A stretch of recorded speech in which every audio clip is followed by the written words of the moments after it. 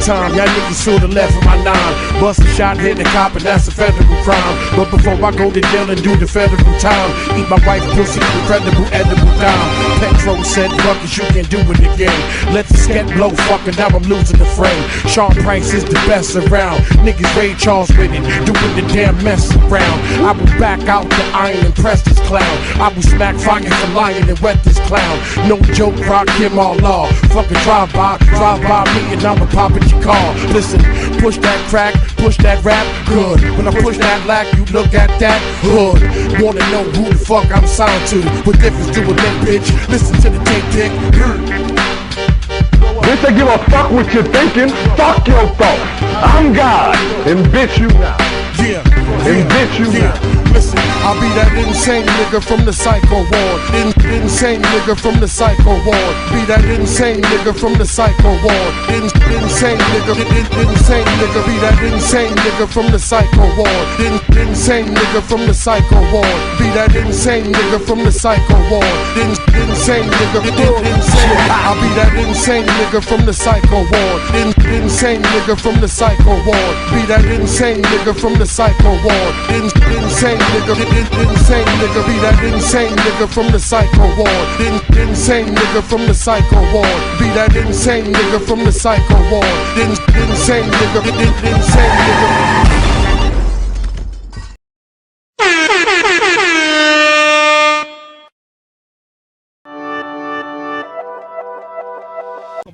Finish school. Right. I don't need to get a job. One day I'm gonna make it, be successful as an artist. I'm an MC though. You know what I'm saying? And it's something that I got a passion for, and I studied my craft. Balls on 95, man, #1 rap hip-hop platform in Connecticut. It's skills over politics. That means bring your pen game, not your name. Man, this is a special day in hip-hop right now, man. Heavy in the mixtape game, coming up under names like D.A.B.A.T.E, DJ K Slay, rapping early in the 90s, splashing on the scene into 2000s, 2010, still rapping, 2020, still rapping. I think this man deserves a pension or something. I don't know, you know what I mean? But slaughtering everything from the alphabet all the way down to every bar he's ever spitting. It's my pleasure to introduce Bed-Stuy Zone, Brooklyn Zone, Pat Poose. My man is in the building. What's going on? Bars on the I-95, man. Y'all already know what it is. Man, listen, you know we don't waste no time here. You know what the people came to see. You know what we came to do. We're here for the bars, man. So DJ Rome, set me off, man.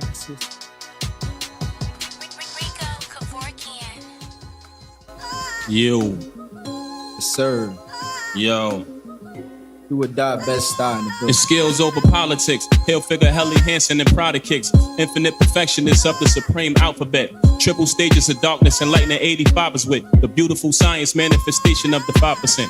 Mama's in the kitchen preparing a hot pot of grits, the 5 deadly venoms. I was watching karate flicks. The Rudolph Giuliani survivor of zero tolerance. Thirsty vampires and blood-sucking phlebotomists. Volatile rebels, AK bullets inside the clip. We warring like Israel and Palestine on the Gaza Strip. The 1-800 Crime Stopper snitches anonymous. They used to snitch in confidence, now they snitching with confidence. Chilling in my exotic whip. Smoke a spliff, then I bust a rhyme. Conglomerate. You never seen P play with the ops. I keep the tech, homie, that DJ for the locks. When you get money, niggas wanna get next to you. But if you go broke, man, they won't even check for you. Talk about you to others like they a threat to you. Won't even step to you. These niggas that have a problem with you claim that they got no respect for you, but tell everybody about that problem except for you. You need some niggas with heart around you. Got them niggas sunning you cause they act hard around you. Instead of all them dummies, you need some people smart around you. Just because you a son, that don't mean the world revolve around you. Meant to be here, I serve a whole purpose. Scared to do a song with me, these niggas so nervous. I spit gas when I was dropping those verses, but y'all don't respect gas until it's no service. These rappers ain't got no verses. Some of them only do verses cause they spit a bunch of old verses. These dudes are sneaky, niggas wanna be Quavo until they lose they sweetie. Blacking like I'm Capadonna, package of that marijuana. Burn a wave, a Terminator. I'm looking for Sarah Connor. Mastering the craft with honor. Splattered all the static starters. Slapped him, then I slapped his father. Clapped him with the black revolver. Goes around, comes around. Get your weapon, strap your armor, cause it's coming back tomorrow. You gon' catch the fastest karma. Michael Myers with a pen. You tagging, I tag up harder. Jason with a magic marker. Boy, this ain't your average horror. Do you like they did Pookie when they killed him at the Carter? Leave you sleeping with the fishes floating in Manhattan Harbor. Think he's smart? Pap is smarter. Got a Mac, my Mac is larger. Yours is a laptop, mine's is a ratchet partner. Boy, you just the average blogger. You ain't never catch a charter. Jet eating fish, sipping wine with a back massager. And the hoopty had a Honda. Street fighter like he Honda. Now my whole fam get a cut. You can ask my barber. Up and it's stuck. Well, if them niggas up and we down, what we waiting for? We gon' stick them up. And we did the jokes with your man when we was sticking up. After the jokes, we booked him. He ain't get a cut. You talking about he calmed down. He used to give it up. He always was a hoe ass nigga. Your man been a slut.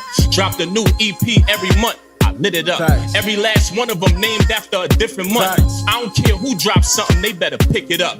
I don't care who in they bag, I'ma zip it up. Your third eye is your little 3 iPhones. I got a third eye cause I can see with my wise dome. Your favorite rapper easy to crush like styrofoam. Ride on you niggas like Coney Allen, the Cyclone. You want the Rocky or the Rambo?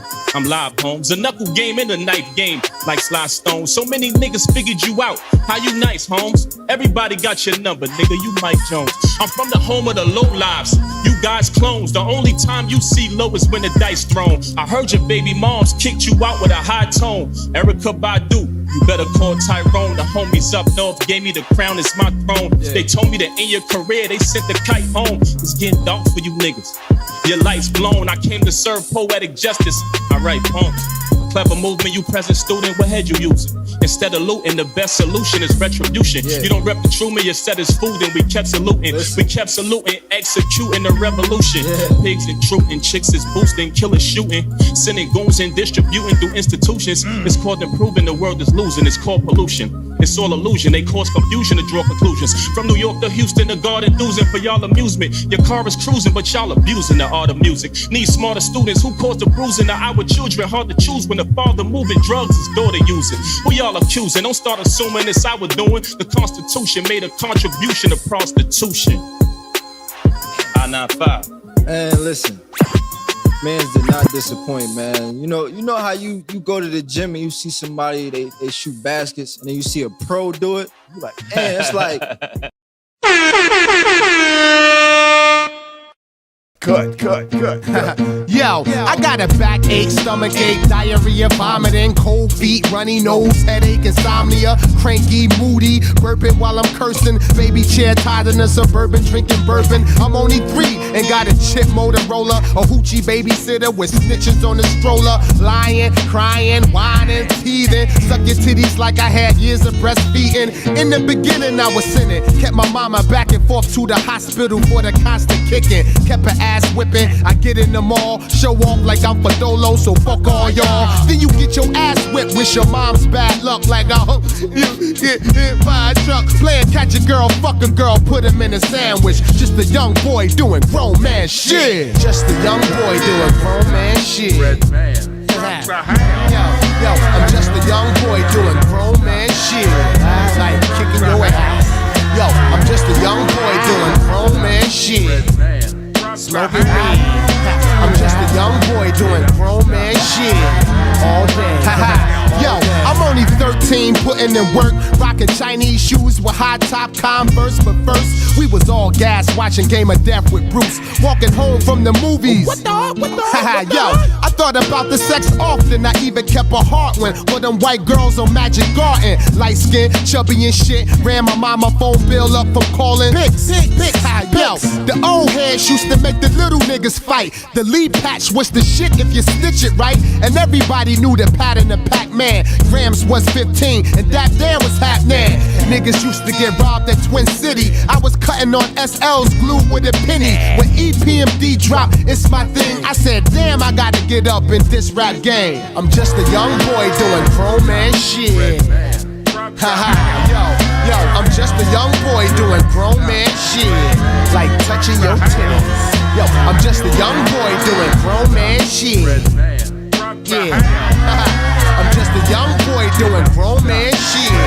Yeah, still in my mama. Yo, I used to tell my little sis, I'm gonna make it, bitch. So close to getting on that I could taste the shit. In a hot ass room, cutting smooth operator. In my last year, Westside High, I barely made it. Flipping 8 balls, going to Montclair State. I passed one class and still owe they ass cake. For quick cash, Doc hit up 13th Ave. Sell white boys oregano dash, then we laugh.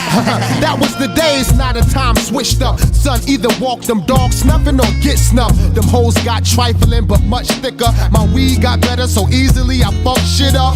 I test y'all with my Death Squad camp, and I don't stage show dive unless y'all amp. To all my fans, yo, I read dirty to ya. And any hoe that didn't blow Doc, I never knew ya. Now I'm a grown man doing grown man shit. Yo, now I'm a grown man doing grown man shit. Like, still squeezing the titties. I'm just a grown man doing grown man shit. With a big ass car. Yo, I'm just a grown man doing grown man shit. Rolling better credit. Yo, I'm just a grown man doing grown man shit. Yo, shit is crazy out here. I'm just a grown man doing grown man shit. Like smacking your ass. Yo, I'm just a grown man doing grown man shit. Like shaving my beard. Yo, I'm just a grown man doing grown man shit. I got hair on my chest. Look at it.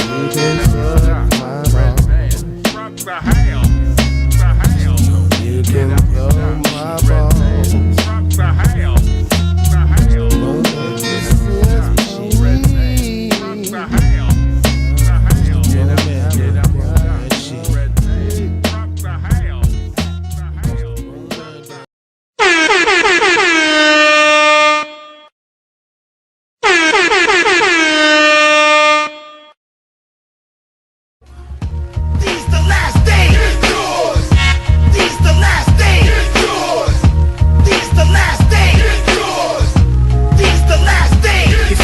Taking my own life into my own hands. RBG, refine, be a grown man. See, that's what I'm doing, cause I know it's inside of me. All I gotta do is just bring it to reality. It's fuck the government, but still I gotta pay the rent. So yeah, I'm for the caper, most definite. Keeping it militant, focused, intelligent.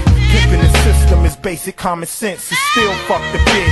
Black power ain't dead. All that red, white, and blue shit be going to y'all head. See, we break bread, it's like a game or a sport. Gotta train every day to keep your team on point. Cause still, to this day, our reparations ain't paid. And you can see it in the poverty around the way. It ain't even our own people on BET. So they gotta get it from somebody, it might as well be me. Besides, a nigga gotta eat when he hungry. You see how they send troops to war for their country. Niggas worldwide need an army of one. It's revolution to the fullest, put the bullets in the gun, nigga. These the last days. These the last days. These the last days. These the last days. These the last days. These the last days. These the last days. These the last days.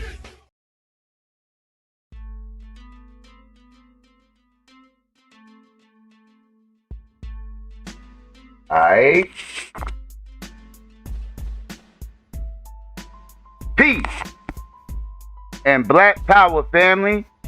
It's your boy Psychopath Black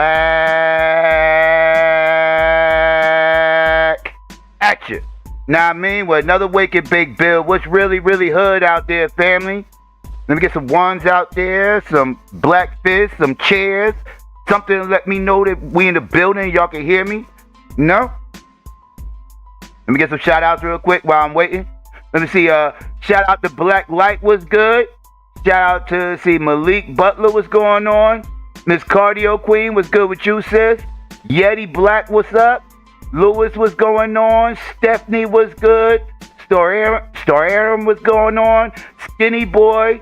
Sweet D was good. Nicole was going on with you. 420, you already. Jackson, what's up? Zadugu. Let's see, Alcatone, Mika, Ramon, J. Cal was good. Q Hefner, One Love. Aisha Bass was going on. Back to love. I did not receive the package. I don't know what. I checked about 4 or 5 times. I'll hit you up after the show. Let's see, Marcel was going on. G24Ds. Regular Joe Fuck It was good. Let's see, Ron was good with you. Let's see, who else? Mississippi Mud, what's up? Who else came in the building? All Heart, Grit, and Grind, you already? Who else? Am I missing some people? Feel like I'm missing some people. Black Charm was good. Let's see, Melanated Goddess, what's going on? I said Melanated Goddess. Melanated Vessel. There's a Melanated Goddess out there too. I'm getting my people confused. I'm sorry. My bad, Melanated. C-Dot was good. Verbal Assassin, what's going on? Hotep King. Yeah, I am tired. I am fucking everybody's name up. I am going through it. Conscious, what's going on? Who else came up here? Did I get everybody? I think I got everybody. Let's see. Look Crazy TV was good. I'm sounding crazy right now. DJ L Rock was good. Devastating you already. Cooper was going on. Shout out to everybody else out there might be listening. Come through. If I missed you, my bad. I tried to get everybody. What's going on, family? What's good? You know what I mean? Yeah, some of y'all, by the title, y'all should know. Some of y'all should know exactly what this shit is all about. Some of y'all wasn't around and probably missed all this shit and it might be a little bit confused. Well, I'm here for that. I'm here for those people to catch them up to speed. Let them know all the fuck shit that happened earlier this week. And yeah, kind of backlash from it and every fucking thing else. It's a bunch of dumb shit.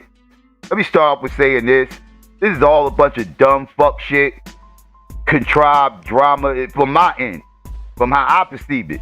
Now I know it's some behind the scenes stuff going on that I'm not privy to. And I'm not going to speak on that too much because that's behind the scenes shit that I'm not privy to. I can only speak to what I know happened here, right here on YouTube. That's all I can speak on. So let me put that out there, right? Now I'm speaking on that, right? What happened here on YouTube. That's all I can speak on. I can't speak on behind the scenes stuff that I'm not privy to, right? I'm not going to go off word of mouth and then come up on here and speak things like it's the gospel, all right? So I can only speak on what I know. Right? And what I know, and for what I saw, I witnessed a bunch of bullshit. A bunch of contrived, pent up anger on full display for the world to see. Right? And I saw a bunch of lies being told that I can verify that are lies being told. I saw a lot of, you know what I mean? A lot of fake victimhood. You know, like just your prototypical narcissistic behavior coming from one of your prototypical narcissists, which would be Saneter. You know what I mean? I've said it before on this channel. I say it again. Saneter is your prototypical narcissist.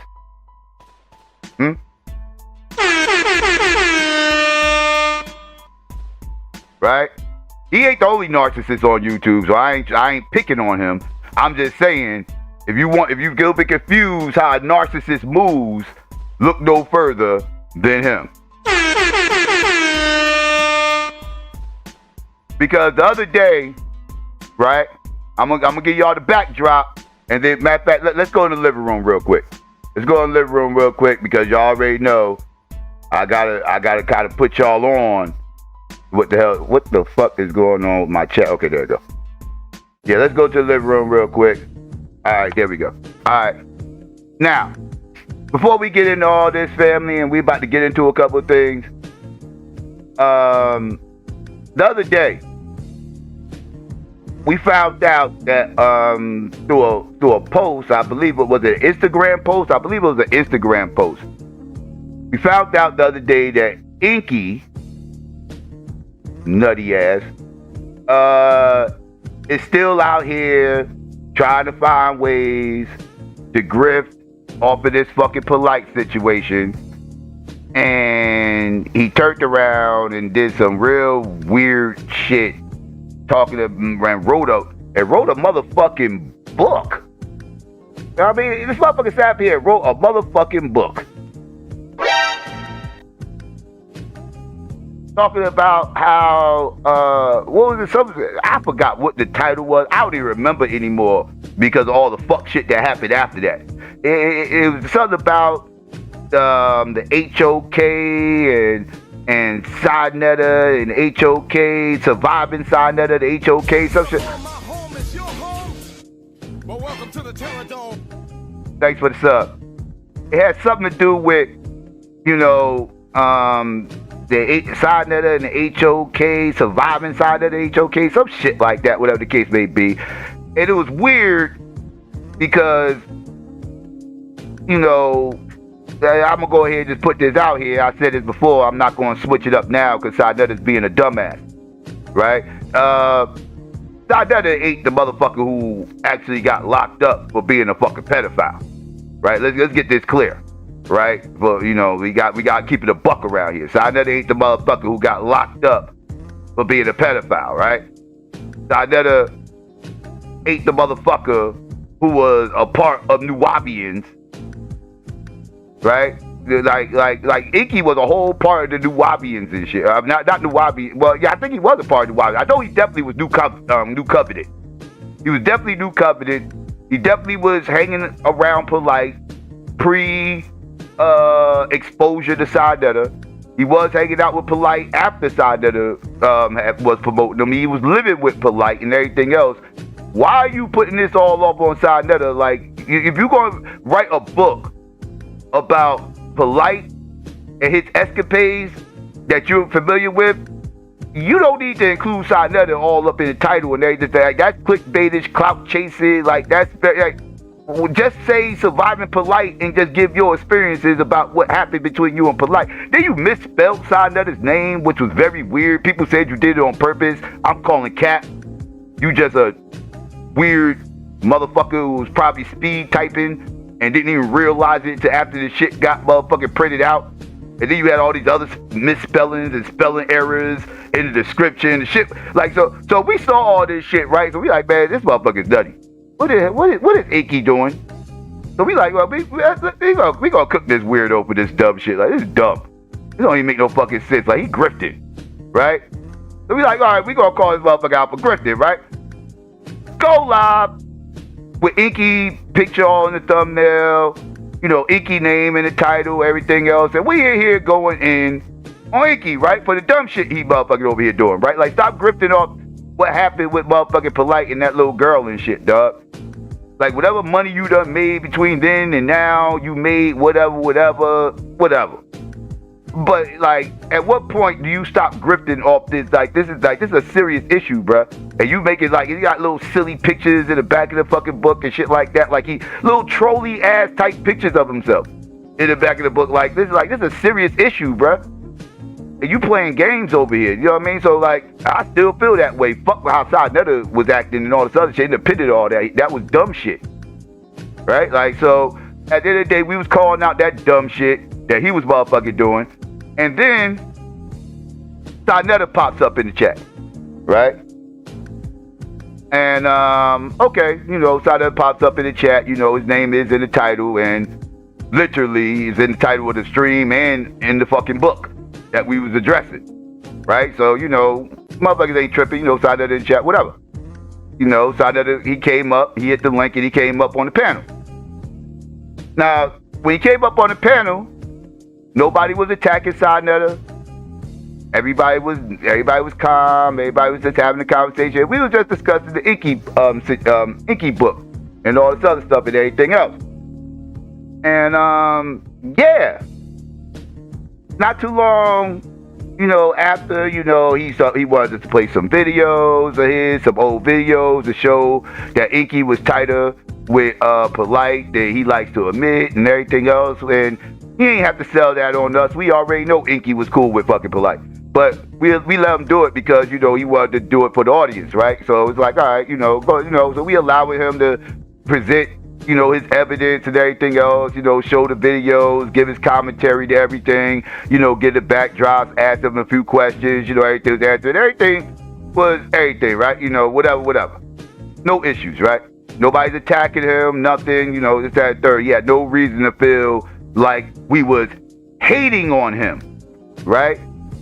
So we literally was doing a stream calling out Inky for some of the dumb shit he was doing with Saneter's name and all this other shit, like just trying to grip. So we was totally not hating on Saneter for you little fangirls out there who's trying to push off this premise that motherfuckers somehow or another is hating on him. You motherfuckers are liars. You don't know what the fuck you talking about. I'll continue. So then, you know, he in the midst of him talking or whatever the case may be, the conversation started going different places because people in the chat, you know, Saneter being a polarizing person, you know, most people either love him or hate him, you know, very polarizing, right? On that level. It's going to be people up in the chat that don't fuck with Sai, right? So there's a couple of people in the chat, you know, making a few comments here and there, you know. The vast majority of the chat was just soaking in what he was saying. They wasn't really clapping on him, really. It was a couple of constructive criticisms up in the chat as well, right? You know, like people that just had honest questions, right? You know, because people be having questions that they would like to have answered. That don't mean that they're hating. That don't mean that they're, you know what I mean, they're attacking you or nothing like that. They just have honest questions. You know, some of these questions are valid. You know, you can either answer them or you can just ignore them. But some of these questions being asked are honest, valid questions. But when you have certain individuals who demand echo chambers and don't like to be questioned, they're going to perceive that as disrespect. They're going to perceive that as somehow or another they're being victimized, right? This is how the narcissist's brain works. If you're questioning me, you're attacking me. This is how the narcissist's brain works. So, Saneter, being the prototypical narcissist he is, immediately took these comments in the chat as a form of attack. And he started lashing out. Right? And as he was lashing out, the shit just started going left and further left and further left. Because he couldn't get his ass out that motherfucking chat. He couldn't stop being worried about what the fuck the chat was talking about. All he was concerned about was sitting here picking fights and arguments with the chat. Listen, let me tell you something. You're never going to win a war with somebody else's chat when you on somebody else's platform. You're going to lose that motherfucking fight. Let me tell your ass, you are going to lose that fight unless you got a wrench on that motherfucker. Unless you got a wrench on that motherfucking chat. If you go to a chat, a person's platform that is not your own, and a platform where you're probably either you kind of polarize it, it's going to be people, you know, it's going to be smoke for you in that chat and everything else, and you get on that panel, the last thing you need to do is try to pick a fight with that other person's chat while you on their panel. You're going to lose. You're going to hold that L. Listen, man, there's a saying that says the internet is undefeated. That is a true statement. You can argue with a chat on your channel. If you're on your channel, you can argue with the chat. If you're on somebody else's channel, that is a waste of motherfucking time. That is a waste of time and energy. You are not going to win that fight, dog. Like, so you need to stop worrying about the chat when you're on other people's platforms. That's just a suggestion. Stay out of other people's chats. You can't, for the record, Saneter, let me say this before I get into this. You run your chat, Saneter. You run your platform. You do not run anybody else's platform. Other people might be cool with you going over to other people's shit on their shit and running shit the way you want them to run shit. These are your lackeys. These are your lackeys. These are your fangirls. They will allow you to do these things. Everybody's not your lackey, Saneter, and everybody's not your fucking fangirl. You cannot just be waltzing your ass in anybody's motherfucking shit thinking you run something. You run your platform. You run your chat the way you want to run it. But what you're not going to do is tell other motherfuckers what the fuck they need to do on their shit. I can't tell you what the fuck to do, Same way you can't tell other motherfuckers what the fuck to do. Understand? You can throw a suggestion out there, but this thinking, poking your chest out shit, thinking you running shit and anything else, bro, that shit don't fly everywhere, son. That shit fly on your channel and your lackeys' channels. That's it. Everybody ain't, all struck of you. Sorry. But let's get into this, though. I just want to put that out there because motherfuckers be wilding up on here. But let's get into it, family. Let's get into what the hell we need to. Okay, give me 1 second. Let's get into what the hell actually happened for the people that wasn't here or missed it. Give me 1 second. I don't know why my shit ain't showing. 1 second, family. I'm coming. Oh, okay, there we go. I'm coming, family. Give me 1 second. All right, there we go. All right. So let me move this over so y'all can see. No, I ain't gonna do that. All right. I'm just getting it clear so everybody can see it. It's a little bit off when I. Oh shit, because y'all need to be able to see. Okay, there we go. All right, let's do it that way. There we go. All right, family. All right, so let's get into this, family. And let's hear what happened. Now, this is when things started to really go left. Right? So let's go. This is when it started. Let's get into it. Over an argument at a Dr. York meeting. Hey, yo, Q. That's crazy. Q. Yo. Put that comment up from the RBG, that one right there, that says, who's policing the conscious community? Think about that right there, what he just said. Who's policing the conscious community? You're not on it right now. The conscious community is supposed to be the more disciplined, knowledgeable, and advanced version of the normal black world. Where do you get that from, brother? That's why I wanted you to put that up. No, I agree with him. No, don't agree to that. Q? You heard that? He said, I don't know why this shit is so fucking. Let's try to. There we go. Yeah, that's better. Yeah. Y'all heard what he said, right? He said he disagreed with this comment. This is RBG's comment. He said, who's policing the conscious community? The conscious community is supposed to be the more disciplined, knowledge, and advanced version of the normal black world. And that is what the conscious community is supposed to be, right? That's the whole term of being conscious is alluding that you're not one of the unconscious who is just walking around here just living their everyday life oblivious to what the fuck is going on around them. So yes, we are supposed to be the more disciplined, knowledge, and advanced version of the normal black world. That's just living their everyday life, not thinking about too much outside of what's going on in their spectrum. He says he disagrees with that. Okay, let's find out why he disagrees with it.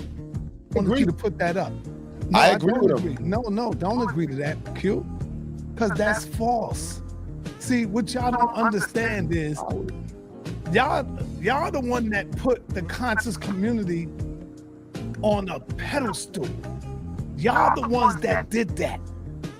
The conscious community are a mixture of people that came from prison, that came home from jail, that came from out the streets, that came from selling dope and became conscious. And so they mind have changed into consciousness. Now, that's not all of them. I'm not saying all of them, but I'm saying a very large amount of them came out of the hood, out of the street. People that was raised with no daddy, raised with no mama. Not every one of them was. So, what if they did come from the streets and was raised with no daddy and they did jail time and everything else? What does that mean? Does that mean these individuals are incapable of being conscious? Is conscious depicted on whether or not you had a two-family household? Is that what conscious is depicted on? Like, what are you saying right now, Si? What are you saying? Like, the people that claim to be a part of this conscious community are people that got locked up and did time and all this shit? Like, I know you said not all, but you alluding that that's most of these motherfuckers. If you're making these type of blanket generalized statements, you might not be talking all, but you don't make these generalized blanket statements unless you're talking about most of these motherfuckers. You might have said all, but the way you're talking, you're speaking about most of the conscious community. This is what you feel about most of the people in that space.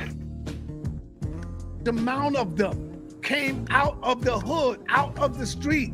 People that was raised with no daddy, raised with no mama. Not every one of them was. You see what I'm saying? Ask me how I know. I've been there. I spoke to many of them. You know, people who are trying to get their life back on track. People who are trying to change their life. But what happened was, when people started saying the conscious community, it never started with YouTube. Only on YouTube, everybody became a conscious community in the bowl. Like niggas that we never knew. I knew everybody in the conscious community. You don't know these people on YouTube? People started throwing. Y'all hear that?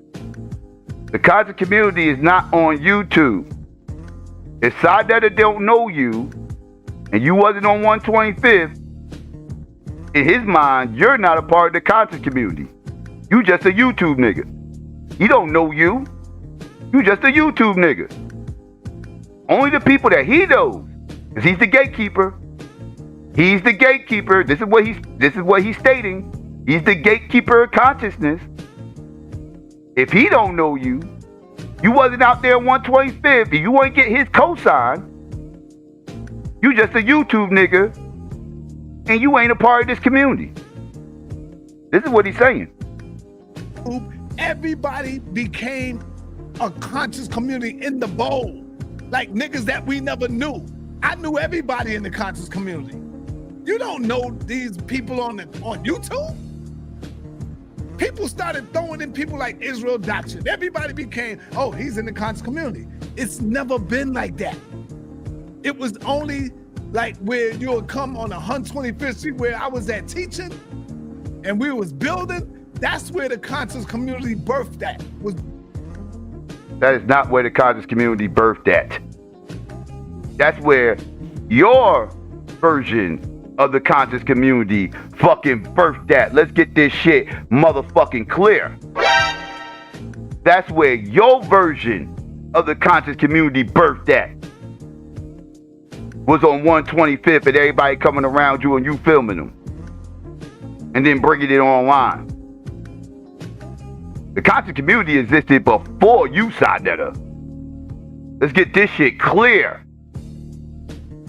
If we gonna take it off of YouTube, we gonna take it off the internet, you ain't birthed shit. Now you want to try to take credit for birthing it as far as online conscious community shit and everything else? Okay, cool. It'll be between you and SETI. You and SETI were the two early people that was online talking this conscious stuff. But the conscious community was going on way before you. You telling me you what? What do you mean? Dr. Bennett, all those motherfuckers, and John Henry Clark and all these motherfuckers, they predate you, SYKOPATHeist, by decades. What are you talking about?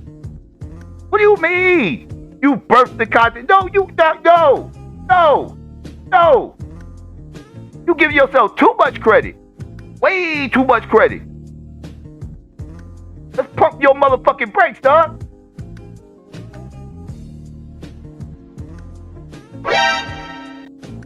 Crazy nigga. It was only like where you would come on 125th Street where I was at teaching and we was building. That's where the conscious community was birthed at, right there. It was never on YouTube and never with the people on YouTube. Just right. So if you can admit that it wasn't on YouTube, then how are you taking credit for the conscious community that said it only was on 125th? You were selling, let's get into this motherfucker. You were selling bootleg DVDs of people from the conscious fucking community. That's how you became conscious. You became conscious by selling conscious DVDs. So if you created consciousness, how did you have DVDs to sell? You had DVDs to sell because consciousness predates you, motherfucker. What are we talking about? What are we talking about? It's crazy. Joining in.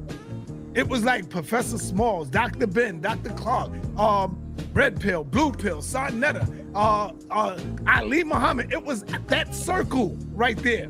And what happened is when it got big and we went on YouTube, then everybody started joining in. But these are people that we don't even know. Motherfucker, you don't know a lot of the motherfuckers before you. Them conscious motherfuckers, the conscious people before you could have said the same shit about you, nigga. Who the fuck is a Saneter? On 125th selling bootleg DVDs, that motherfucker ain't conscious. Do he do any lectures?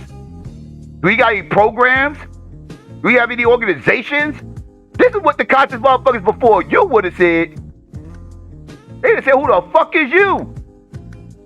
I ain't never seen you at no seminars. I ain't never seen, like, they'd have been G-checking you. What do you mean?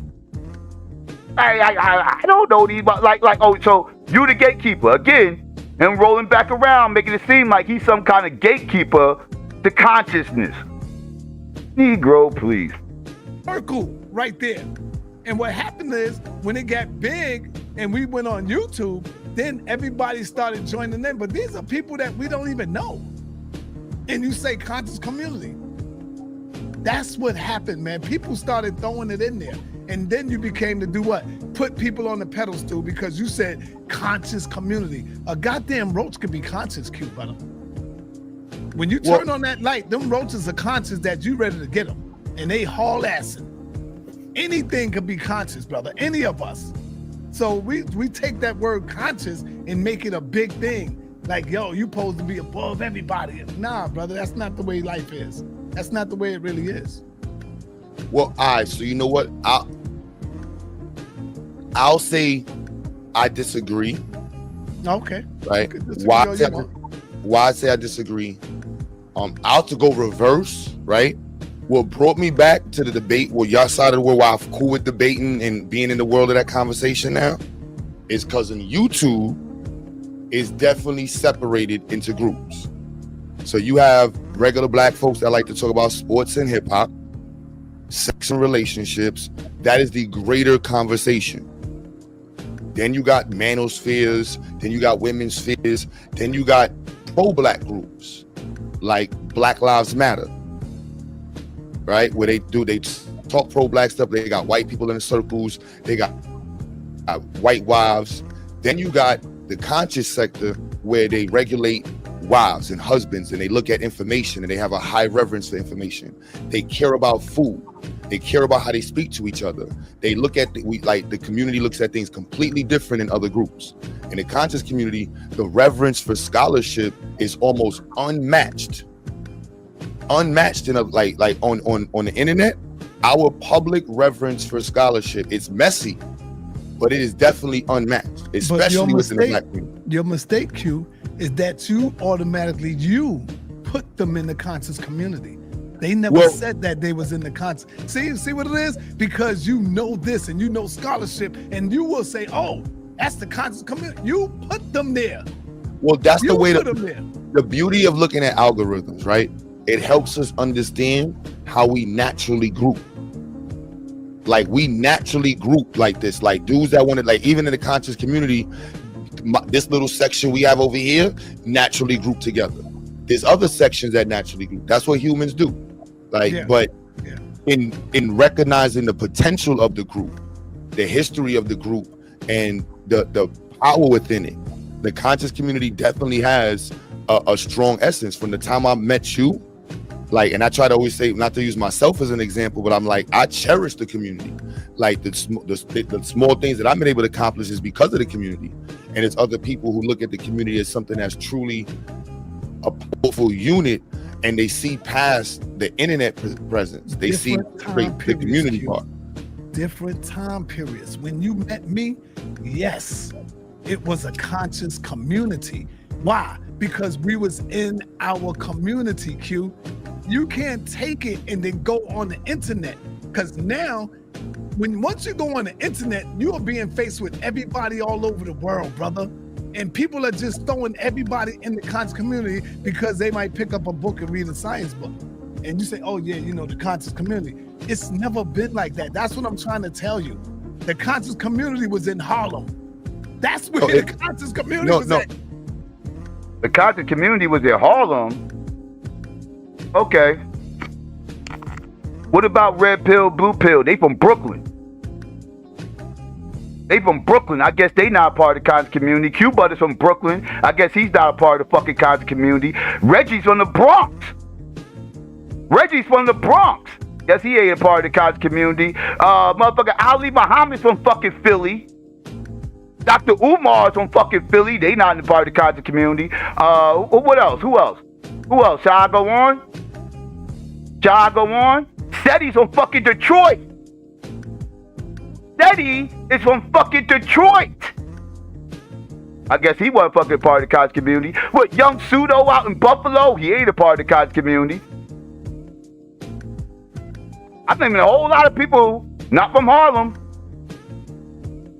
Oh, they had to go to Harlem.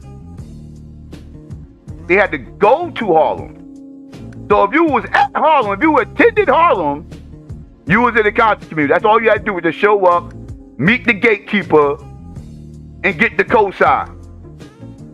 They had to go to the Godfather, kiss the ring, and then they was a part of the conscious community. Ain't Unc from fucking Atlanta?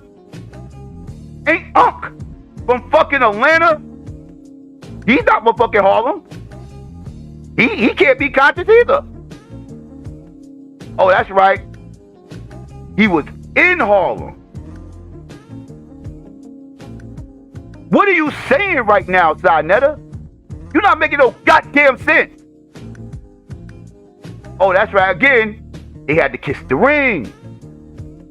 As long as they kissed the ring, they conscious. Got it. And you say, oh yeah, you know, the conscious community. It's never been like that. That's what I'm trying to tell you. The conscious community was in Harlem. That's where the conscious community was at. It was in Harlem. But if you look at it, like the group of people in Harlem, right? Right. The group of my man Logic, right? Before the Harlem group, Logic would argue. He would say the conscious community was Most Def, Talib Kweli's bookstore, and that group. They used to do them other type of events. Like David Chappelle, that group, that there was a whole section of them that was the conscious community early, and the backpackers was mixed in between them. Like there was a whole. James says shit ain't just New York. I'm not saying what goes on outside of New York. Don't forget them. Like I'm saying what we was a part of in New York. I was part of nothing outside of that called in the conscious community. That's what I'm saying. I'm only speaking on what we started, what I started here in Harlem. When you would see us come through Q and you would see Harlem with everybody around, when I'm out there with the bullhorn, that was the conscious community right there. But that's also on YouTube. But that's when you begin to see a lot of but that's also a relic. That goes on. That's a relic. So the Negroes on YouTube had all the ignorant stuff. Right. Let's peel back that real quick. The Negroes on YouTube brought all the ignorant stuff. It had nothing to do with, I don't know, death threats going on over there within your conscious community that you started that's off YouTube. Huh? Remember when you did that live stream that one time, Saneter? And in the middle of the live stream, you had got a phone call stating that Red Pill was downstairs, or was it Blue Pill? One of them was downstairs waiting for you in the hallway with the banger on them. And they was going to get the drop on you the second you open that door. That wasn't online Negroes who did that to you, Saneter. Oh, we gonna talk about it today. Remember when you had that fallout with Young Pseudo and Seti? I remember seeing Seti standing there with a goddamn motherfucking AK. Saying, yeah, y'all motherfuckers, because he was in New York, and y'all was talking about how y'all was going to go see him, asking for the Addy. Remember that, SYKOPATHeist? You was asking for Seti and them Addy, and you was going to come check him? And Seti did the motherfucking live stream with the motherfucking AK. It was like, come bring it, motherfucker. You think because I'm out of town, I ain't got access to this motherfucking shit? Remember that shit happened, SYKOPATHeist? That wasn't some silly online Negro, SYKOPATHeist. Well, at least not from your perception, right? From my perception, I can easily say these some silly online Negroes. But this is your community that you excluded from the silly online Negro shit. That happened, Si. That happened. Oh, yeah, that happened, motherfucker. Remember when you and Hassan Kumbu got into y'all bullshit? And you was sitting in your car? And you whipped out your gun and was waving that shit around because Hassan said you was trying to set him up to get the drop on him,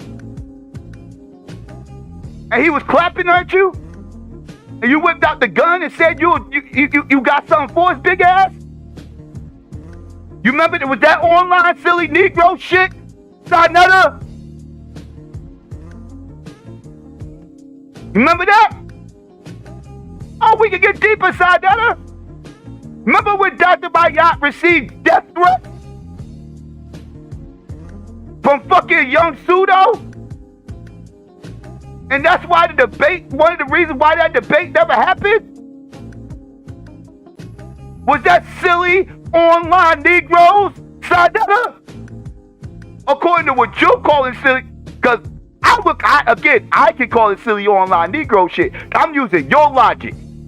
Because according to your logic, if they went to 125th and they kissed that motherfucking ring, they weren't online Negroes. They was a part of the conscious community. Remember all that happened, sir? Oh, I remember that shit. Remember Cross the Line? Oh, we all remember Cross the Line. That's probably one of the most famous ones.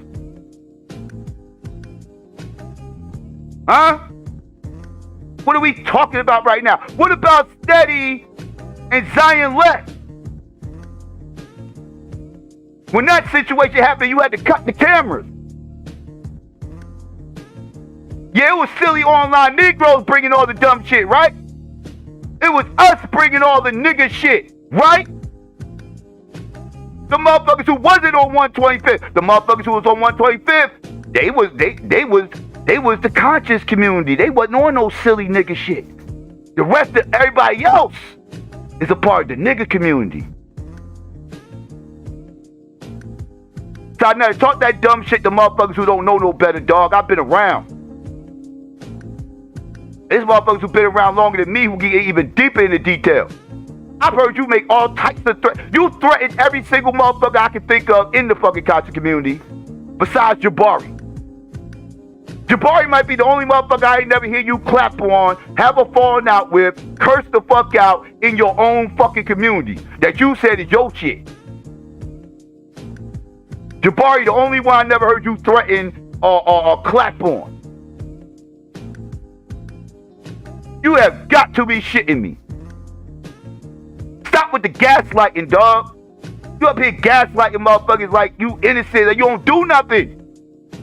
Like the content community was all great and then the internet came along and everything got fucked up. No, y'all motherfuckers been fucked up. You motherfuckers been fucked up.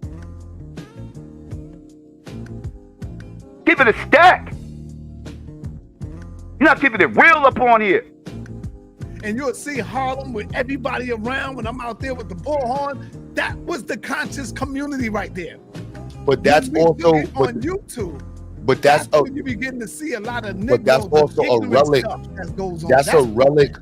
That's a relic of Harlem. Harlem been that for people. Like people look at Harlem. That's what it is. Not look at it like Marcus Garvey went to Harlem for that. Like that's I forgot the brother that taught Marcus Garvey, who was on the soapbox and had the streets organized together and showed them how to organize.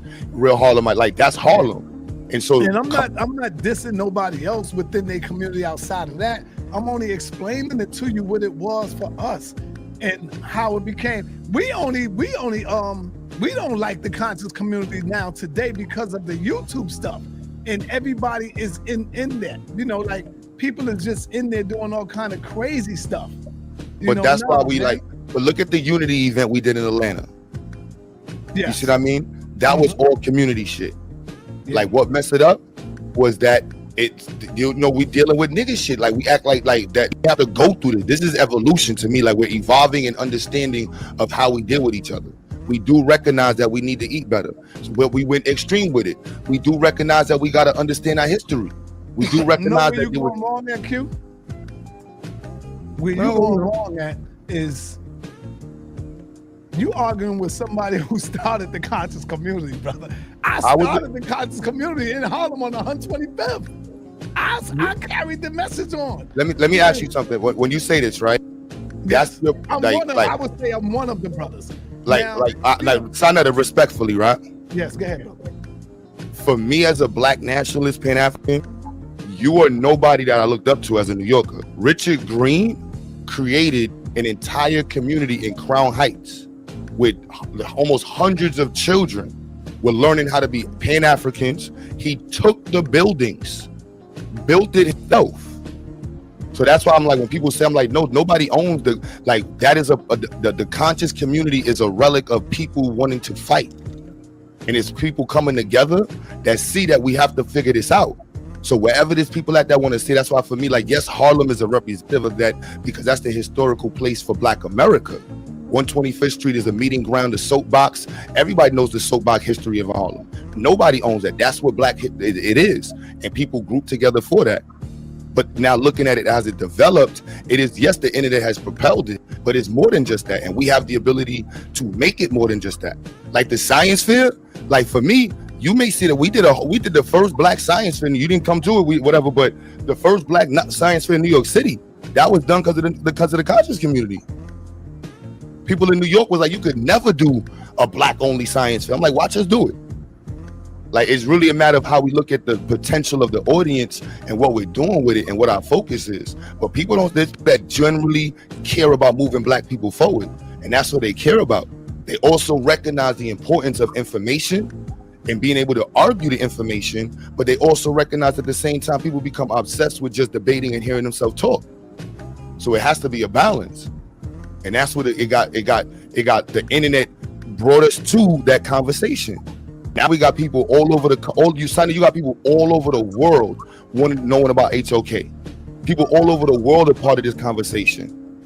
Forget 125th Street. We got Pan-Africans, we got nationalists. Khalid Muhammad wouldn't give a fuck about no 125th Street. He was alive.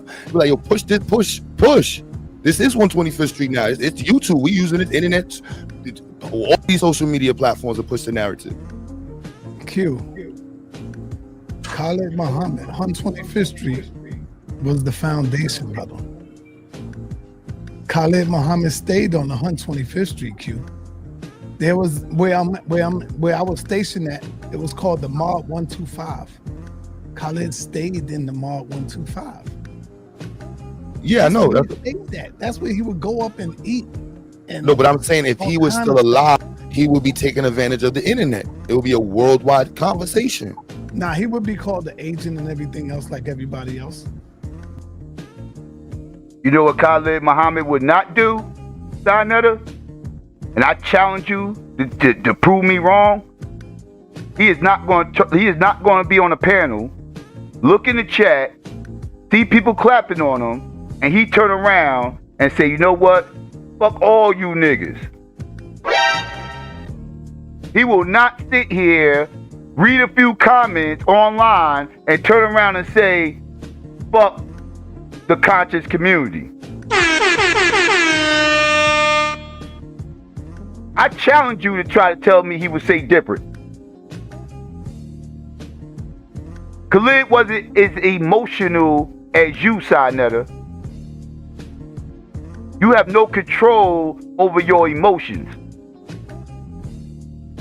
That is one of your biggest flaws. One of your biggest flaws. You refuse to humble yourself. Let's continue. Conversation. Nah, he would be called the agent and everything else like everybody else. With all of agent right now today. Forget all of that. We talking about us here, the focus. Like for me as a black nationalist, Pan-African, it's about the focus. Like this debate and YouTube shit, I'm using it to connect with. That's why I'm like, I'm not ready for those thousands of people watching. I'm like, I want to make sure the people that's connected is actually with the family. Everybody on the panel here, family. We gonna link up. We gonna push programs and the things that's gonna get us to the next level. While debating, while pushing it, because we know. Look, soon as we start talking about right now, we can talk about basketball. Right now, everybody will leave. We can talk about relationships. People gonna leave. Let's start talking about the Bible, the Quran, what black means. People gonna stay. Let's go to the manosphere and start talking about the Bible and Quran. Watch everybody leave. Let me put this up, Q. Put this statement up right quick. I see it from where's she at? Saneter. Put that up. It says, so you monetize consciousness. That's a more accurate statement. See, this is why the black community is poor and broke, because you think to make a living off of your culture is wrong. Okay. This is why the conscious community is full of low IQ weirdos, because their leader read this comment and somehow equated that the meaning that he shouldn't monetize his content. You dumb fuck.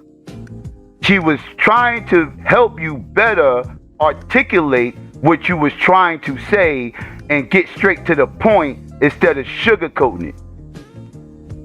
She didn't say it was anything wrong with you monetizing anything.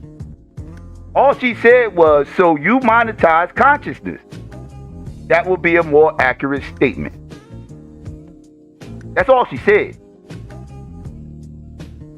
But, of course, you took that as you shouldn't monetize your content. No, monetize your content, dog. Monetize your content, but what you need to stop doing is stunting like you doing this shit for the fucking community. I tell everybody, no matter what your content is on YouTube, monetize it if you can, regardless of whatever your content is. Monetize it. If it's a lane there, monetize it, whatever. It might not be my cup of tea, but do what the fuck you do. Again, he perceived this as hating. He perceived this as motherfucking saying he shouldn't make money with his content. That ain't what the fuck she said, dumbass. But you don't know how to check your feelings, and your critical thinking is down. This is what happens when your Lord and Savior has low IQ and has discernment issues. Dumbass. And broke. Because you think to make a living off of your culture is wrong. Everybody, every nationality makes a living off of black culture except for black people. That's why you see them selling red, black, and green flags, and that's our culture, but we don't sell it and we don't make it. Check? So you need to learn. We are the only ones that's supposed to make a living and make money off of our culture, like everybody else make money off their culture. Understand that, yo. There's not supposed to be Chinese men making money off our culture, and we can't do it. But when I do it, oh, so you saying making money off the content? Damn right. You're supposed to make money off your culture. Why are we letting everybody in our community hustling you, making money off you, selling red, black, and green flags, selling African maps? We don't do none of that. They do it. And so when we have these big events like the Million Youth March, don't you see thousands and millions of people out there selling it? Where you think they getting it from? They getting it from the goddamn Chinese. It says made in Korea, made in Japan, made all over there. But we're not selling it. We're not monetizing it because we think, oh, you know what? I can't. I think it's wrong to try to make money off your culture. No, brothers and sisters, your culture is for you.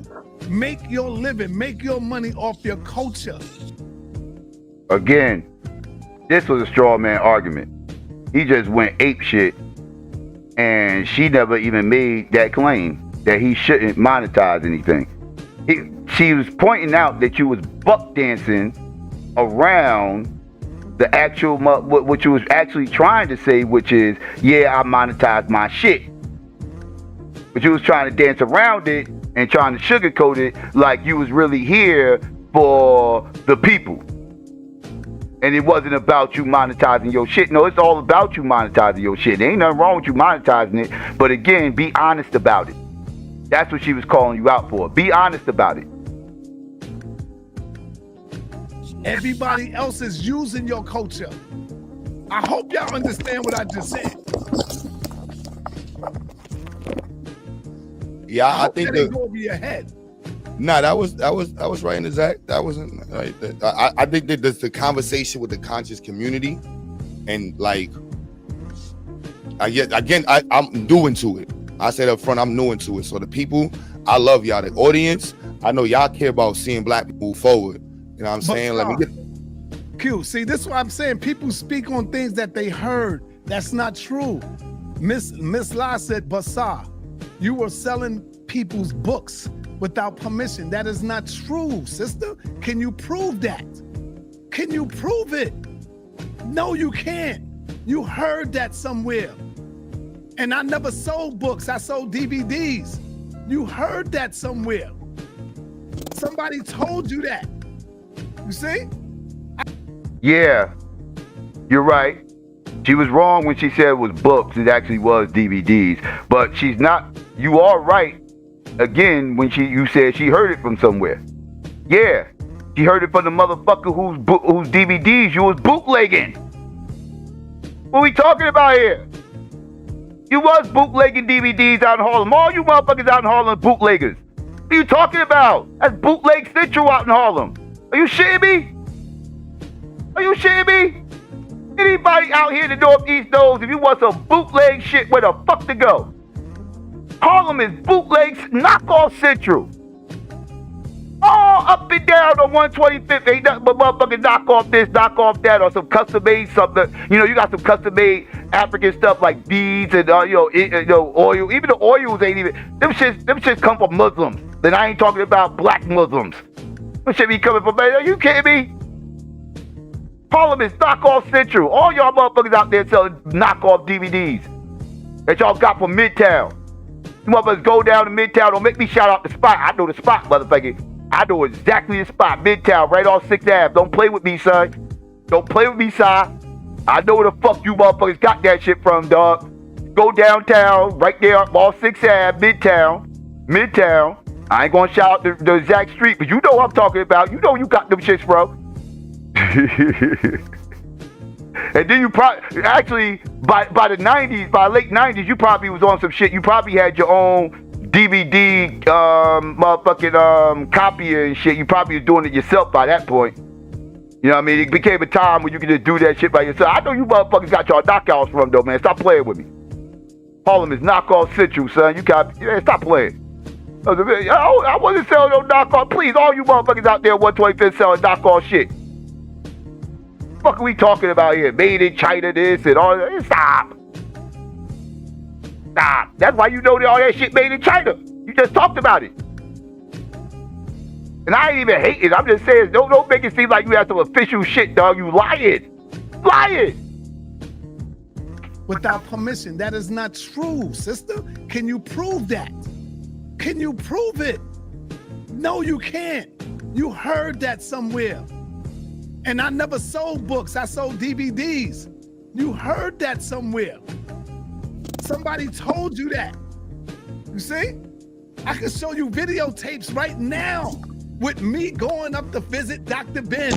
And you see me putting a stack in his hand. And you'll see, I got pictures now where Dr. Ben comes to 125th Street. Gives me stuff. They give me stuff. Yo, get this out. We need that out. So, Miss Lai, you don't know what you're talking about. Stop listening to people and Ask me the question. I'll tell you. I will tell you.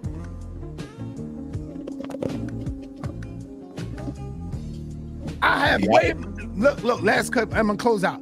I have way more DVDs right now on the street that Saneter produced that people monetize over. I don't cry about that. I got way videos up on YouTube right now that damn near a lot of channels put up on their channel and make money off of it. What are you talking about? I can hit so many channels if I wanted to, but I don't do that because it helps to get the information out. There's people that got channels up with nothing but my information on their channels. Go to TikTok. You'll see my videos being played on TikTok. Cut everything on there. What is you talking about? People only go by what they hear instead of asking me. I'll tell you. Ask me. Yeah, I think sometimes when the conversation is so centered on attack mode, right? Like for me, it's like look, keeping it on building and seeing how to elevate. Like, you know what I'm saying? Because the community, like, look, Sy will have 1,000 people any given night. Like, there's a community of people here. There's a greater audience that really want to hear black people and see black people thrive. That is the focus for me. Anybody else, like every other part of the conversation is like whatever. You know, seeing Inky sell this shit, like, nah, this is a detriment on the community. Like, we got to level up. What we have here is precious. I'm gonna let you know that. I done went on tour, and I know y'all beautiful black folks that in this chat, that's in this conscious community, in this whatever we call it. I know y'all are different. Like, I know, like, I done been on road, and y'all done met me on highways and handed me food and offered gas money. Like, I'm like, nah, I love y'all. And Q, you know me for real. When you met me, tell the people who you met, bro. I'm here now to tell you, tell the people who you met when you first met me and came to me. Ask anybody here when they met me in real life. Not these niggas on YouTube that don't know me. Q, when you met me, tell the people what's the deal. Okay, this is when stuff really starts to this is when stuff starts to go a little bit even further left. It's already going left. This is when it starts to go further left. Because right now he's asking Q Butter to validate him so the chat can get off his back. Because he's hyper-focused on the chat. He's not even, I'm going to rewind this a little bit because I want y'all to pay attention. He's not even listening to Q when Q's talking. He is totally reading the chat right now.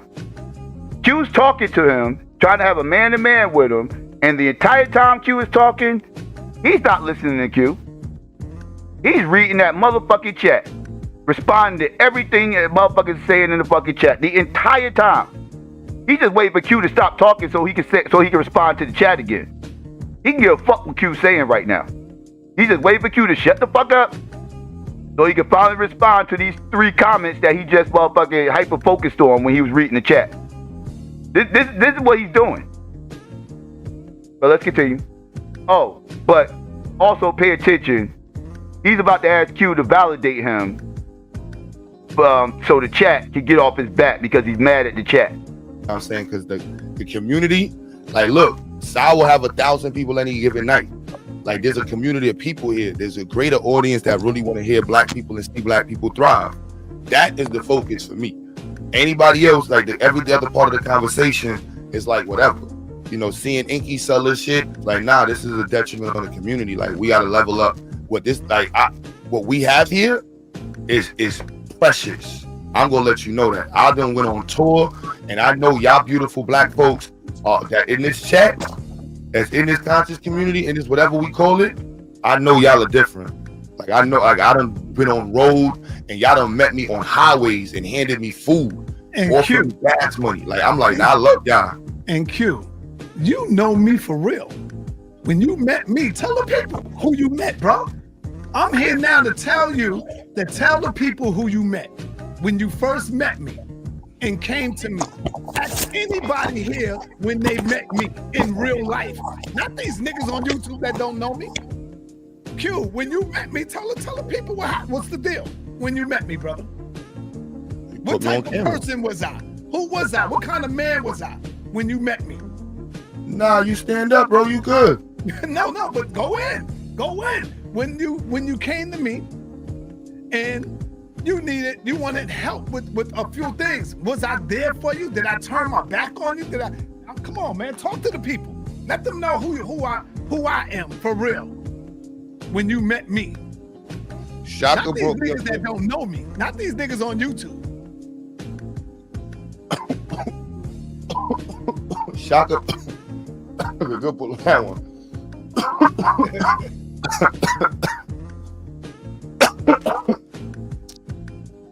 Slow down, Q. You gotta crawl before you walk. Easy, easy on the blunt, son. Yeah, Shaka brought me up to the first time. And then after that I came back up, and I was like, yo, I gotta promote the Institute. He's like, yo, come up, promote the Institute. Brought me to, he came with me to Harlem when I bought the computers. People donated on there. Then when he came down to Brooklyn, did the video, showed the school off of that. Nah, you definitely promoted it. I didn't turn you away. I don't never turn nobody away, brother. When they come out there and they want my help or they want to help me help promote anything, brother, I'm out there, brother. I'm out there for the people, and you know that, Q. You know that. I don't Most see of the where time you came, you ain't never seen no damn polite there. None of them niggas hanging with me. You ain't never seen them hanging with me.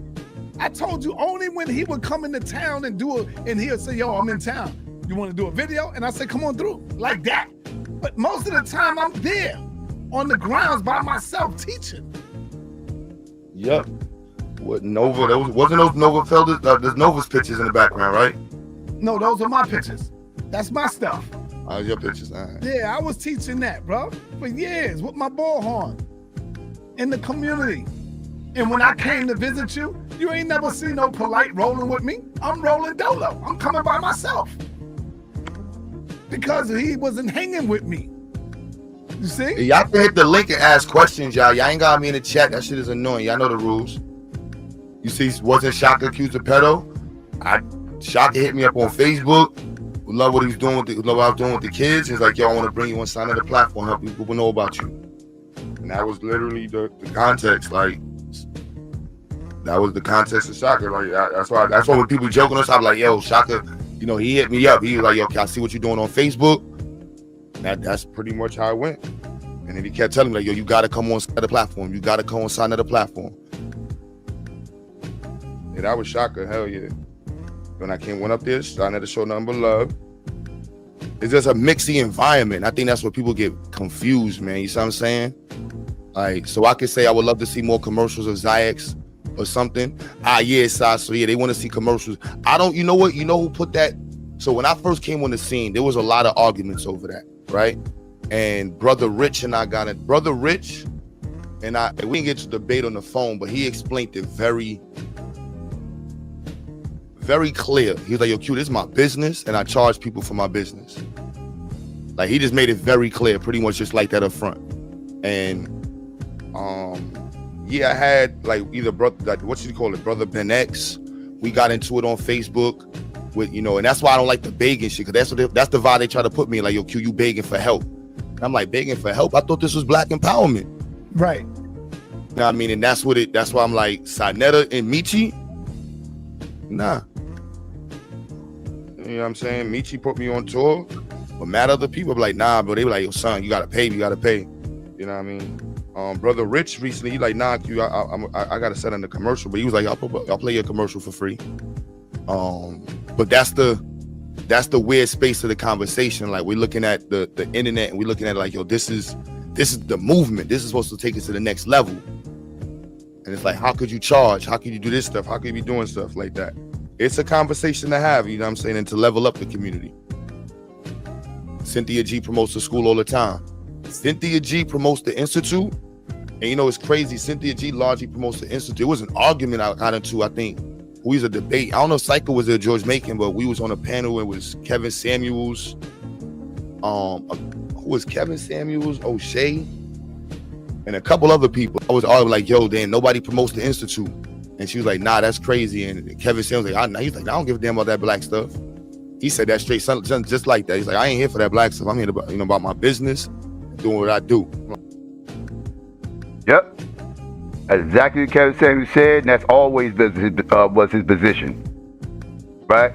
That's why I cook motherfuckers when people come around me trying to tell me how great Kevin Samuels was for the fucking community. Just like I'm about to start cooking you motherfuckers when y'all come around me telling about how great Saneter was for the fucking community.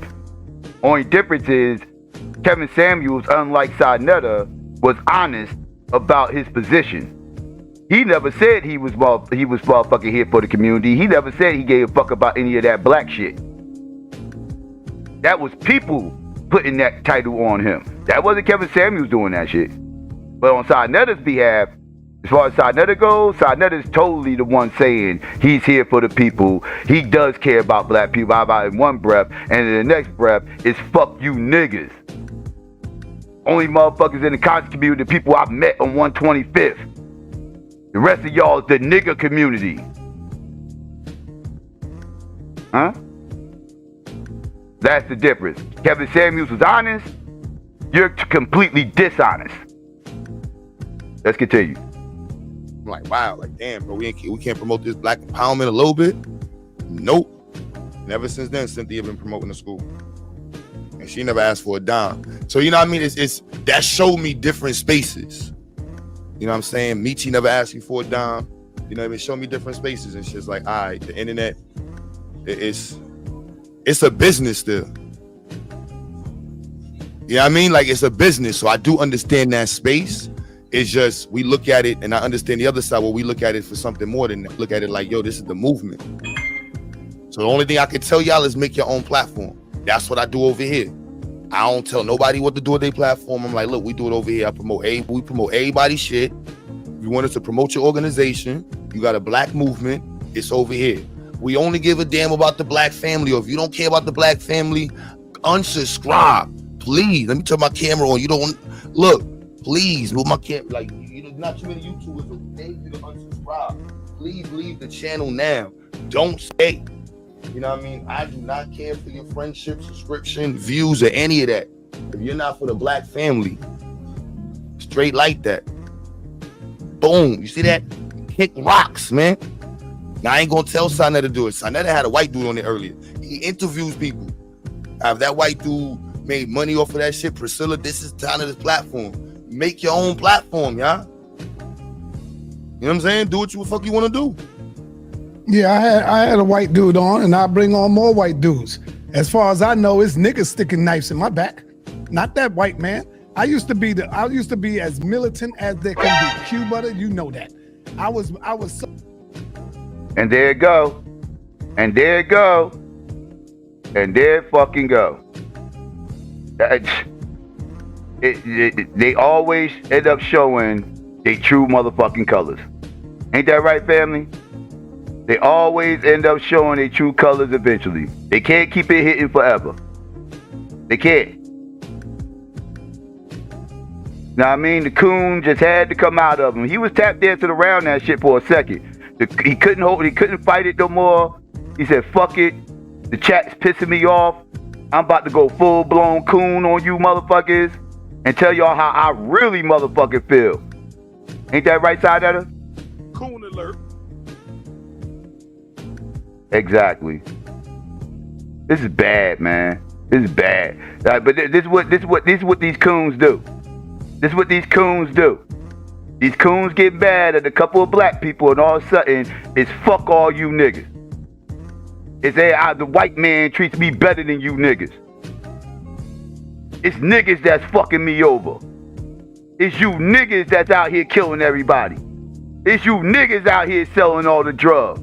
It's you niggas out here doing this. It's you niggas out here doing that.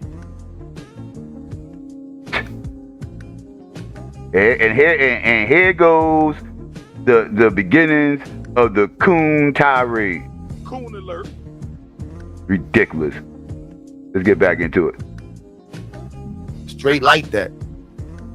Boom. You see that? Kick rocks, man. Now, I ain't gonna tell Saneter to do it. Saneter had a white dude on it earlier. He interviews people. If that white dude made money off of that shit, Priscilla, this is Saneter's platform. Make your own platform, y'all. You know what I'm saying? Do what the fuck you want to do. Yeah, I had a white dude on, and I bring on more white dudes. As far as I know, it's niggas sticking knives in my back. Not that white man. I used to be as militant as there can be. Q Butter, you know that. Okay, let me address this part right here.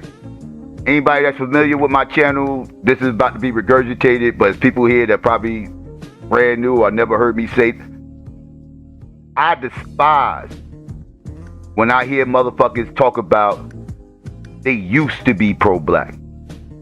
They used to be militant. They used to be black first. They used to be about the fucking community. Let me tell you motherfuckers something, dog. Anybody who's truly pro-black, anybody who's truly militant, anybody who's truly black first, anybody who's truly for the black community will never, ever regurgitate the words, I used to be. The second I hear motherfuckers telling me what they used to be, the only thing I'm hearing in my head is, I never was that. I'm hearing motherfuckers telling me they never was really pro-black. I'm hearing motherfuckers tell me they was never really militant. I'm hearing motherfuckers tell me they was never really for the community. I'm hearing motherfuckers tell me they was never really black first. I don't believe in used to be's, motherfucker. I've been about my people as long as I can fucking remember. I don't know no other way of motherfucking living life. This is who the fuck I am. This is what the fuck was instilled in me. I came from parents of activists. I am a son of activists. Activists.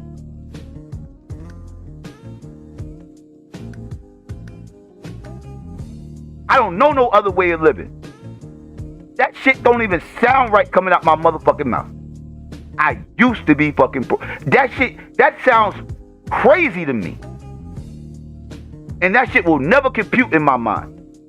People online try to make these weird philosophies make sense to me. I'm just gonna have to be stuck. I'm just gonna have to have cognitive dissonance on this because y'all are never gonna make that shit make sense to me. And convince me you was ever that. You can never convince me that you used to be anything while at the same vein trying to convince me that you was ever that. Because I'm believing you was never that once you start telling me what the fuck you used to be.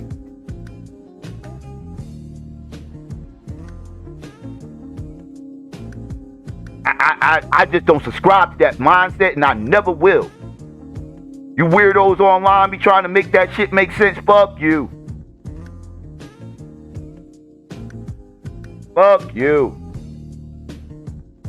Dudes, as far as I know, it's niggas sticking knives in my back.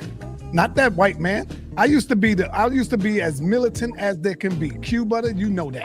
I was so goddamn hard on Europeans until I woke up and got on YouTube and realized that goddamn, it's not the white man that's trying to stop me from feeding my family.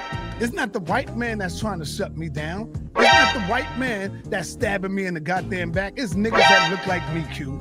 So all that old black and white shit, I've been learned a lesson from that. Like, the hell with that shit. I'm gonna treat people with respect. As long as they treat me with respect, I'm gonna give them that same respect back. Because as far as I know, it's niggas that look like me that will cross you in a minute. Cross you in a minute. You should know because you that nigga that you talking about. You should know because you are the nigga that you are talking about. And all anybody has to do is check your track record, nigga. You are projecting right now. You are totally talking about yourself right now. Like I said, outside of Jabari, I have heard everybody affiliated with you at one point in time say that you Saneter, stabbed them in the motherfucking back. Tell me I'm lying. Tell me I'm lying, motherfucker. Tell me I'm lying. You are speaking from personal experience. You are projecting onto everybody else how you are. That's what's going on right here, family. Let's continue. Like, the hell with that shit. I'm gonna treat people with respect. As long as they treat me with respect, I'm gonna give them that same respect back. Because as far as I know, it's niggas that look like me that will cross you in a minute. Cross you in a minute. So y'all can mix me with all that black and white shit today. I used to be as hard as hell. Militant. The most militant black man here on this channel right now. Anybody challenge me on that.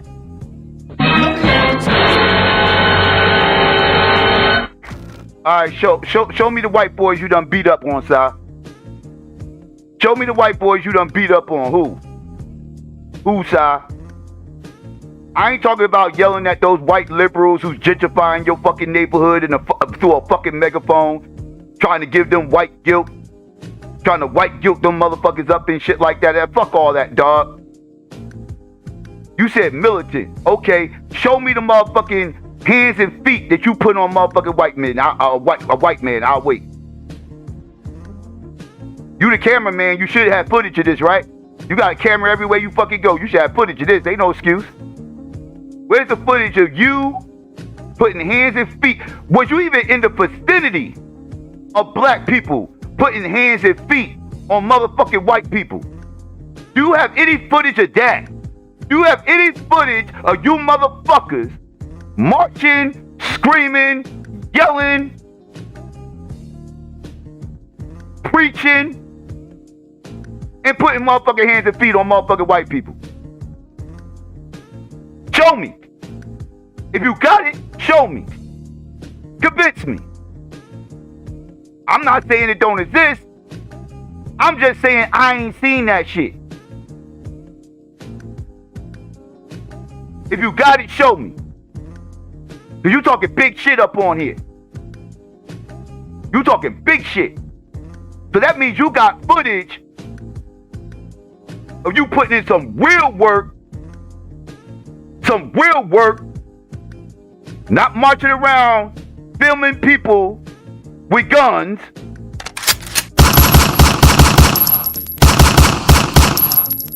Mind you, the footage you showed me of y'all motherfuckers up there in Harlem, Black Panthers up in Harlem, the new Black Panthers, let me be very specific, there's a difference between the new Black Panthers and the old ones. Two completely different organizations. Cause y'all motherfuckers up there, the new Black Panthers, don't even get me started, dog. Y'all a bunch of fucking knockoff Muslims. Y'all a bunch of knockoff Muslims. You wanna cook? Knockoff Muslims. Splinter group from the NOI. Farrakhan booted motherfuckers out and they bounced. Got booted and zooted and never once shooted. I ain't see y'all motherfuckers ain't bust a grape up there in fucking Harlem. Them new Black Panthers up in Harlem ain't bust a fucking grape. Y'all motherfuckers was burning flags, screaming through megaphones, yelling at white people. What make you any different than a motherfucker on YouTube doing the exact same thing? Y'all wasn't busting a grape. Don't talk about how militant you was. Nigga, I know you motherfuckers didn't do shit. I saw you motherfuckers out there. We had our own chapter out here. Went to a fucking meeting right there. What the fuck was that? What was that, like 12th or 11th Street or whatever the fuck that shit was at? When that motherfucker, I thought I went to a masjid. When that bitch with a fucking, that shit felt like I was in a fucking masjid. Motherfuckers selling books and shit on the side. Motherfuckers trying, you know what I mean? Motherfuckers up in here, what the fuck is this? They got vendors up in this motherfucker. Motherfuckers giving me little preachy ass shit, talking about Islam and making salat and all this other shit, everything else. I'm a whole atheist up in there. I'm a whole atheist up in there. Y'all motherfuckers ain't talking about putting no work in. You motherfuckers up in here preaching the Quran, nigga. The fuck that shit doing for me? I thought y'all was about to put in some work up in this bitch. Nobody had no guns. Talk about how militant you motherfuckers was. Don't make me cook those motherfuckers. Now you about to make me cook the new Black Panthers. I don't even want to do that shit, but I will. I will. Because I know what's really going on over there. That shit was a knockoff Muslim chapter of some fake ass fucking militancy. Ain't busting shit. Ain't doing nothing. But hooting and hollering. Same shit you accusing us of doing. Want to sit up here and talk about how militant you is. Y'all motherfuckers ain't did shit. Y'all ain't do shit but yell at white liberals. Y'all ain't even go in a small town. If y'all could have impressed me, brought y'all ass up in a small town and got some motherfucking work in. Y'all ain't do that. That Harlem chapter ain't do shit.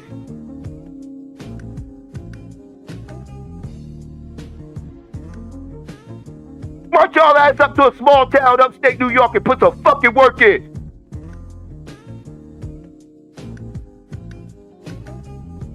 We yelling at them white liberals. I'm not impressed. Yelling at white liberals don't impress me. White guilting them to death. I don't give a fuck. I got pissed off when he said that shit. Like, nigga, what? More militant than anybody on the panel. What? Nigga, selling bootleg DVDs? If you don't get your ass the fuck out of here, son, the fucking subs done got to your fucking head. Like me, that will cross you in a minute. Cross you in a minute. So y'all can mix me with all that black and white shit today. I used to be as hard as hell, militant, the most militant black man here on this channel right now. Anybody challenge militant my ass.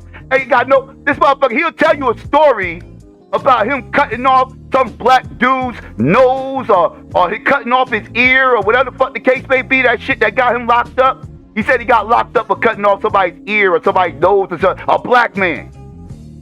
But he ain't got no stories of him touching, putting any foot, feet, nothing on no motherfucking white man, nothing. He can't tell you no stories about him doing no kind of physical harm to any type of white man whatsoever. You've never heard him give you one, ever. All I've ever heard him do was threaten black men with guns, giving stories about how he cut black men's noses off, cutting their ears off, all this other shit. But you want to get up on here pretending like you the most militant motherfucker on the block and everybody else is hood niggas? I ain't never did no bid, nigga. What are you talking about? But you call everybody else street niggas. Like you not one. Like you not the poster child of a fucking street nigga. You are the poster child of Pookie. A conscious Pookie. That's what you are. But want to get up on here act like you better than motherfuckers, y'all. This shit is insane. Your goddamn church gave you a false sense of importance. Just because you got some mindless people in your fucking chat that agree with every fucking thing you say, don't make that fuck shit that's flying out your mouth accurate. Don't talk hot shit when it ain't that. More militant my ass, please. White shit today. I used to be as hard as hell, militant, the most militant black man here on this channel right now. Anybody challenge me on that? None of y'all could challenge me on that. And I want y'all to know I was burning up when he said that shit. Just as pissed off as I am listening to the playback right now, I was just as pissed off in that moment. But him and Q is going back and forth, and I'm chilling. As y'all can see, I ain't saying nothing. I'm quiet as fuck. I ain't saying shit. He taking shots. He taking shots. Talking about how he's all this, that, and the third above everybody on the channel. All this other shit, taking shots. Talking about how everybody on the chat. Mind you, I ain't say shit to him. He's mad at the chat at this point. I ain't say nothing to him. I'm quiet as fuck. Everybody said I picked on him or I ducked on him for no reason. No. You're not playing that game. He started taking shots. I was still quiet, biting my tongue. But let's continue. black man here on this channel right now. Anybody challenge me on that. None of y'all could challenge me on that. And OG, the shit that I seen black people do to me, oh, hell no, I'm not with that no more. I'm watching you niggas. And when I say you niggas, I'm not talking about you up here, brothers and sisters, right? I'm watching y'all. See, he tried to clean up on it. It was like, I'm not talking about none of y'all up here. I'm talking about y'all. But see, I already know how narcissistic, I already know he full of shit. He totally is talking about motherfuckers on the fucking panel.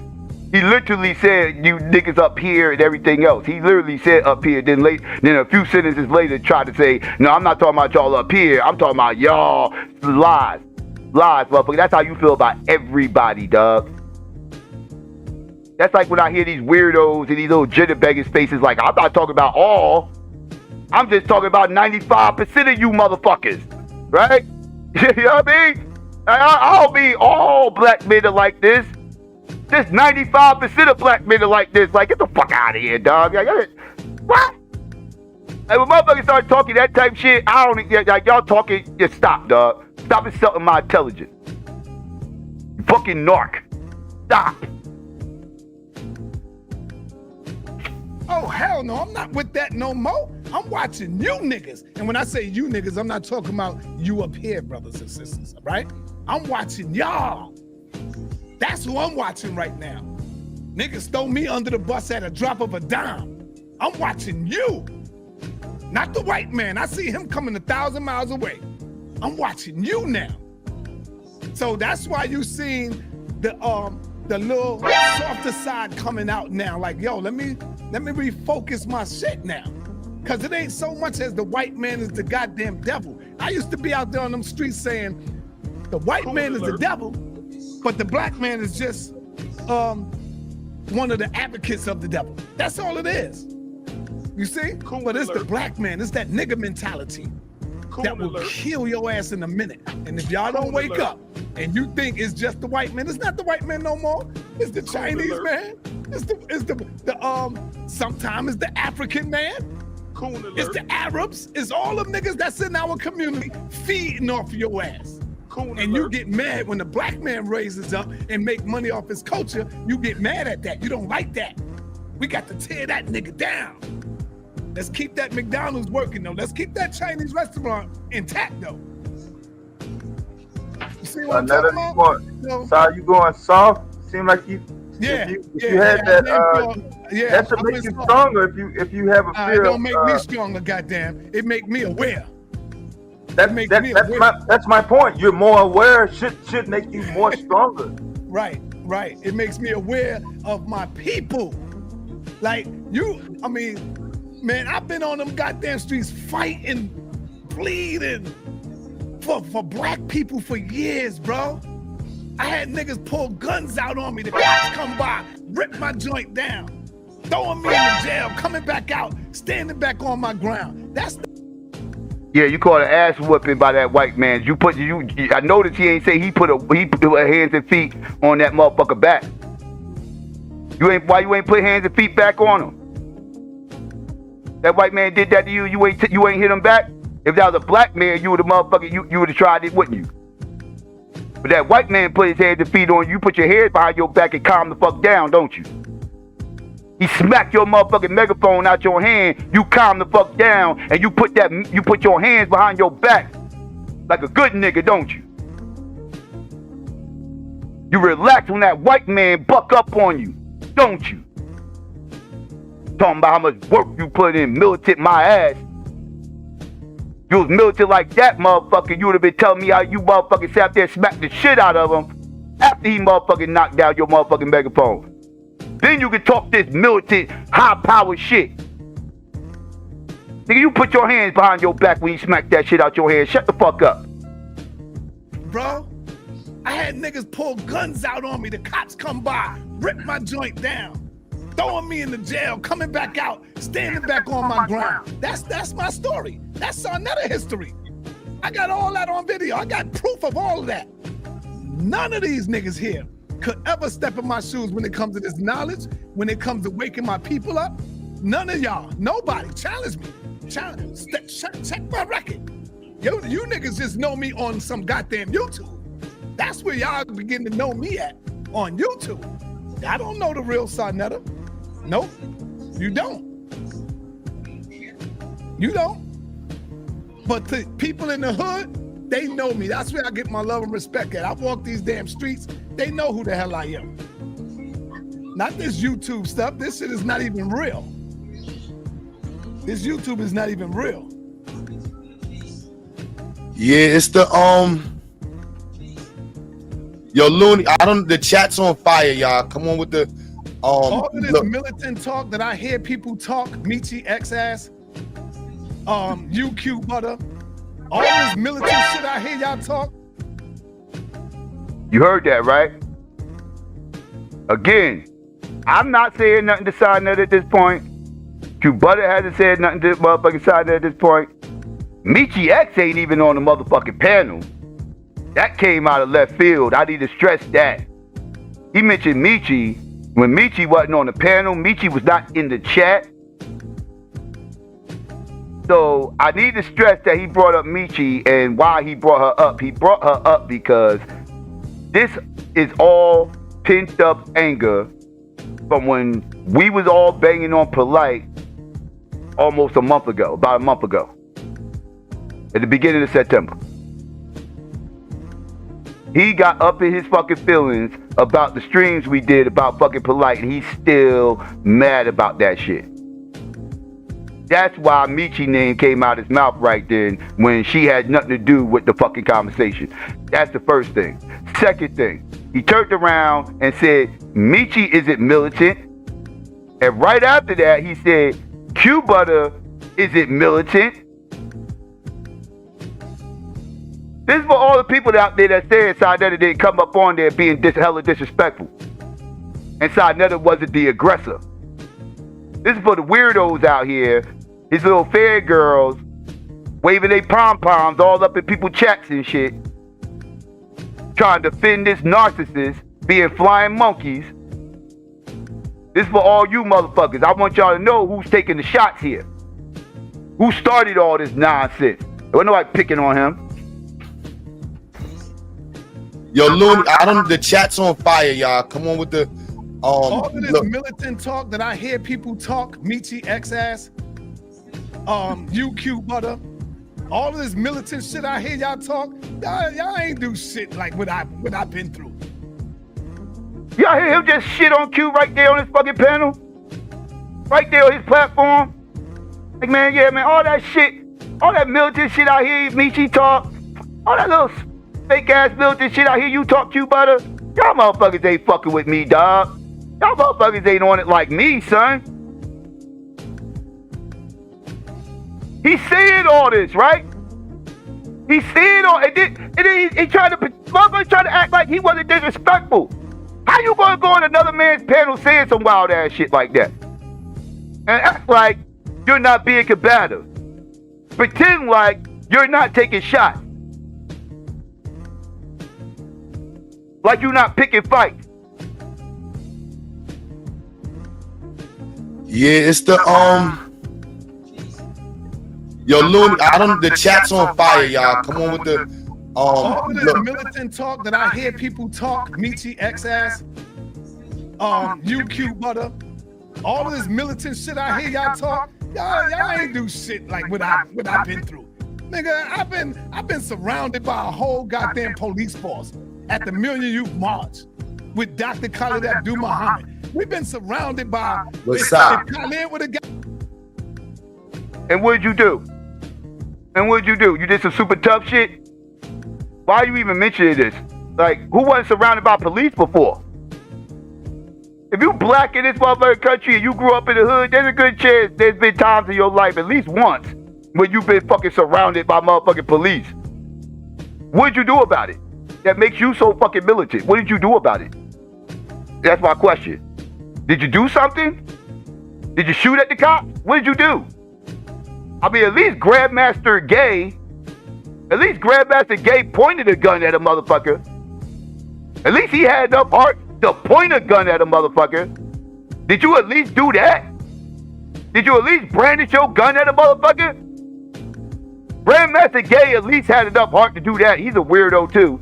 But he at least had enough heart to do that. Did you at least do that? What did you do about it? Can I see? You got the footage? You got the footage? Can I see what you did? Besides film the police?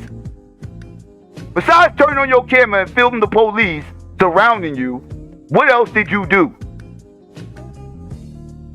Congratulations, you was with Khalid Muhammad, the police surrounded you, you whipped out your camera, started filming the police, and you were screaming World Star. Congratulations, you're very militant. Fuck are we talking about? Hear y'all talk? All of this militant talk that I hear people talk, Michi X-Ass, UQ Butter, all of this militant shit I hear y'all talk, y'all ain't do shit like what I've been through. Nigga, I've been surrounded by a whole goddamn police force at the Million Youth March with Dr. Khalid Abdul Muhammad. We've been surrounded by, if Khalid would have got shot, God damn it, I would have got shot right there with him. In Atlanta, when we traveling going to Texas, when James Byrd got his head popped off, when he was drinking at the bar. If you know who James Byrd is, go and do the research. I was out there. We was out there. We was there. I put myself on the line going out there. I ain't seen none of these niggas, these armchair revolutionary niggas talk that talk. Talk that talk. I walk that shit. I could back my shit up. I got the proof. But I don't be showing it like that because that's not what it is. It's not about the bragging right. But if I have to show my history, I'll show it. Cube, you wanted to interview me one day. I'll show it. Whenever you do, I will bring the information and show it. Simple. But it's not, we're wording it like that, right? Like I look at transmissions and I think like some of the older generation, you know, y'all my old heads. Y'all were just using bad transmissions, man. And the way y'all viewed work was like kind of different. So a lot of the stuff that y'all saw as work kind of got skewed. It was more like, it was nice. It was good for the cameras, but it was like, the generation wasn't building a lot of shit. That's why for me, when you look at like Richard Green was building schools. Like he took a whole building, multiple buildings, and had students all over the place. You know what I mean? Like Green had the money to do it. No, Richard Green had the power to do it. So are you saying that Khalid Muhammad wasn't doing it right? Yes. Are you saying Malcolm X wasn't doing it right, brother? Yes. I would say they could have been different. Listen, come on, Q, what are you talking about? Carter G. No, Marcus Garvey? What are you talking about? Huh? Yes, I'm gonna say that at this generation that we're in, we're supposed to analyze the things that were not done. It's a different time period, Q. No, but everybody have a time period that they got to go into. Look at the generation. Hold on. In saying it, right? Hold on. In saying it, right? Yeah. Right. Richard Green is one of the most respected activists from the 80s and 90s in the city. You see what I mean? It's a matter of work. You know, people got their time to say like, yo, did you choose to write books or did you choose to build schools? Did you choose to lecture or did you teach the people how to have rhetoric and how to do debates? It's differences in the machine. I was taught not to differentiate us and focus on resume talk and focus more on what we're doing. Because again, like for me, from my perspective, I could jump out the window with my resume right now. You know what I'm saying? Like out the window. I didn't fuck with the conscious community because I didn't see y'all as doing anything tangible. I was creating GED programs out of my music studio in 2006. You see what I mean? Getting my GED programs. And that's nothing to brag about. That's just what we do when we care about the community. When I came in and saw people on 2/5, all I saw was people talking, and that's what my father would tell me.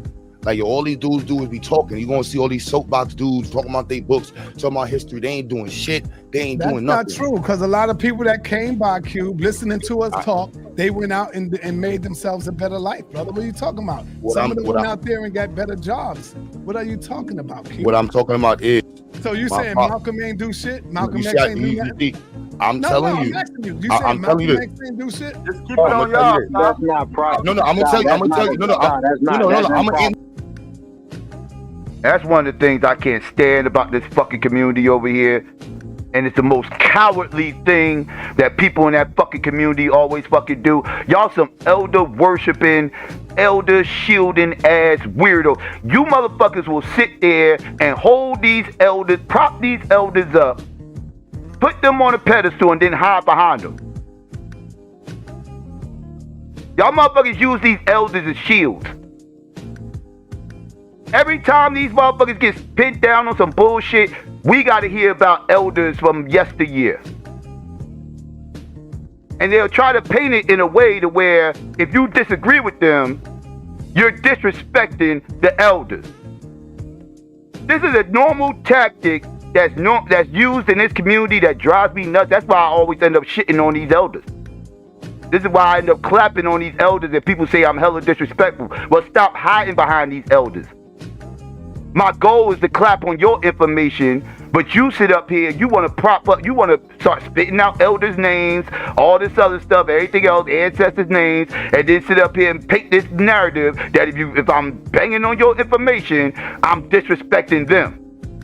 So that means it's either shut the fuck up or go all the way the fuck in on these goddamn ancestors. Go all the way in on these ancestors, clap on them motherfuckers, make them look dumb as fuck, and then continue to clap on these dummies who's espousing that silly ass ancestor rhetoric. Y'all leave me no choice when y'all do that type shit. And I'm a motherfucker who don't get wrapped up. See, I piss people off because I don't get wrapped up in elder worship. Most people get wrapped up in that elder worship shit, and when they hear the elders' names and all that other stuff, everything else, they fall back. So it's a shaming tactic. It's a way to shut people down. Well, I don't give a fuck about that shit. I can give a fuck. If the ancestors said it, they was wrong. They probably felt like they was right at the time, whatever, whoop-de-whoop. They was wrong. So you bringing them up ain't gonna make you right. But that's what these motherfuckers over here like to do. They elder worship. Elder worship. That's what keeps this pseudo bullshit going in our community. Elder worship. That's what keeps pedophiles floating around in that motherfucking community. Elder worship. That's what keeps the scams and all that fuck shit going on around there. Elder worship. They hide behind these elders. Malcolm ain't do shit. Malcolm X ain't do that. I'm telling you. I'm telling you. Do shit? Just keep it on y'all. That's not proper. No, I'm gonna tell you. I'm gonna tell you. I'm gonna answer you exactly. I'm gonna answer you exactly what my father said. He said, "Q, I focused on you, my family. When you watch these dudes that get on their soapboxes, judge them by the results of their family and what they have left over. Before you get on those soapboxes, understand you have a family and a community in real life. And so when you look at what's left over, I ain't gonna disrespect anybody's families, but when we talk about having a movement looking like it's broke and nothing passing over to the next generation, that's what we talking about. So when we talking about building, right? When you met me in my music studio. I was producing Loaded Lux project. Understand it. When we Q got a school song. Y'all are not the same. Let me say forget about that. You're right. We are not the same, nigga. Saneter had a school for over 20 plus years, my nigga. What? What? You had a school? Wait, what? You got a school? What? Oh man, yeah. Let's continue. Understand it. Q got a school song. Y'all are not the same. Let me say forget about that. You're right. We are not the same, nigga. Saneter had a school for over 20 plus years, my nigga. Saneter been doing this all over the world. What the fuck you niggas talking about? If me and Q was to stand in Chicago, who the people gonna know for that information, for that school that they built? If I take Q to California, who the people gonna know? I'm known all over the goddamn world for the work that I have done. I take Q to Africa. Ain't nobody gonna know Q, and that's not a slight on Q. I'm just saying, y'all niggas are playing. Y'all niggas are play. You literally just let it do. You can't shoot every. Wait. Bobby. You literally shooting shots saying that you're not shooting shots. How are you shooting shots saying you're not shooting shots? You steady shooting shots, man. You're not. Man, mind your business. I'm talking to Q. You know, you mind your fucking business. What are you talking about?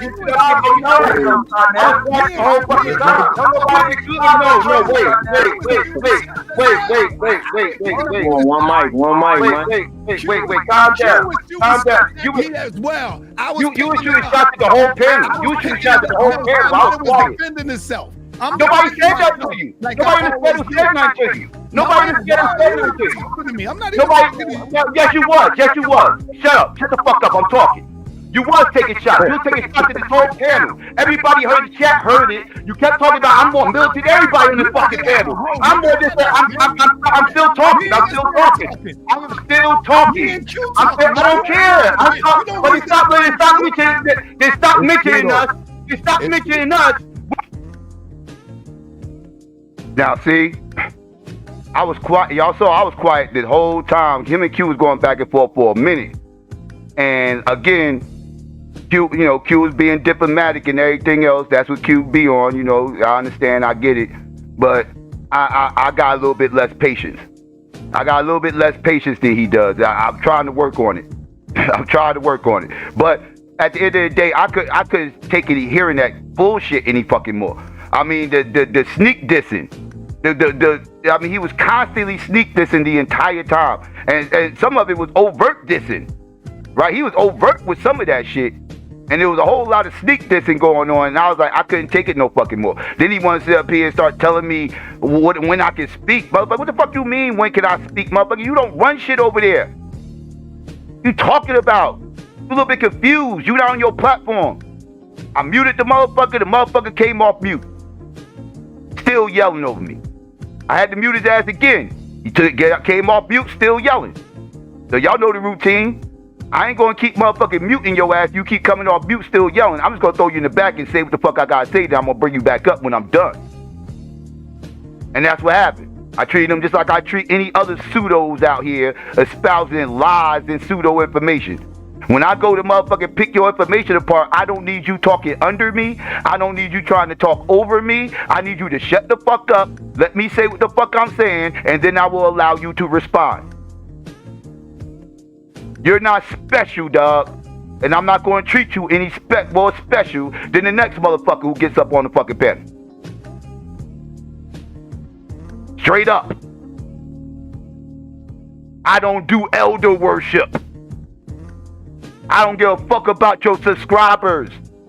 I don't give a shit. Act like you got some motherfucking sense over here. This ain't your nigga ratchet ass channel. We was having a calm conversation. Let's keep it that way. You want to turn up because the chat pissed you off. So fuck it, I matched your energy. I'm going to match your energy. That's what I'm going to do. See, you kept talking about I'm more militant than everybody on this fucking panel. I'm more just I'm still talking. I am still talking. I don't care. But they stopped mentioning us. They stopped mentioning us when you was talking to Q. If it was about you and Q, you should stop talking about you're more militant than everybody on the panel. You should say I'm more militant than Q. You would say everybody on the panel. Now you want to sit up here when you getting checked for what the fuck you doing. Now you want to sit up here and play victim. Don't do that narcissistic shit over here, side. That shit don't fly. That shit don't fly. I was quiet for a long time listening to your coonery. Listen to you coon your ass off. You want to motherfucking cook? Let's cook, side. You coon ass nigga. Where'd you go? Oh, that's right. Get the fuck out of here. Because I'm about to get on your coon ass. Don't get up on here blaming the black community for fuck shit you're responsible for. Are you fucking shitting me? Talking about you got this motherfucking university. A university of pseudos. A university of fucking pseudos. Teaching garbage. Teaching garbage. Nonsense. Nothing political. Nothing socially motivating. Nothing. Just a bunch of feel-goodery. Charlatans. Hustlers. Scammers. Pedophiles. Don't get up on here acting like you're more important than anybody. You're nothing. You're a joke. You're a goddamn Don King of fucking pseudos. Now get your ass back over your fucking channel, set up another bullshit debate, fucking charge everybody for it so you can replay it 2 weeks later and charge them again. Get your ass out of here, grifter. Now you want to talk shit, let's cook. And I wanted, for the record, he was not talking to Q because he diverted to talk to the chat. I was just going to suggest, don't look at the chat if you're trying to have a serious conversation. It might throw you off. You know. I was sitting here for the entire time listening to take shots at the panel, listening to take shots at Q. And we started this stream banging on Inky. He came up on here making it all about him, and motherfucking they turned himself into a victim and made it seem like everybody attacking him. Nobody on the panel attacked him. Everybody was clapping on Inky. He made this shit. Yo, I'm sick of these narcissists on here. It's disgusting. You motherfuckers sit up here, take shots, and they turn around and cry foul. Are you shitting me? Stop it. You ain't no fucking victim, dog. That's what you get for giving everybody an equal opportunity. Like we should give, benefit of the doubt across the board. Now, I've been in Chicago. I'm here in the Chicago area. And don't nobody in here in Chicago know or fuck with Saneter. Anybody in Chicago, you tell me.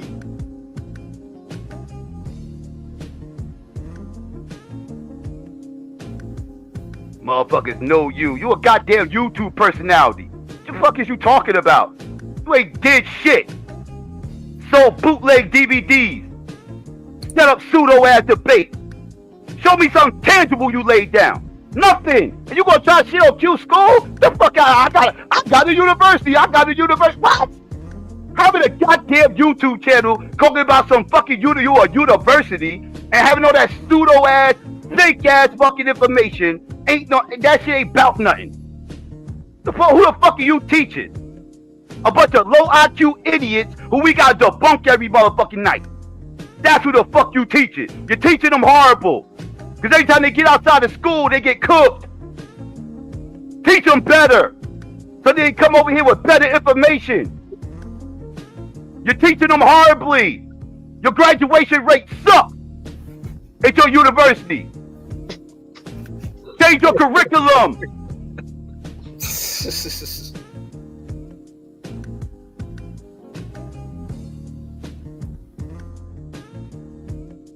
And there you go, family. That was the blow up. That's why that shit happened. And everything else. I heard all I could hear, and I couldn't hear any fucking more. And I blew up. And y'all saw I was quiet as hell for the longest time. And everything else. He was talking mad greasy. And I don't know what the fuck that shit was even all about. Then he got mad. Went over to his motherfucking platform so he could pop off. Because that's all he wanted to do was to pick a motherfucking fight, right? That's all he wanted. He just wanted to pick a fight so he could have a reason, have some content. Because that's what he does over there. He does beef tube. Right? He's in the beef sector right about now. You know what I mean? So so he went live on his channel right after he left. Excuse me. And him and Q had a back and forth. So I'm gonna go ahead and play the back and forth that him and Q had. And I'm gonna get ready to drop the link in a second, family. Don't worry, the link will be dropped. And then so let's get into this real quick.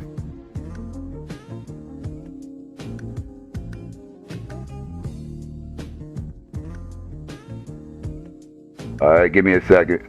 That's the man about big homie. So you saying because I'm on YouTube, I'm not your elder? No, you're not my elder. You Saneter.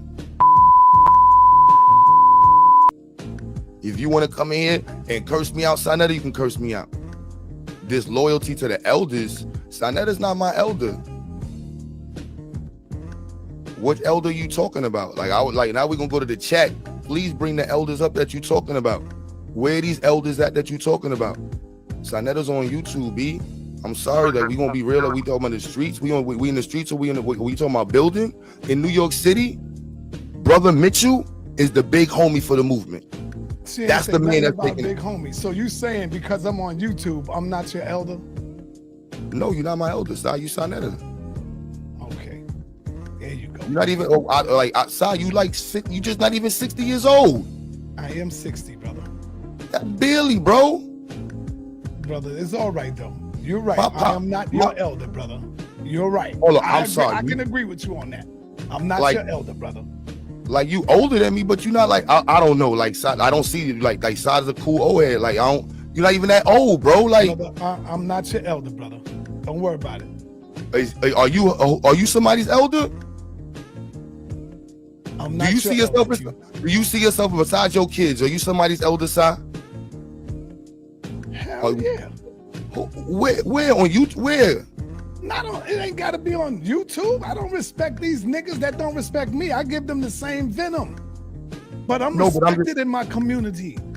And they see me as they elders in my community, bro.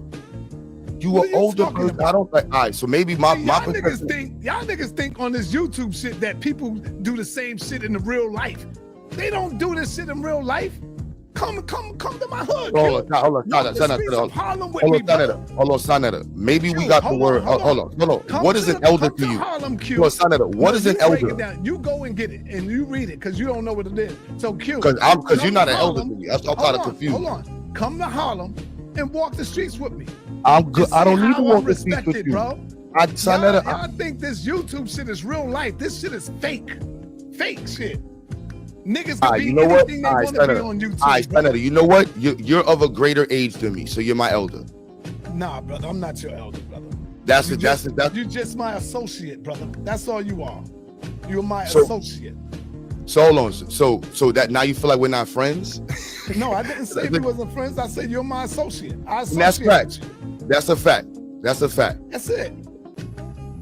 So with that being said, you know what I gotta do? I'ma adopt Star Chamber shit. I gotta adopt Star Chamber because I used to be like, damn, Star. When you say something, Star is. I'm the only one that's allowed to call Star brother. Because when somebody say brother to him, he say, "You're not my brother. You ain't my fucking brother. I don't know you." And I adopt that shit. So you gotta prove this to me, Star. So because I didn't say you my elder, that makes you not my brother? No, brother. No. No, but you in your feelings right now, bro. You feel this in your feelings because you're not my elder, bro. That's crazy to me. Q, you're not my brother. You are my associate. All right, so I'm out of here, man. Bye. So you. All right, I see Reggie as my brother. Peace, brother. Reggie is not my brother, bro. Yeah, it's cool. It's cool. Not my brother, man. Now, because you're not my elder side, that's what you want to play the games? Right. You said I'm not your elder, so you can't be my brother. Saneter, all right, so tell me what will make you my elder, side. What did you show me how to do in life, side? Tell me what the fuck you showed me how to do. What did you show me how to do? You showed me how to build shit? Nothing. You showed me how to build an institute? No. You showed me how to record? No. You showed me how to be a father? No. What the fuck is you my elder for, sir? Talk. Show me why you the elder, sir. Number one, show me. Your daddy, brother. Exactly. So why would you be my elder? You didn't grow up in my household, brother. So why would you be my elder? Show me. Show the world why you deserve to be called my elder. So why would you be my elder? I don't deserve to be called your elder, brother. Associate. Show it to me. That's it. What's up, Maharaka? Crazy. I can't hear you, brother. We gotta elevate the community. You don't want to hear that shit. You don't want to hear elevate the community. Well, come on, elevating it then? Why you not elevating the community? You mad because they call it come side. Elevating the community requires that we have the conversation. Not elevating it right That's now, what I'm working on. Right here in the community with us. Where are you elevating it at? In Brownsville. Come see it. In Best-Stuy. In Best-Stuy in Brownsville. Marcus Garvey Boulevard and Thomas Boylan. 2 locations. Since I met you, when I met you, we had 0. We're on the second location. And because of my help, you got more. No, Saneter, because I hadn't. No, Saneter, you stop helping. Saneter, let's understand. Saneter, understand. Hold on, understand, Q. You're saying that the $9,000 that I raised for you, that ain't help you do shit, bro? For the record, Q Butter proved this last night. Saneter did not help him raise $9K. That's a lie. He helped him raise $600, I believe. I believe it was $600, which is a huge leap from 9K. But he said 9K, it actually was 600. But let's continue. That's what you telling me right now? That ain't help you get no damn computers? That ain't help you do shit? Come on, talk black to me. The $9,000 that I raised you want me to respond, stop? Yes, Stop.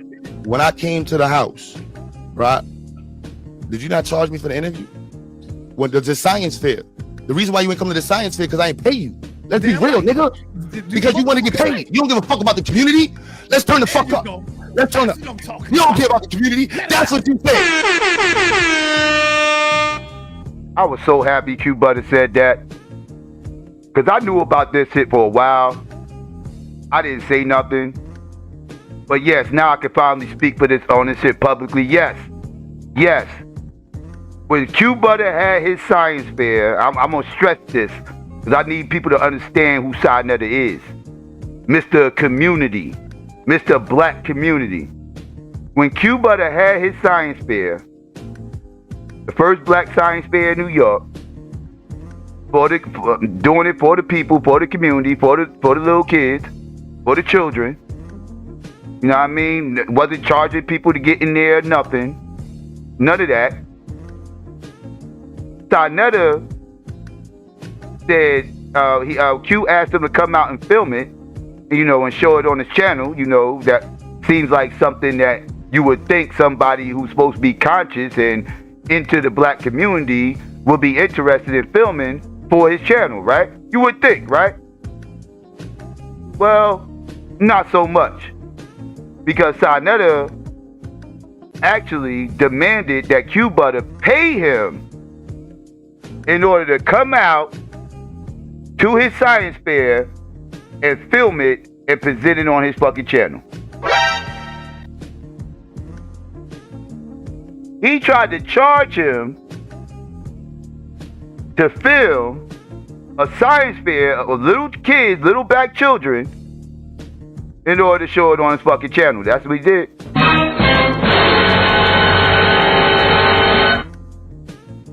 Yes, sir. And then suggested that he charge people to come to the science fair so he could whip up enough funds to pay him.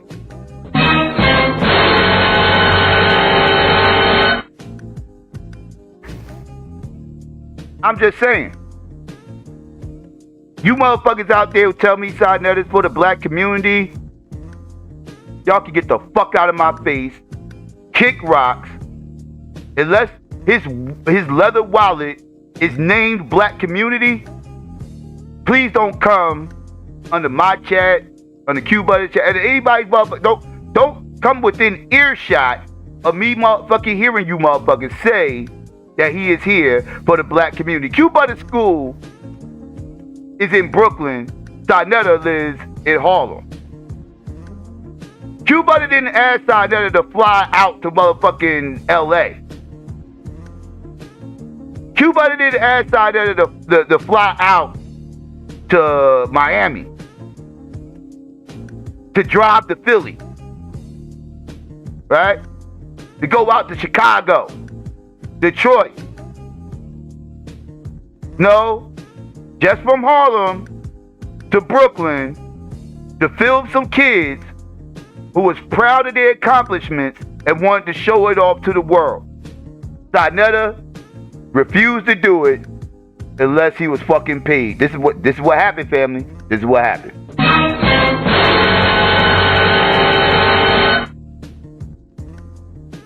Never come to me telling me Saneter's for the black community. If you motherfuckers do that shit again, I'm gonna cook the fuck out of you motherfuckers. He's here for his pocket. You want me to respond, stop? Stop.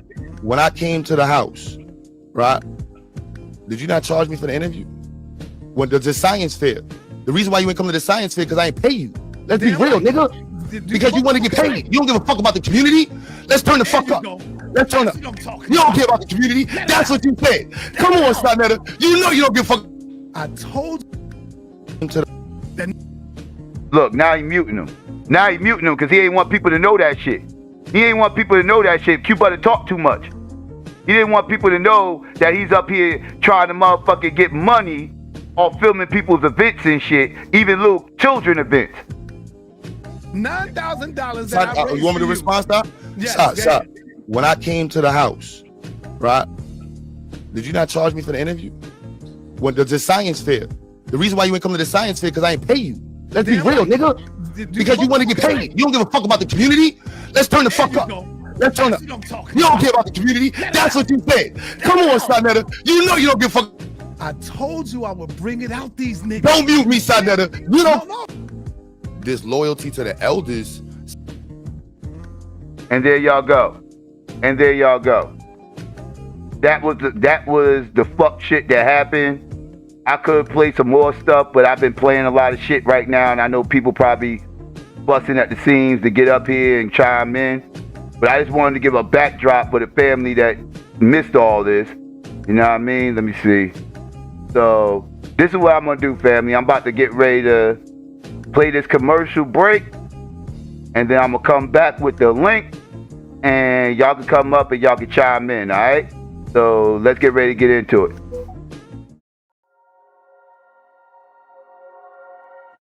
Today we're going to tell you why we need restitution and reparation from the Roman Catholic Church. So, let's talk about how the Roman Catholic Church contributed in the transatlantic slave trade. First, they instructed Portugal and Spain to invade, murder, and subdue all sub-Saharan Africans. They identified us as black Gentiles, in which took away our rights, and they created laws that told people how to treat black people unfairly. Let's also not forget how the Roman Catholic Church benefited from the transatlantic slave trade. 1, they had a huge increase in tithes. 2, they had a big gain of political power. Let's also not forget how my ancestors' land was acquired by the Roman Catholic Church to build more Catholic churches like this one. And let me tell you how my ancestors were affected during the transatlantic slave trade. 1, they violated our rights and privileges. 2, they stole our lands and our resources. 3, they destroyed our family culture and our family structure. And you can't forget how black people are still affected by the transatlantic slave trade to this day. 1, we don't have access to our own land. 2, we can't trace back our own family lineage. And 3, we can't connect with our own people because our identity is lost. And after hearing all of that, we're here to tell you that we need restitution and reparation from the Roman Catholic Church. Right now! Right now!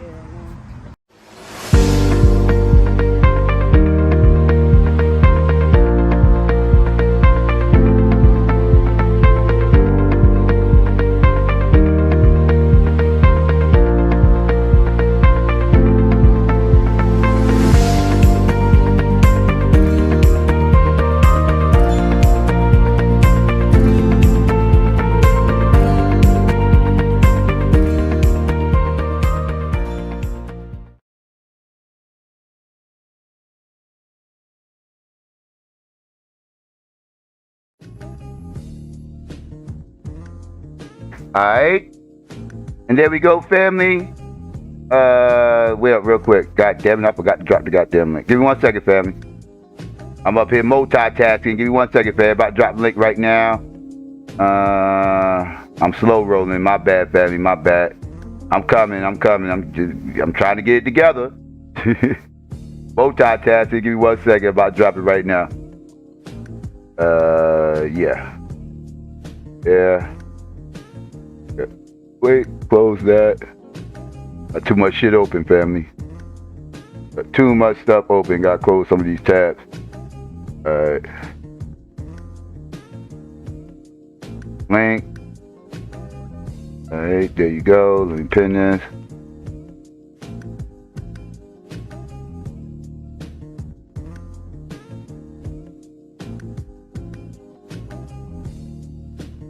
Alright.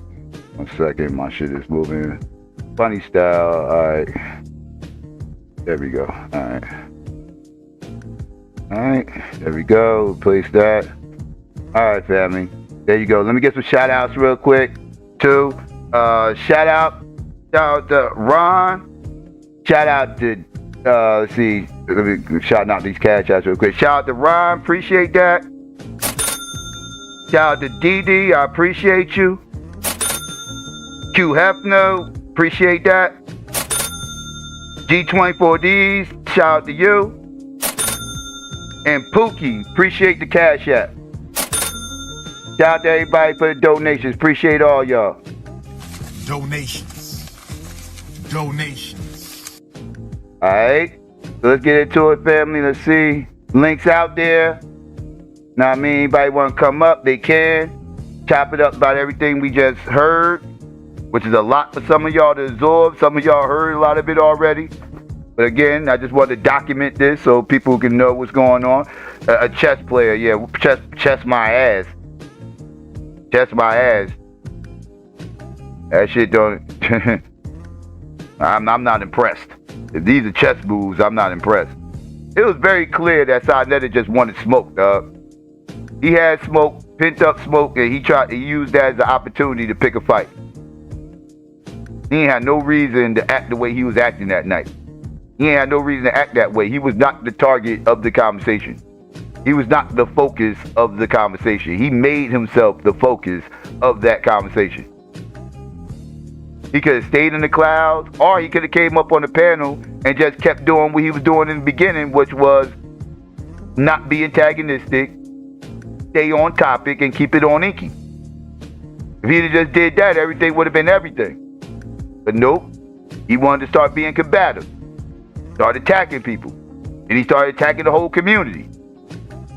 He started attacking the panel and all this, like, and then turn around and play victim. Like, man, stop, dog. These motherfuckers are nutty. What's good? Whoa. Can you hear me? Yeah, you got a lot of background though. Yeah, come out and about, man. I was gonna wait, but let me see how it sounds. If anything, might jump down. Depends. Is it too bad? Yeah, it's kind of bad. Yeah, it's making a lot of noise. Shit. All right. Well, you're gonna be around for a while.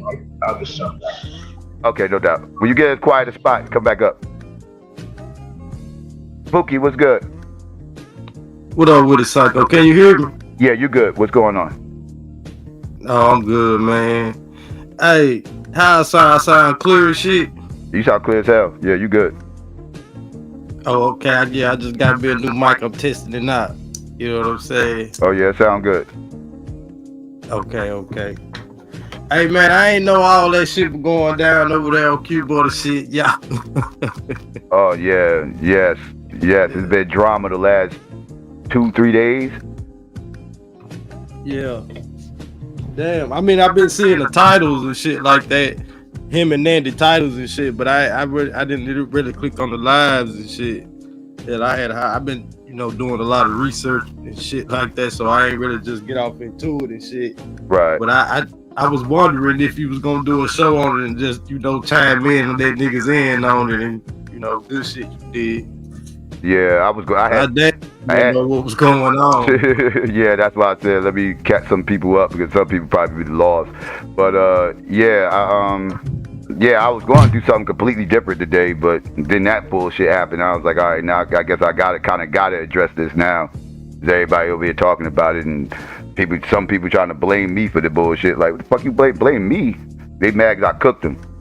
That's what's going on. Right. Man, fuck them. Man, Saneter. Man, you did just right. Man, you know what I'm saying? I'm surprised you let that shit, you know what I'm saying, go on for that long, because I know you know what I'm saying, been, wanting to say something to that nigga and, really righteously check that nigga and shit. And you was right. Man, that nigga sitting up there, you know what I'm saying, playing in niggas' faces and shit, talking about I'm talking about niggas in the chat and these niggas and those niggas, but not niggas on the panel. Like, nigga, you got me fucked up. Like, nigga, you talking about me too. Yep. Like, nigga, even in the context and the way you explaining this shit, nigga, you talking about me. And hell, I felt like the nigga was personally talking about you personally. You know what I'm saying, on some of that shit.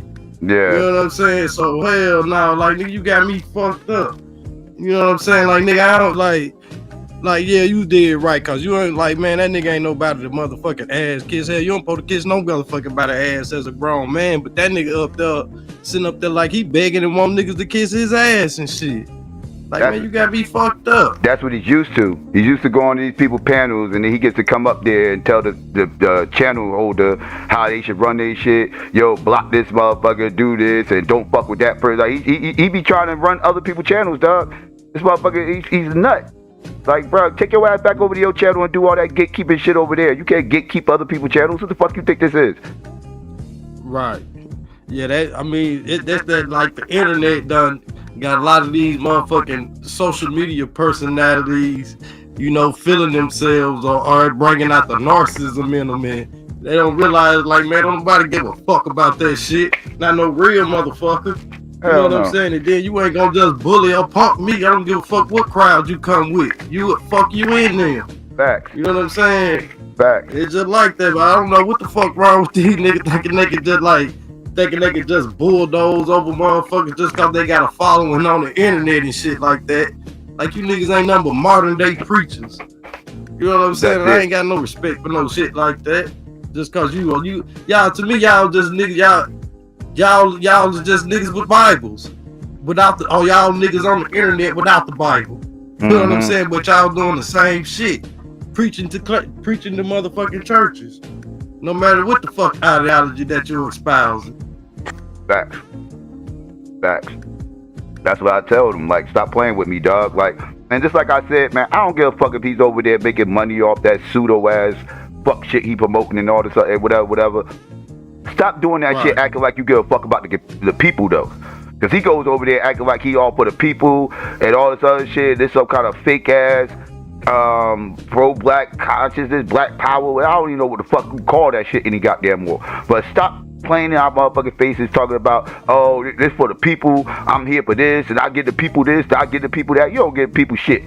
But entertainment. Right. You're entertainment, dog. You're entertainment. Right. Like I said, like, wake me up when you are motherfucking WWE. Wake me up when you become MMA. When you become MMA, wake me up. Cause that shit is entertainment over there. That shit is a show. That shit is a show over there. That's all it is. Facts. Lewis, what's good? What's going on, fellas? I can't call it. Yeah, man. Another Saturday morning. Wake and bake special, huh, man? Yeah, you already. You was around, so you saw all the stuff that happened, so yeah. Yeah, man. These dudes be gassed up, man. It's super gas, bro. Like, it's like, I don't know, man. You know how that shit be, man. Motherfucker get a little, you know what I mean? Just a little bit of shine, man. They just be in the clouds, man. You know what I mean? You had to humble them and shit right quick. He ain't like that shit, man. And like, all y'all did was just stand your ground, man. You stand your ground. What the fuck you supposed to do? Let a motherfucker come and just shit all over your shit? Get the fuck out of here, man. Right. You know what I'm saying? That's all that shit come down to. You know what I'm saying? We see this shit every day, man. You know what I'm saying? And like, you know what I mean? You definitely ain't gonna come on my block and punk me, nigga. Get the fuck out of here. That's what he tried to do. Yeah, that's what he tried to do. He thought he could just come over there and just run shit. Like I said, because that's what he's used to doing. Like, bro, you ain't got your fangirls ain't over here, bro. This ain't one of your fangirl pages. Like, stop that shit. Nigga, this ain't your flying monkey page, nigga. Yeah, for real. Get the fuck up out of here with that bullshit. Like we won't motherfucking cook and roast you and your motherfucking flying monkeys. Yeah, you gonna give a fuck. Arthur, what's going on? Psycho, what's good, man? I'm driving. I'm still working, so I ain't want to intervene till I got into a clear spot. I ain't want to make a lot of noise. Okay, no doubt. I'm just listening to you and my little brother Pookie go. What up with it, Arthur? What's good, Pookie? How you, my brother? But yeah, I'm gonna mute up. Okay, no doubt. Two Peas, what's going on? Let me come downstairs off the elevator and I talk. Because I need to talk because you have a bright flashlight. And what you're exposing is that many persons, as a verse says, if night turn to day, many Negroes will have to run away. Night turn to day, many Negroes will have to run away. That we were exposing them to the light of day. And the biggest thing that you can be as a man, to me, one of the worst things is to be a hypocrite. You can be anything except a hypocrite. Right. Because Saw need to come out and say, listen, I picked it up, you know how I picked it up, that this thing turned all about the money? It's when I see he tried it with Reggie, but Reggie wasn't catching an audience. And he said, okay, let me try somebody else to see if we catch an audience. And then all of a sudden, these debates and it became about debates and it came about Cash App and all of that. It wasn't. They didn't ask about we call it, but it's having Google. Like people drop $50, so I don't promote that because Google take 30%. But they'll be talking about Cash App. Everybody, drop the link for the Cash App. Drop the link for the Cash App. It's about the Cash App. It's about the $30 debate for bullshit debate. I consider it robbery. Those debates not supposed to cost more than 30 cents. But I'll give them $10. But $30, hell no. He said 30 cents. Yeah. Those debates don't worth 30 cents. But you give them $10. They went up to $30 talking about information and knowledge. Come get this knowledge. And he's speaking. But it was all about the money all along. He found out a way that listener can make some money off the audience. This is not the consciousness. Because tell me one conscious individual, apart from Uncle, became conscious over the last couple of years. One conscious individual with that he brought to that teach science, that Saneter brought to the community. Besides Unc, nobody. Besides Unc, no fucking body. And the reason why I didn't bring up ain't about shit. We'll let you know, cause straight up, like, you supposed to be like, man, if you laying a foundation or building some shit, you know what I'm saying? You supposed to lay some shit down where everybody can get money that's a part of that community. You know what I'm saying? Instead of just trying to funnel that shit on up into only your pockets to make you be the king of the motherfucking hill. But if niggas was really doing that shit, they supposed to try to funnel that shit so every motherfucking body can get money and spread money all around through the fucking community. That's how that shit supposed to work. I wasn't discussing the money. I was discussing the information first. Because it is not good to sell bad information. Let's say make $1 million off of bad information. Does that help the community? No. So it's about information. So apart from Ong, I didn't bring up Garfield because Garfield mostly argue religion and spirituality. And that is bullshit also. Right? Garfield trying to argue against it. And it's a waste of work. Because there's nothing they can tell a Hebrew Israelite. You could carry him and show him that this is bullshit, that this person was making it up when he was writing it, and it wouldn't matter to him. Right? Now tell me who he brought in the community. When we use the word conscious, we're using it to say enlightened. That these persons become enlightened by this information. How can you become enlightened by pseudo information? And you're pushing a pseudo. Listen, Jabari is a big fat pseudo. It's just that he's an intelligent, bright, well-educated pseudo. But that does that mean Jabari less of a pseudo? Hey, that's a fact. I agree with Jabari is a big ass pseudo. He's just an educated pseudo. You know, he's an articulate pseudo. Right? So let me say, I brought Jabari to this. No, Jabari is a big fat pseudo. But he's an educated pseudo. Nobody would deny Jabari education level. That he went to Ivy League college, that he had his master's, that he's doing his doctorate, but he's preaching pseudo to our people. Or you brought him on your platform, knowing that this dude said he was in the fucking museum and heard the Egyptian goddess talk to him. This dude in 2013 telling our people about zombies and ghosts. Yep. Man, hey, they got pseudo professors at university, so you know that nigga, you know what I'm saying? So him being an educated pseudo, like you saying, that shit don't surprise me, because here they got pseudo professors at the university. So yeah. Can I chime in real quick? Yeah, go ahead, brother. Go ahead. My point ain't really, like, I'm not contesting people's pseudo ideology or whatever. See, for me, I'm coming from it from a different perspective. Like Psycho, me and you go to other people's channels and we be around each other, and like when me and you talk pro-black, say we have Reg's channel, we in a manosphere somewhere, and me and you just go to kick it or debate some of the nonsense they may be talking, right? Now, when me and you present as who we are, they be like, oh, here come the pro-blacks, right? And for me, things like this is shit. Hey, that sound, because it's almost like, hey, Arthur, they be saying, here go the boogeyman. Real quick, yeah, like, it's not even about here come the boogeyman. For me, it's like they associate us with the ideas that we just listened to with Saneter and them, where when the money exchanges I'm no longer this, I'm no longer that, because what I went through with other black people turned me against having that philosophy. And see, for me, I agree with Psycho. If something like that will turn you away from being pro-black, you would never pro-black. Because it's not about any agency of me, it's about what's in the interior of me. My love and my understanding and my pride behind. He got cut off. Damn. But brother, can you be pro-black and pseudo? Psycho, can you be pseudo and pro-black? Can I finish? Bro? Oh, you got cut off. That's why you dropped, Arthur. You got dropped. Oh, my bad. Hold on. All right, go ahead. Yeah, you bored, Arthur. Yeah. Yeah, Psycho, can you be pro-black and pseudo at the same time? That's a question for you. No, you cannot. No, you cannot. You cannot be pro-black and selling your people bullshit. Pseudo's always like I might have to agree with Stu Peas, because every pseudo I know eventually turns out cooning their ass off, like overtly cooning.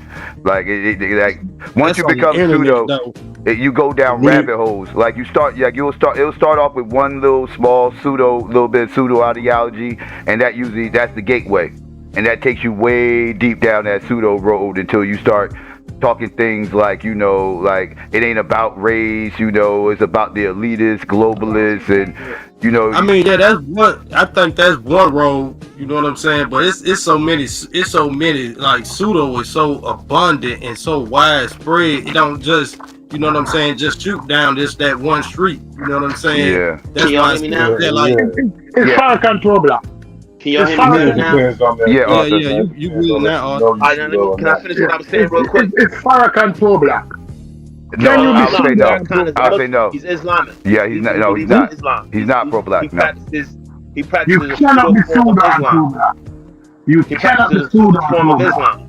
Like his form of Islam is a offshoot from regular, from the traditional idea of Islam, right? Yeah. And then he created a following behind that pseudo idea of Islam, a new way to introduce Islam outside of an Asiatic metric, right? More of a and that's why I think that you can't be pseudo black. You know what I'm saying? I don't agree with the NOI or a lot of their teachings, or hell, even they foundation and how they started, but I can't deny that they're rooted in pro-blackness. You know what I'm saying? I don't call that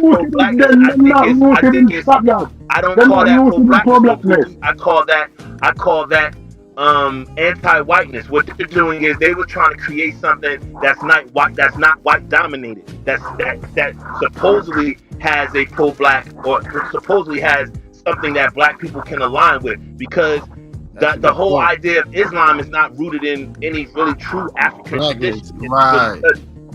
You know what I'm saying? So it wasn't even a thing of pro-blackness. It's no different than the Israelites or the other groups that we see. It's just a way to say, I want to be something besides African, or a slave, or I don't want my history to be attached to those things. So I want to make this glorious idea that I'm an Asiatic black man, and I'm connected, which I have no problem with, because I was once a 5%er. I understand the overall idea of it. But real quick, and I'm gonna let y'all get back to it. See, for me, when we listen to these guys talking about they pro-black and all this, they're not. They're actually selling in the idea of pro-blackness, right? Because outsiders who don't really understand or just against pro-blackness because they want to be a part of the world, they want to be a part of the mosaic of life, and they're human and they don't see their blackness, they use that as, see, you motherfuckers ain't for the community. They think pro-blackness is a pamphlet. They think pro-blackness is Saneter. See, they think Saneter is the preeminent idea of pro-blackness, right? So when they start talking about, well, what y'all do in the community, all this, that, and the third, that really has nothing to do with pro-blackness. Where you shop at and all that, that's not pro-black for me. I'm speaking for me. So for me, I just think these guys nobody really exploits them for their exoticness, because they want to be exotic blacks. They want to be Egyptians, and they don't want to be who we are. The reality is we're descendants of slaves, and so we got to start there. We can't. We're a new species. African Americans are a new species. Yes, we maybe have some lineage to African, to the continent of Africa, Western Africa, Central Africa, but at the end of the day, our true existence is not based on what they're doing. The way we developed our culture, with the way we develop in our civilization, it has nothing to do with that. And for me, it's just more people saying, I don't want to be an American black. I want to be something else. And that's why I don't think those guys are pro-black. I think they're just hustlers who hate being black. Check it though. My question would be, what if they don't know that pseudo? Damn, boy, your ass was cooking. What if their foundation is pseudo and they don't even realize that they pseudo? But the pseudo is to replace the original, bro. The whole idea of pseudo is a new to replace the original, right? So you take the original information and you try to put a twist on it, and that's where the idea of pseudo come in at. Because you're taking information that people can go factually get, and then you're adding a spin to it to make it exotic. Because that's all pseudo really is. Just exoticizing something that already existed. Let me say this, please. Let me say this. Give me a second. Let me say this. Do we believe, all of us on the panel here, 6 of us on the panel, do you believe that Farrakhan believe in the sky wheel? That Jabari believe in this fucking Egyptian thing to him core? That the Hebrew Israelite believe in that bullshit that they spewed? That the New European believed in what they were hearing? Do we really believe that honest, intellectual individuals? And I'm not talking about the sheep here. I'm not talking about the sheep here. If you read, when I say sheep, I'm using reference to the book Animal Farm. I'm not talking about the sheep here. I'm talking about the Napoleon, the pig, and the snowball, the pig. Do they really believe, the people who starting this system or promoting this system, do you believe that they really think that what they're excusing is true? Hell no. So if you cannot be sued on pro-black, so when somebody come on here and tell us, I am pro-black, and I give every black man the opportunity. I give a pedo the opportunity to come here and lie every day. When everybody listened to Kemet on trial today with the knowledge that we know, we realize that it was pure bullshit. It was pure bullshit that was spewed. You start listening to it and say, well, no, that's not true. No, that's not right. That's not correct. This dude came up and lied his ass off. Most of the Egyptian dudes came up and lied their ass off. And we knew that today. And we know, and we listen to them and realize that they also knew. But to win an argument, a pseudo will lie to his black brothers and sisters, and that cannot be pro-black. No matter how we spin it, turn it, flip it, it cannot be pro-black. So when Saneter come up here talking about he's pro-black, no. He found a lane to get sheeps. Y'all convinced me. I have to say I agree with y'all now. Y'all convinced me on that shit. He found a way to get sheeps, and he was milking these sheeps as if they were cows. That's all he was doing. I don't hate him for it. But the fact that he came up and acting like he was all that and a bag of chips. No, you weren't. See, I had a problem when he said he's making money off our culture. Are you really making money off our culture, or are you trying to get our culture to be something that is not? Like, are you making money off a pseudo idea of our culture? Or are you making money off a traditional idea of our culture? Are you like I don't really know Q Butter, but the more I hear him, the more I'm like, okay, this young brother is on his square about a lot of shit, and his whole thing is black elevation, black elevation, black involvement, right? Black evolution, right? And for me, it just seems like it's a clash of the frauds running into the people who really trying to do it, and now that they see the frauds or the people that they thought was somebody, and now it's like, damn, what do we do? And now the frauds are up in arms because they're getting exploited. No, if you're not teaching science and technology to our children, and I'll give on this, if you're not talking about space age Africans or space age Africans, if you're not talking about space age people, giving our people the opportunity to use science and technology, I'm not calling you pro-black. If you're coming here with no Egypt, no Mesopotamian, no Jewish, no Hebrew, no bullshit to our people, you're not pro-black. You're selling bullshit to the people. That's what you're doing. Let me ask a question. Do y'all think a Pan-Africanist is the same as a pro-black person? I don't think you could be Pan-African and not be pro-black. But no, I mean, you can. I agree with that. But I understand that. But what I'm saying, I'm not a fan. I don't even agree with Pan-Africanism ideology. I got my own issues with it. And maybe I'm wrong here. I think it's rooted in pro-blackness, though. Maybe I'm wrong here, but I feel like pro-blackness is something that's rooted in America. Maybe I'm wrong.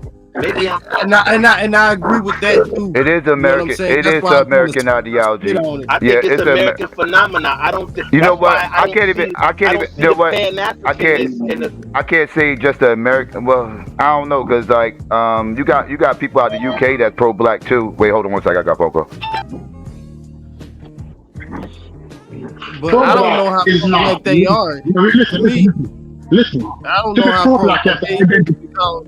Like, you know what I'm saying? Like, they don't like they're not rooted in blackness like we are in America, because like our blackness is the most consequential thing in our lives from the day that we're born. You know, no matter what social economic class we're born in, if your ass is black, it's still gonna every goddamn thing. It determines everything in our existence. But that may not be true or have the same effect on somebody from the UK that it does for us, and it definitely don't have the history, because most of the old people and black people that's in the UK ain't been there hundreds of years like we've been here hundreds of years. You see what I'm saying? So okay. And I'm not taking away none of their struggles or none of that, but I'm just saying like our shit is different because we're in the way that we look at blackness and the way that blackness is placed on us. You know what I'm saying? Is different even from the Caribbean, because because a lot of them come from places where it's mostly black people. You know what I'm saying? Where we're in a country where it's mostly white people, and now we getting about immigrants and all types of shit that ain't black. Can I say something? No, the American black experience, as much as you might think that is unique, it wasn't unique to America. Because before America was America, America was actually Britain. If you go back before the War of Independence, America was. Let me finish speaking, please. Let me finish. We're not talking about way back before. No. I'm not talking about way back. I am talking about experiences. Let me finish speaking so I can explain my point. Let me finish speaking that I can explain my point. America became the continuation of the British Empire, apart from the fact that the white people over here were not bound to the British, but it was the same British white people that was in charge. Abraham Lincoln, everybody is the same British white people. The British Empire, bro. This is the British Empire, bro. That's why I don't speak to niggas who don't read this shit. Empire, bro. This is One mic, family. That's why I don't speak to niggas who don't read history. Because if you read history, everybody who signed the Constitution. Listen, bro. Everybody who signed the Constitution. Everybody who signed the Constitution was British. Sir, with all due respect, sir, none of us disrespected you. None of us said anything sideways to you. I am a student of history, sir. I'm very educated on the American Revolution. I live in a city that turned it around. I live in Trenton, New Jersey. So I totally understand what the British is, what this is, bro. I know where I live at. I know for a fact where I live at. So you don't gotta feel like the meanness. My apologies. My apologies. But let me ask you a question. Since you're a student in history, were all the signers of the Constitution subjects of the British Empire? Yes, sir. But this is the thing. The British Empire, sir. Let me finish, please. Sir, the British Empire still exists. The British Empire still exists. It may not be as strong as it was. It may not be the power that it was. But the American Empire is a new experience. It's a new thing. It may have its roots, and it may have this experience. I thought we was talking about Saneter and all that fuck shit he was doing. He took it there, like, you know what I'm saying. But I don't want him to think that we don't understand where we live at and what this country has evolved. We're the Americans. We're the citizens of the nation. Right, I fought for the country. I was in the army, so I know that this is a new burgeoning empire. Right, I know. I mean, you can say it's the continuation of the British Empire by default, but in essence, it's its own shit. Yeah, it's his own shit. a British white man and an American white man are two different animals. Yeah, but real quick, let me get that Dre get in because he's been waiting patient. Dre, what's good? What's going on? What's going on, family? What's going on, Pookie? What's going on, Psycho? What up with it, Dre? What's up, Dre? What's going on, man? Man, good to see you on the panel. I know, finally, right? All I want to say is, man, like this whole fuck shit with Saneter and stuff. Like, to be honest, like, yeah, I had to stop. I had to let that shit go a couple years ago, because it's just, you see one thing, you let a person especially when they get mad and going off and all that stuff. You just let a person when they mad, just let them talk, and they'll expose themselves after a while. Hey. You know what I'm saying? Like for me, it was just too much fuckery, man. Too much damn fuckery. Too much damn money hungry shit. Like it's people actually out here that actually want to build with the community. Like I want to I rock with Q Butter and all of them. Like I want to build something. I want to do something. Like I don't got the time for the funny games. Damn, we lost him. Oh, there you go. Damn. Oh, there you go. You back. You back. All right. Yeah. So yeah, man. For me, man, it was just doing too much for me, man. Like you know what I'm saying. And then also too, I just need y'all brothers to stay on one subject, man. Y'all be flip flopping and jumping on one thing to the next, man. That don't make no damn sense. It happens, like, man. You know what I'm saying? Somebody come up and they ask a question, and then that one question could turn into a 3-hour conversation. So it happens. I'll be all in one subject, and then it flip. I'm like, hold on, how we just get on this subject? So, I mean, I appreciate the different perspectives, man. You know what I'm saying? That's what's up. You know what I'm saying? 2 P's, man. You be, ooh, nigga, you be just over talking people, man. Like you just need to just chill a little bit, dog. God damn. Maybe you got a delay or something on your side or something. I don't know. Yeah. But other than that, man, like, yeah, my bad. Hold on. No, you good. But yeah, man, like you said, like I man, for the past month, man, I've been watching y'all, like y'all my new newscast, man. Like every day, there's been something going on. I appreciate the fact that y'all stand on his neck, because the fact that that nigga do be going to other platforms, he be trying to bully his way into like how they should do things. And I kind of like the fact that, like, you know, Psycho, you put it, you know what I'm saying, you put that foot on his ass, you and Q, because it's just been too much of this, man. Like I was down here for that conference in Atlanta. And that night that Q was talking about, I was there that night and stuff, man. Like, and I met Saneter for the first time. Like, this nigga, to me, you know what I'm saying? Like, I met this dude, this nigga like 5'2" to me. And he up there look petrified or something. And I'm up here asking him, like, yo, I appreciate you. Hold on, you said that nigga 5'2"? Hell yeah, man. I'm 6'2", so anybody to me is short. So, you know, I walked up to him and I'm up here like, hey, sorry, he up there looking at me petrified, like he was scared. And I think maybe the fact that I took his girl that he was talking to in front of him, it could have been that too. So, you know, he felt the way. You know it was that.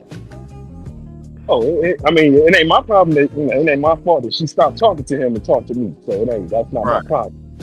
But, you know, for me, from then on, when I got from that feeling from the first meeting, it was just like, yeah, some was always in the back of my mind saying, like, yeah, something ain't right about them. Like, it's, you know what I'm saying? It's always that first that gut feeling of, yeah, I'm for the people, go back to the fullest. But I can't be fully fucking, man. Like, y'all, you know, you just looking for money. You know, you got that Benz and shit. Why don't you turn that Benz in for that money? You know what I'm saying? Like, you got that shit off the community.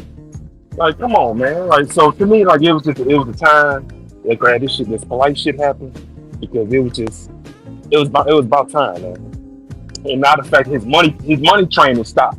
So he feel a certain way now.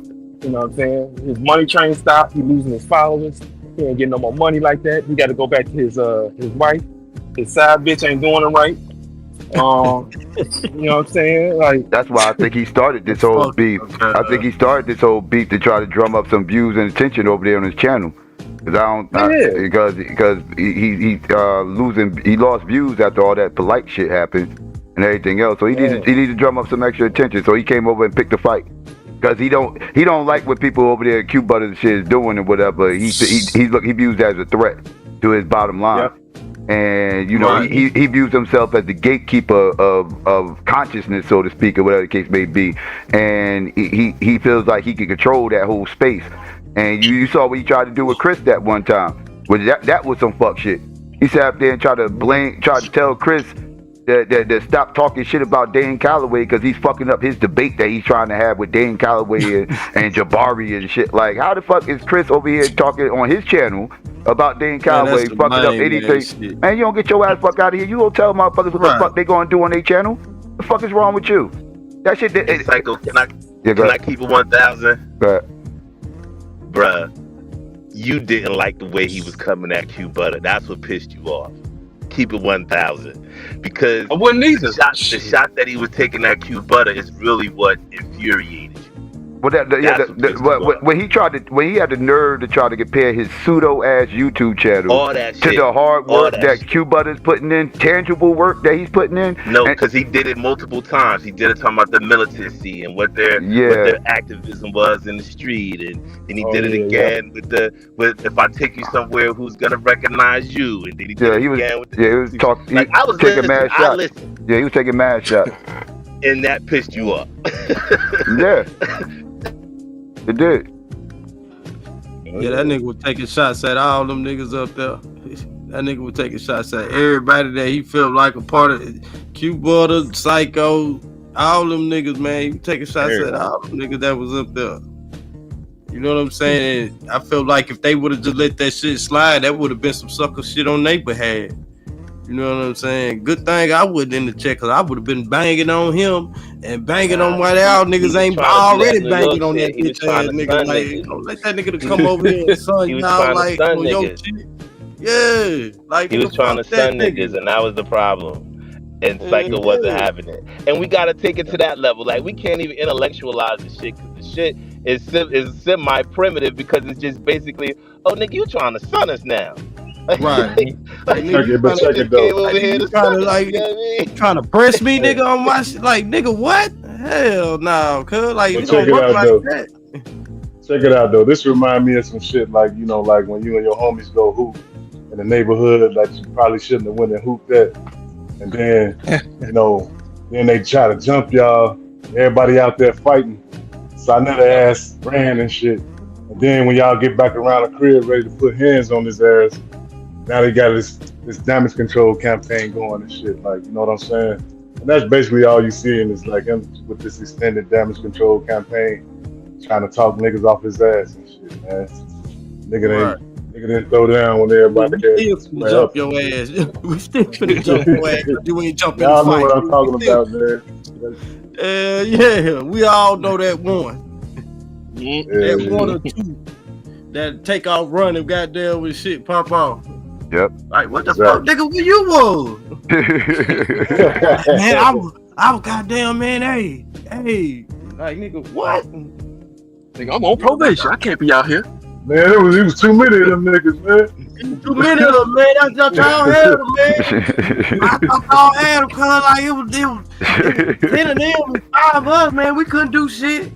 Right. Nigga, fuck that, nigga. What? Man, I'll take that ass whooping. I ain't running. Yeah, like shit. I ain't running. Oh, it's more. All right, fine. Fuck it. I'm just going to take this. Somebody gonna feel these punches though. For real. You know what I'm saying? But to another point though, man. Like, if the community is to like grow and develop and be more responsible, you know, especially with these pseudos running around, and then you got these dudes like Polite and Malachi York and all of that shit. If the community is to advance from that shit, then situations like what happened the other day on Q Butter shit, that shit's gotta happen, man. You know what I'm saying? The shit, it just gotta happen, man. So, you know what I'm saying? Salute to y'all, man, because you know, a lot of conscious community, man, not looking good, man. It's not looking good, man. That shit is a firestorm. So, you know, if you ask me, this shit should have been went down. You know what I'm saying? Because there was a lot of bullshit going on.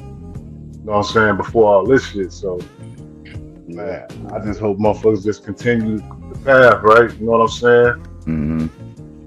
focus and shit, base this shit around scholarship, righteousness. You know what I'm saying? The rest of it And fall in line, man. and building. Yeah. Correct. End of the day, that's what we all trying to do anyway. So shit. Mm-hmm. They can maintain focus. Don't get distracted. Saneter's channel is entertainment and a fucking distraction. Yeah. It's a fucking distraction. That's all it is. Like I said, you can't even get a political conversation going on over there on election years. What? It's a distraction. It's a distraction.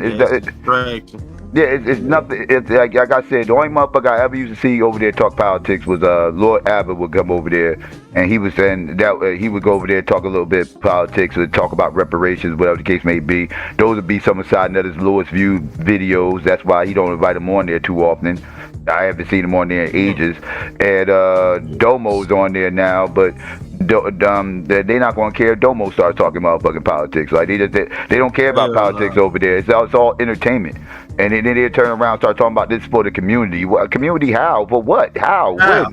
Yeah, what? Politics. Y'all ain't talking about politics. Y'all ain't talking about no social issues or anything. Y'all motherfuckers are beefing over who God is real. And that's all y'all do. They don't even talk hood politics, which is a social issues. You know what I'm saying? Yeah. You ain't even talking hood politics, like motherfuckers. Like, yeah, you useless. Nothing. You're a distraction. Nothing. I think a lot of them don't have experience in either. You know what I'm saying? They don't know, street politics, and they don't know, traditional politics. You know what I'm saying? I think governmental that's what it is. politics, Lack right? Experience. You know what I'm saying? So the audience that he caters to can't pivot to that. So he's stuck in a beef, in a pseudo intellectual beef about mysticism and hearsay. You know what I'm saying? So that's and how long can you pitch that pitch? You know what I'm saying? So that's the issue. You know what I mean? See, for me, that was the only thing I was coming up here to say. I didn't mean to drag the conversation somewhere else in the idea of pro-blackness. I was just saying, people outside of the true idea of pro-blackness think that he's one of the highest representations of pro-blackness, i.e. Tariq Nasheed, i.e. Boyce Watkins, and they're wrong. They're wrong. If Wrong you really as a listen motherfucker. to guys, they don't say that. That's not what they're talking about. If you really listen to them, that's not what they're talking about, right? And they name their kids Mateo and got the wife with the white mom. Come on, what are we talking about? You know what I mean? So for me, I just wish that there was a way people who really understood and lived by the idea of pro-blackness could articulate it to people who have a misnomer and a fucked up idea of what it is based off these guys who are just running, entertainment. And I ain't gonna call them scammers and shit like that, but their shit is not of substance. It's filler. It's propaganda and fucking mysticism and pseudo shit. So I just wish they wasn't a representation of pro-blackness, because it sullies the idea of it. So it's easy to pick on it and it's easy to demonize it and shit, because you have these characters who always show their flaws eventually, and they just sully the idea of it. And I just wish there was a way that the notion of pro-blackness could not be sullied by them and be separated, and really have a platform to say, yo, this is what it is, and it won't be compromised by no outside forces. Who in the right mind would allow other groups to tell us what a cultural narrative should be? So for me, that's why I brought it up, because I just think these guys mess it up so bad that the whole idea of pro-blackness it gets a bad name when it's something that we should all try to resonate with. I'm sorry for talking so much. No, you're on point. You're on point, and I agree with what you were saying before.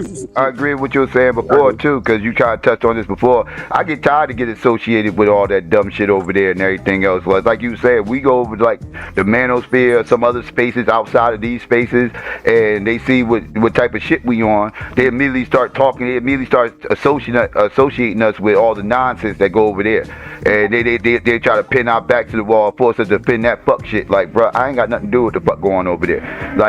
Being pro-black is much larger than arguing that point instead of the shit we came to argue about. Right.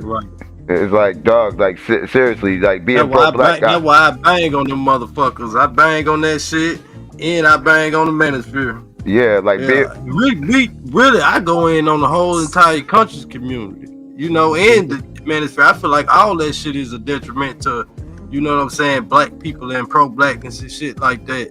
You feel what I'm saying? So I feel like anything going against blackness or detrimental to blackness, man, I'm going against that shit. I'm banging on that shit. You feel what I'm saying? And it is what it is. The problem is there's no unified standards, man. Like, you know, the term pro-black is you know, kind of an umbrella term. You know what I mean? And then you get into these different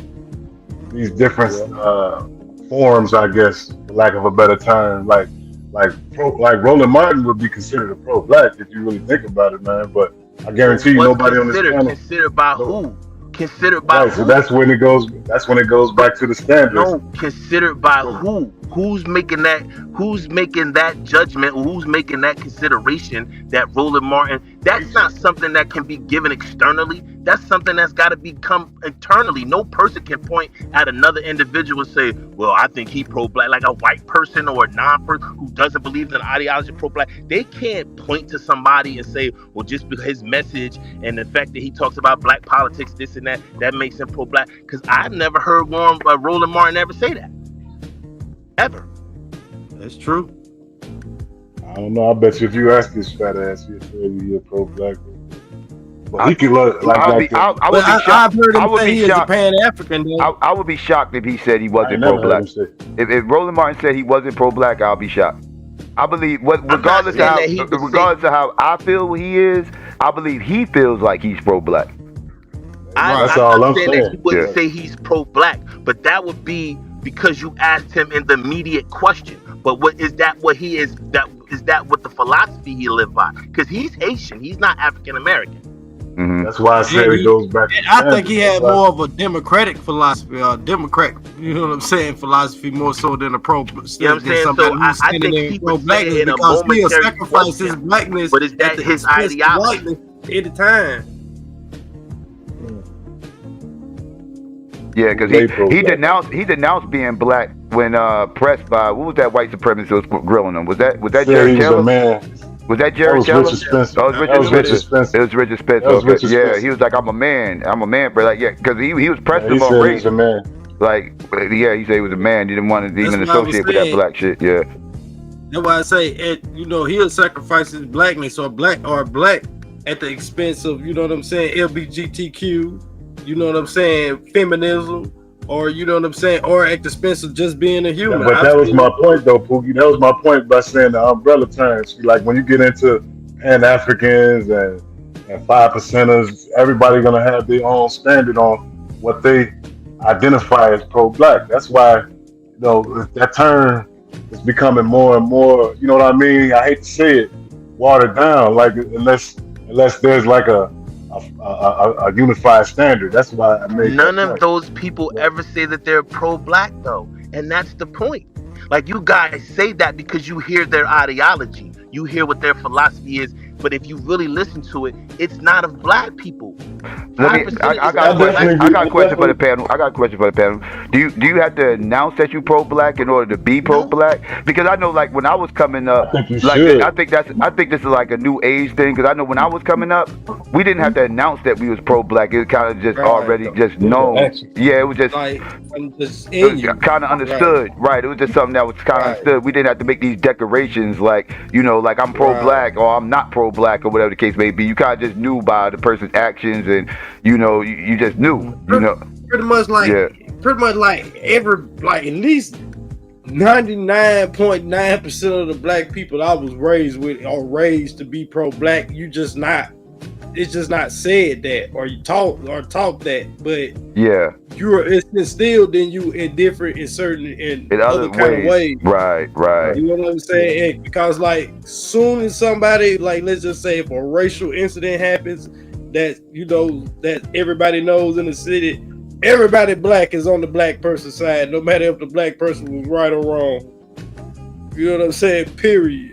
You know what I'm saying? Unless they just cool or some shit from that wasn't raised around black folks.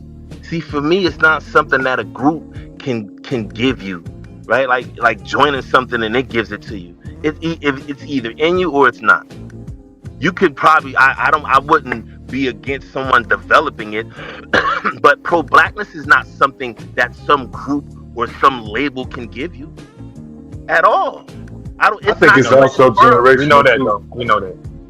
I think it's also generational too, though. Like most people just like I'm just is that like I say I was raised that way and taught that way, and just my experiences and things that I've seen in life just also helped me shape who I am. And like I'm just is that, and most black people I know are just that. They're just that too. They can't help it. You know what I'm saying? They ain't finna shit on black people or just denounce their blackness, you know, at the expense of for white people. You know what I'm saying? Because it's just that shit ain't cool. That's just like some. I think it's low self-esteem. I think it's generational too, though, Pookie, man. Because like, well, for me, like a lot of black people, you know, like my house wasn't per se, you know, pro-black. It wasn't no black Jesus on the wall. It wasn't no Jesus on the wall at all, to be in fact. But I think we had like a cultural influence from hip hop, because during those times,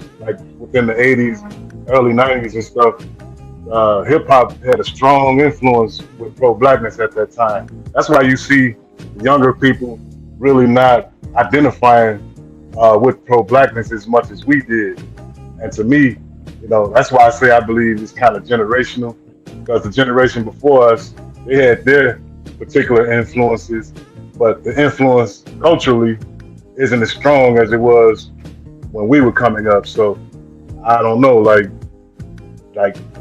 because to me, like, you got to be influenced pretty young to kind of like just have it hit you, you know, like when you start coming into like quote unquote consciousness, so to speak. At least that's my hip hop didn't make me pro-black though. Yeah, I didn't necessarily say it did. I just said it. I just said no. But listen, I'm just saying like influence culturally. Like, what can you point out to me any cultural influence of pro-blackness that is like as predominant as hip hop was for us, for this generation, for the younger generation? If you can, you know what I mean. I guess you know the thing is, man, you see pro-blackness different. You see it as you see it as a transferable thing, and I just see it as an eternal understanding of who and what you are as a living being, and to be proud of that, and to understand that everything you live and be has to be to protect that and serve that, and let the world know that I'm proud of this, and you will not do anything. Let me ask you this then. Yes. So do you think culture? You think culture can influence your internal? That's what you're saying. Yeah. I said that. I said I'm not against. Yeah. I'm not. That's all I said. Develop. Yeah. I didn't. Yeah. I know. I was just saying. I personally didn't get pro-blackness from hip hop. I didn't disagree with you. I agree with what you were saying.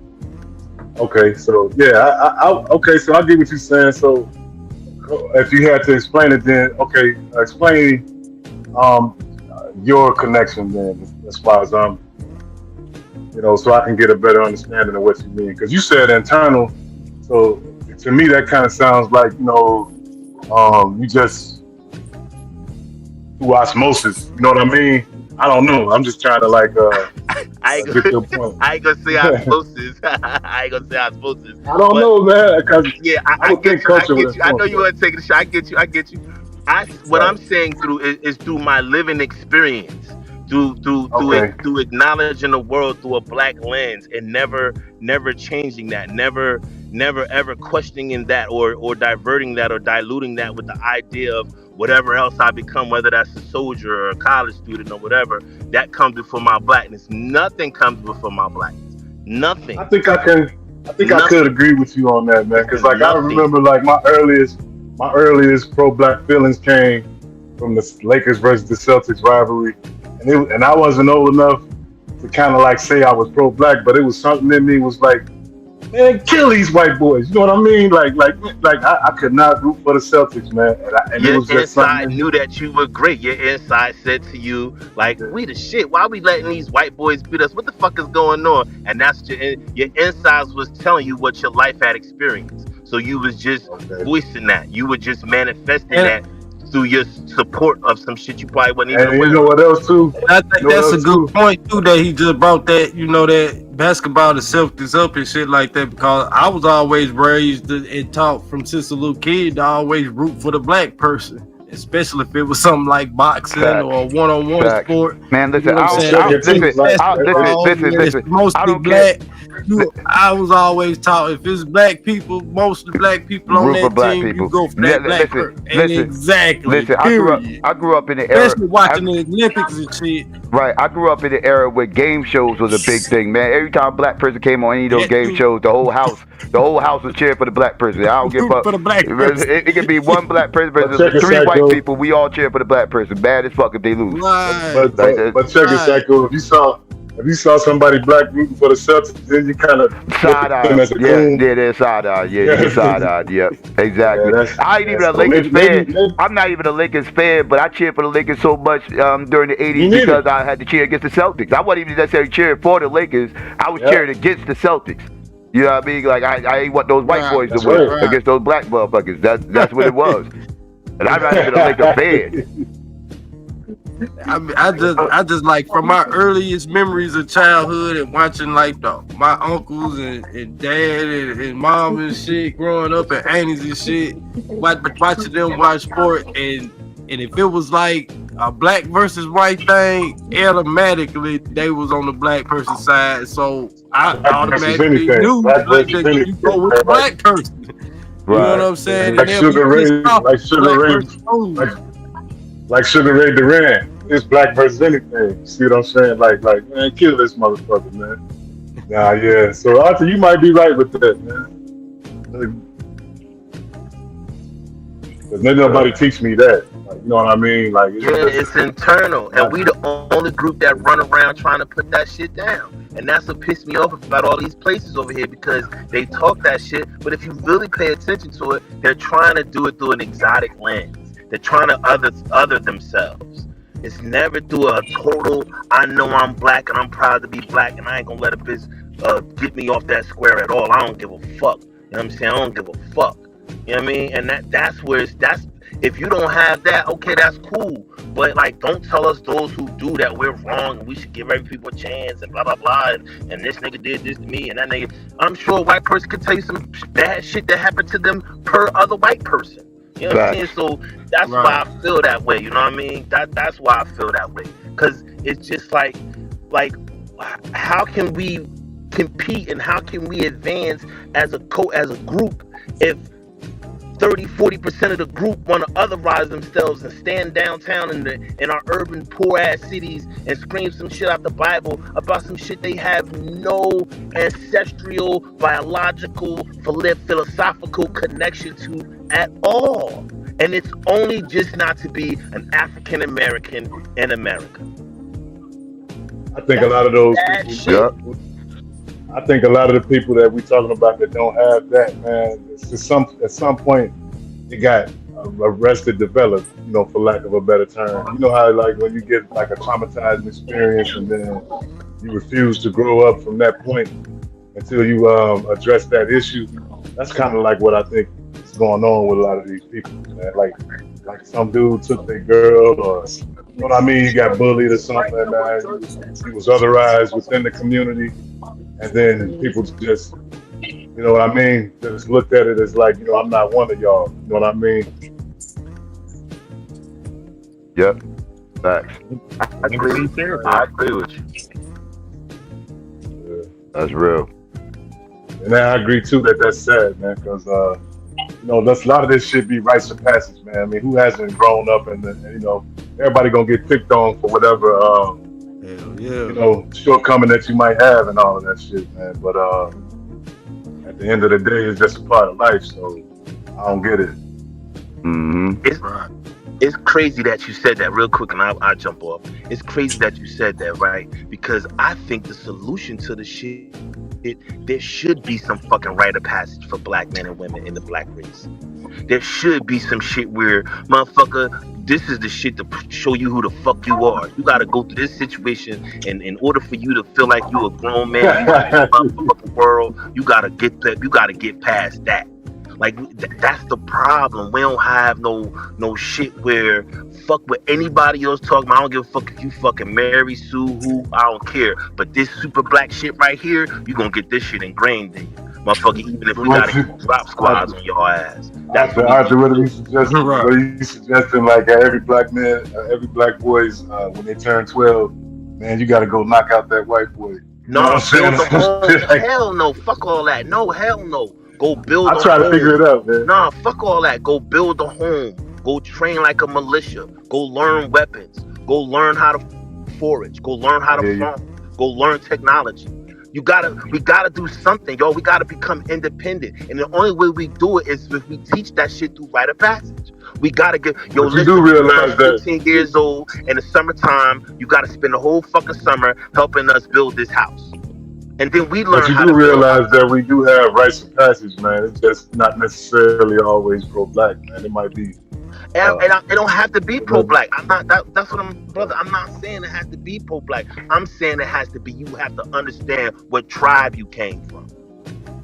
Facts. That's what I'm saying. I don't know, man, but to me, still, part of me say that like that's something that we try to do. I grew up in a single father household, so like there was no getting around that for me. So. You know Am I wrong, Psycho? You smart as hell. Can y'all cross-reference that and see if most indigenous tribes or tribes throughout the world and time and man, if they had some form of rite of passage for their males? Yes, they did. Can somebody cross-reference that from somebody in the chat, somebody on the panel? I think it's in every. I think it's in all the cultures. Yeah, they have. They've been doing that. I think it's in all cultures, man. I don't know if it's necessarily productive for every culture. But I do think like that's just human nature, man. I think that's primal. All you gotta do is just look it up, Google it. You know, you find certain African tribes that did like rites of passage for young men. So they always can. We've done the same thing for women. They have rites of passage for women too as well. So it's out there. You just gotta look it up. I feel like we do have rites of passages here in America. It's just different.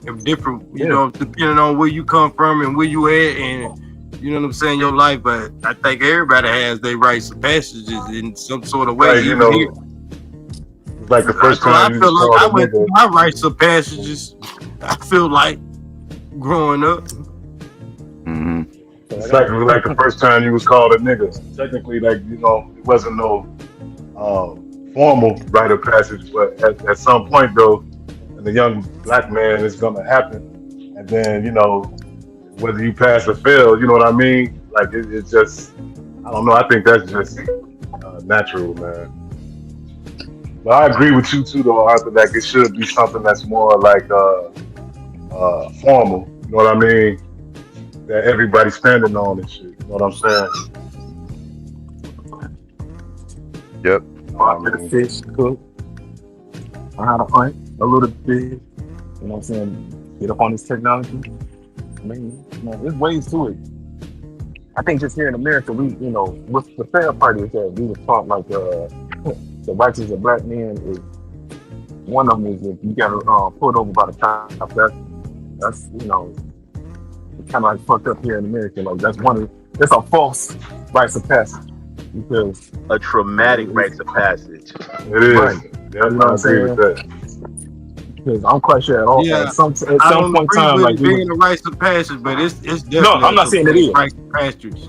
I think it is though. You know what I'm saying? But it's not one that we all experience as black men, but majority of us do. So at a certain extent, it does become a rites of passage, whether we want it to be or not. Let me ask y'all a question. Let me ask everybody a question. Do y'all think if we had some industrious form of rite of passage for young men and women, for all of us at a certain age, and all, you know, in some way you had to do something industrious for a couple of summers from you 15 or 14 to you 18 years old, and if you complete it, you get your right, and then if you don't, you get little props here, and then when you get an adult and you go to a little grown-up part of doing it. But do y'all think that will alleviate murder and our being in a prison and just being cannon fodder? I don't think that would alleviate that if we had that in place. We still need some type of education around. We still need some type of. I mean that can work, but you still need it. It can. I say it won't work because hell, our government is against us too much. Yeah. You know what I'm saying? And unless we had a way to, you know what I'm saying, get that. But what if white it's self-funded? supremacists off What if our you don't? back. What if this has nothing to do with the government? This is self-funded. This has nothing to do with the United States government. But that's the thing. Like even if we self-fund, especially if we self-fund some shit like that, that's like when they get involved and want to destroy shit, want to kill shit. But if we're you know what I'm saying? I feel like we got to get it. But if we're self-sustained, we should put the pieces in the infrastructure in place where they can't penetrate into the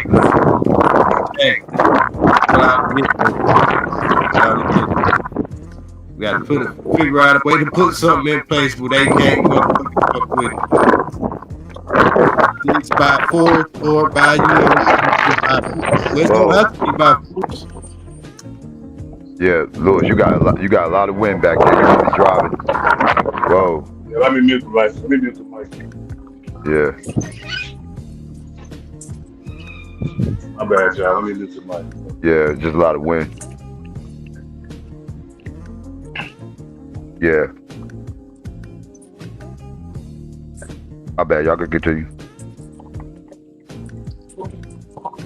What y'all still talking about rites of passage?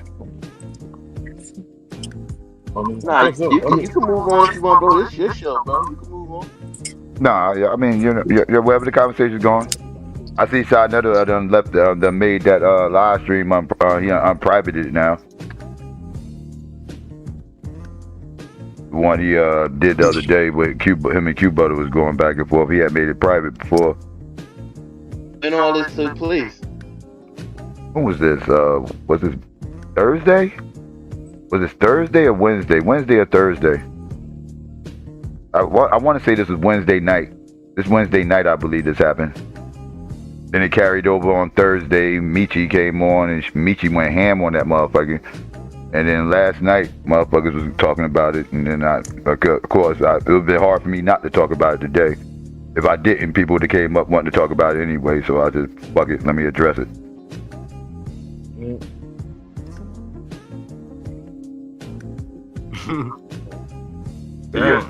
Yeah, this happened like Wednesday night, I want to say.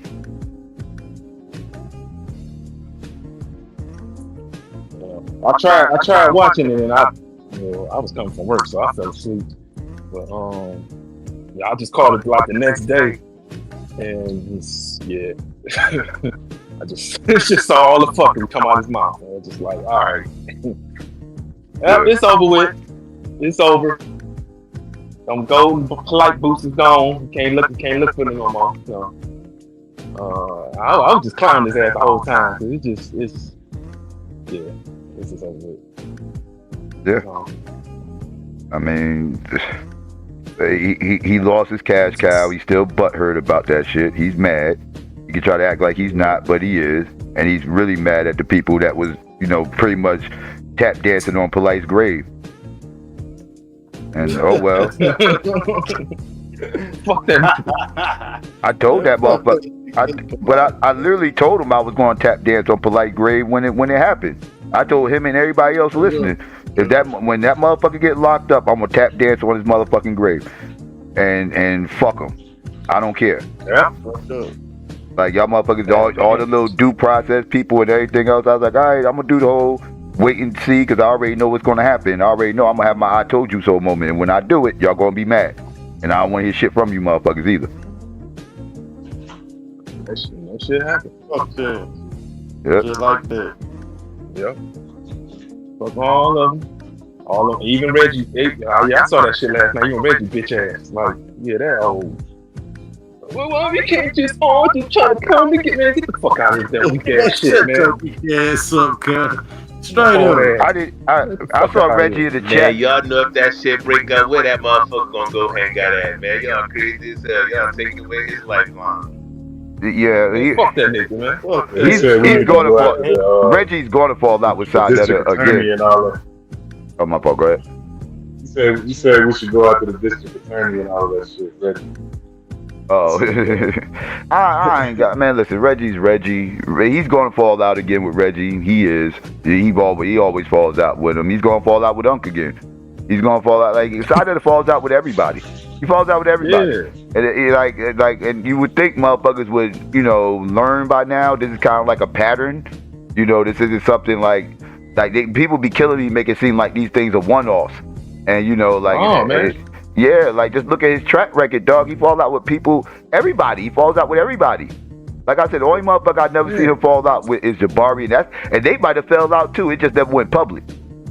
It just probably never went public. He's the only. I should change that. Jabari is the only one he never publicly fell out with. Let me say that. He's the one he's never publicly fell out with. But they probably have fallen out behind the scenes that we don't even know about. Man, fuck Saneter. We banging on this bitch ass. He can't, and he ain't gonna do shit about it but cry. That's all this pussy ass gonna do is cry. That's it. Banging on this bitch ass. Fuck that nigga. Straight up, man. Yeah, bitch, man. Like that nigga be sitting up there like you say, yeah, he be like two-faced. Like you sit up there, well, fuck you. I don't need none of y'all niggas shit. Man, get your pussy ass fucking out of here with that weak ass shit, man. Like, how you gonna be pro-black, but then you up and act like a fucking female? Fuck out of here. Yeah, talking shit about. I probably only seen Saneter 10 times in my entire life.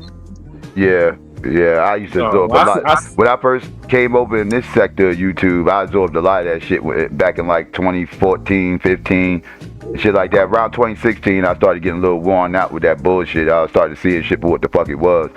In 2017, I dumped that whole shit altogether. I was like, I'm done with this shit over here. Y'all motherfuckers, y'all ain't really about that life. I watched it one time back then, and then I watched it one time when you and him was going through something, and then I think I just might have seen it random. Then I watched the shit with him and RBR, and then I watched it with Taz, and I think that's it. Oh, my bad for saying it. Well, I guess you don't give a fuck if I say his name. And that's it. That's it. That's about the extent of my understanding of who the. I mean, I know who he is, of course. You know what I'm saying? Snippets here and there, but like actually watching the dude. Maybe 10 times on all my time being on YouTube. Maybe 10. Yeah, I met him that one time here in Atlanta, man. That first time, my first man told me already, like, yeah, don't fuck with this nigga. And ever since then, it's just been, I've been right ever since. I'm just like, yeah, and especially anytime, I walk up to you, I'm up here give you praises, and you looking like a scary ass hoe. So I'm like, oh yeah, you man, fuck that. That nigga want to get on the end, one of y'all niggas penal charge that nigga. That nigga got to pay money. Like nigga, right. Running your pockets for now on, you pussy ass nigga. Like nigga, show me you for the community, nigga, and pay this money to get on this panel, take your pussy ass on, or we gonna roast and flame your bitch ass every time. Like nigga, fuck that nigga, cuz. Make that nigga charge that nigga from now on. Like nigga, like spread that money you tell you getting in the community, nigga. Make that nigga gotta turn in that weak ass Benz. Whole ass nigga. Ironically, Mitchie offered him $500 to come up on Pookie. Oh, she cooked his ass. She cooked him. I should have played that shit. $500, he would not come. Let me get ready to play. I'm gonna play that shit. She cooked the shit out of that. I'm gonna drop down, y'all. Y'all be easy, alright, man. Alright. My brother, it was a pleasure talking to you. I'm gonna step on you too, I'm listening to this Michi shit. No doubt. She from my city too, so yeah, she was going in, y'all. She went ham on that motherfucker. That shit was hilarious. I ain't even gonna lie. I was chuckling my motherfucking ass off. Oh shit. Where that shit go? Let me find that shit. Give me 1 second. She didn't hold him up at all. No, she wasn't playing no games with him. She went in on that motherfucker. He's like, bring your bitch ass up here. You have my name on your mouth, blah, blah, blah, blah. Oh, yeah, she was going in. I gotta find that time. Damn, what was that? Give me 1 second. I gotta find the time stamp. He was cooking his ass.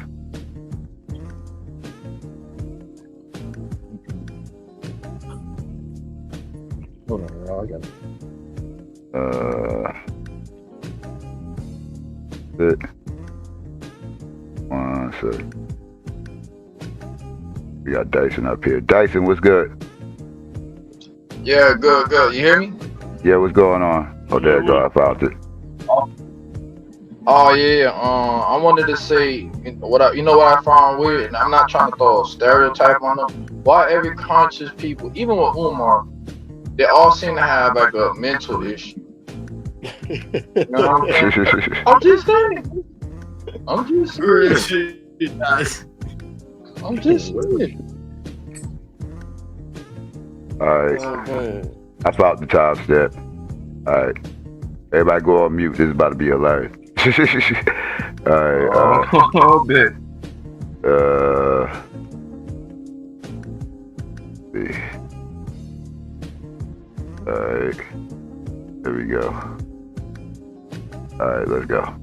The wrong way all the time. I'm gonna be very upfront about that, man.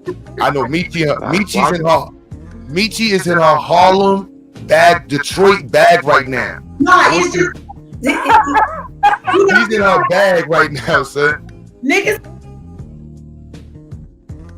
spend money on all kind of shit. Like, I don't need a Gucci belt or no fly ass shoes. I stay in the house, but I get this nigga some money come up here because he running. And it's still prove a point. At the end of the day, I want to have this conversation with him, and he running from that shit. I feel like he looked like a punk for taking the payment to come up here, but before he just looked stupid. He just proved my point that the nigga ain't about nothing but the money, but he's screaming for the community. Like, if a nigga tell you, I told you he ain't about nothing but the bag, and then I put the bag in his face, and that nigga like, all right, I'm coming. I want y'all to see that shit. Right. He wanna act all scary and shit because we talking about his stupid ass. Yeah, nah, Sugar Mama, that's a fact. Like Sugar Mama too. Like I'm about to promote it too in a second. If you have a black organization, yeah, you know what I mean. Like, please promote your organization in the chat. Please, if you got a black business, please promote your black business in the chat. That's why I have so many mods. Of course, they snipers, but please promote your black business. Please, me, man. If you have one that want to be promoted, you can email me, QButter or the XyayX Institute, or you can just post it in the back chat. It will definitely promote it, man. Well, word up.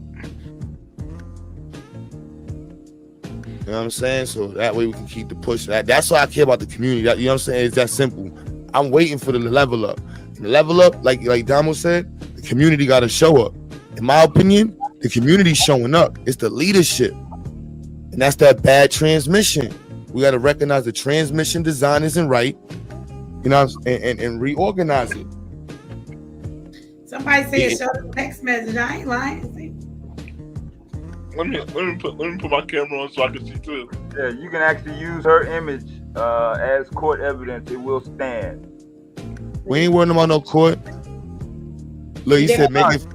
You go to nigga with the heart on. Told you. Some small hat shit. Make it 500, bitch. I'm not. Y'all can see the text messages. Wait, this is him texting Michi back and forth. And Michi offered him. First, she offered him $200 to come on the panel, and then he said, "Fucking make it 500." As you can see, he's like, "Make it 500, bitch. I'm not you niggers." And look how he spelled niggers. Look how this coon is texting behind the scene. This is what he's texting Michi. Oh, yeah, I like what Dave said earlier, man. Oh, okay. That's how it started. That's how the conversation started. You know what I'm saying? Yeah, this is how the conversation started. Fuck you and Q. Say what the fuck you want to say. You black, let's say you black motherfuckers ain't shit. Did you say you will give me $200 to come on? And that's what he said. That's, y'all can use that. That's what she said. Yes, and that's what he said. Make it 500, bitch. I'm not you nigger. I'm not you niggers' friend. Like, Saneter, just come on the panel, nigga. I know you think I know you think I am stupid. Stop. That's to the community. That's to the conscious community. My word is good. Fuck them clowns. I don't know them, and blah blah that's blah. Response to you. Oh my God. Wow. That's why I'm like, I ain't like personally, it's literally just about the work. All that extra shit. If you fuck me, I don't give a fuck about all that. Fuck you, all that extra shit, cute. You know what I mean? Like, that shit ain't about Frank. He was up there talking about showing up the work. I want to see the work, man. If you don't give a fuck about the conscious community, hand the shit over. Turn your platform into just Saneter interviews, man. Either that. You ain't gotta change your shit. You whatever. It already been changed. But at the end of the day, that's what it is, man. Turn the shit over, man. Pan the key over to the community, and then we go pass to other people. Yeah, that we the new leaders, man. Y'all accept that? Yeah. Either that or and go be. It's up to y'all though. I mean, I can't go be with white people like you wanted. You know what I'm saying? I'm still waiting for somebody to tell me that he's their elder. There was a whole bunch of people over there. I'm sure one of y'all in the bushes right now. No, they in the chat now. I'm telling you right now. Who in there considers Saneter to be their elder? And explain to me. I would like, aside from being older than me, like I said, I conceded when I read the definition. According to that part of the definition, that's that. Yeah, I can consider you an elder based off your age. But I didn't look at him based off the age, and that's what I said. I didn't see him as an old head. But then he got up in his personal feelings. I'm like, you know what? Since we're gonna look at it like that, what the fuck make you my elder? So I want to know, you know what I'm saying? Please explain. Please, man. I need to know, man. Anybody talking this science shit in the conscious community, if we not linking up, you talking about black education, you're not promoting black schools, promoting black institutions as a unit, the fuck out of here. Sweet potato pie? Wait a minute, hold on. That might have a deal. Out of here with the bullshit. If you ain't about that work, man, kick rocks, man. I was listening to Damo earlier talk, and it really kind of bothered me, some of this stuff, because it was like, damn, his perception, like, and it's other people, like, and I ain't put my platform in that space, but their whole perception is literally just what they saw on some parts of from YouTube. Yeah. And it's just like, damn, son, if they don't meet certain people, that's it. Like, that's everything. Now, Damo, you heard him say that Polite was his man.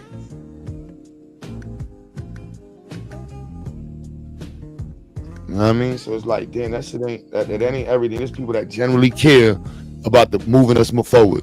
Whole bunch of people care about moving us forward, man. Whole lot of us. But we get caught up with the fuck shit. I do. Then you get mad when people call it out. You know what I'm saying? People get mad when they call it out. Then you call the people that's calling it out haters. Then it makes the space for the conversation muddy. That's why I understand what Michi was saying to Dr. Maya. I was like, look, it's like, y'all understand. Dr. Boyce Watkins, copyrighted and took Michi's name and made a website with it. That's major violation. I think he should be in prison for fraudulent. Taking people claiming. You know what I'm saying? But I ain't with a police talking. You know, like on the color teeth. Keep your hands and feet. You know what I mean? Just keep it on Why the couldn't integrity. he get punched in his new motherfucking teeth? That's what need to happen then. Yup. But it's all right. Everything that, you know, like on the color purple, everything you try to do to me, you did to you, nigga. So all his platforms just got taken, and yeah, his shit is whack, and everything that Dr. Watkins do is falling apart. And he took my domain, which didn't stop me. Like, I got the real XyayX, but I trademarked several of his shit. So like, he had to change the name of his whole company he had for 10 years. So I think I won that battle. Yeah, it ain't. Now, shout out to you, Damo. You see what I'm saying? Like, I definitely appreciate like the people in the community that's about that work. Matt, people in the chat, Dependables, Service, Angel Service, mad at y'all really care, man. And it's bad when y'all see it look like this, and it's like, damn, this is all it's about. It's bloody. Yeah, it's bloody. It's a full moon, just so you know, for the record. Full Man, moon. I don't know about the pseudo shit. Yeah. All I know is we got to step our game up. This is an example of stepping the game up. Non-stop work. Promoting those that's doing work. You should be the hell ever bullshit. I don't know. Accountability. Then he can get this to his first to 50. We waiting for Saneter to hop in the bag. You gonna show up? I don't know. I told him when he get in the bag and he on the panel, then he can get this to his first to 50. crazy. Yeah, that's between y'all, man. First time in internet history, y'all. I'm mad. I'm like, this nigga here. Yeah. Well, I sent you your 500 Q. No. It's not even that. It's a matter of the integrity. You know what I'm saying? Like, I'm looking at the future of it. Like, it is what it is, man. We turn like, yeah. You gotta pull you. As me and y'all ought to understand this the most. Me and some woman, you know this woman don't want shit from you but some money, so you give her some money, you buy some shit, you get you some coochie, y'all going about your business. I don't pay for coochie, but I will pay for this nigga to come on this panel. We all have things that we pay for. So like at the end of the day, he's a bitch and he can be bought. He has a dollar sign on him. He has a price that he can be bought for. So we're gonna buy him tonight like the bitch that he is. You have the evidence. Damn. Yeah. Damn. Title 29. Glad you on outside. Damn, son. This is not good. We'll see. This is horrible. He need that shit. You know what I'm saying? Probably need to pay a light bill or something. Don't never say and do nothing for you, nigga. This is horrible. This is horrible. Am I saying this is horrible, Marley? It's horrible. You're gonna be witness to this is bad, bro. Like, damn, bro. This is gonna be the ultimate coon. Damn, son. Like, yeah. And he can't leave. If he leave and he don't stay the whole time. Oh no, the people in the chat are gonna keep him on the panel. Yeah, they're not gonna let him get out. They go, man, it's gonna be rough. It's a long line. They got pitchforks. Man, yeah, they want his head, man. That's what he want. He don't want to see no empowerment in the black community. He want a bag. So, you know. He said they ain't shit. He said the conscious community ain't shit.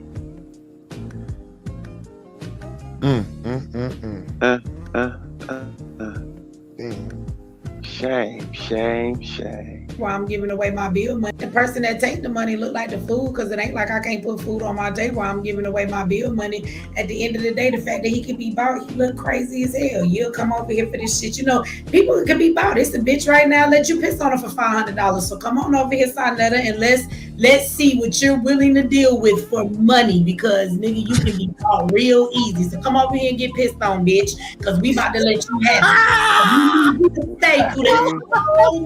We bought you for an hour. Yo, what the fuck? Come over here because we about to do what we do, bitch, and then we'll send you on your way, ho. Let's go.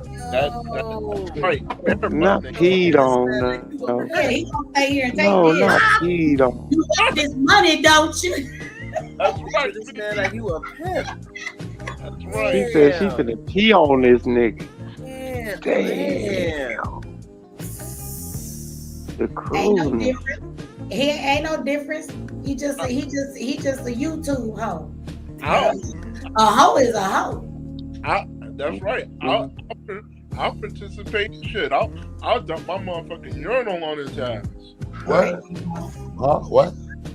Hold on, give me a second. Hold on. Right, what?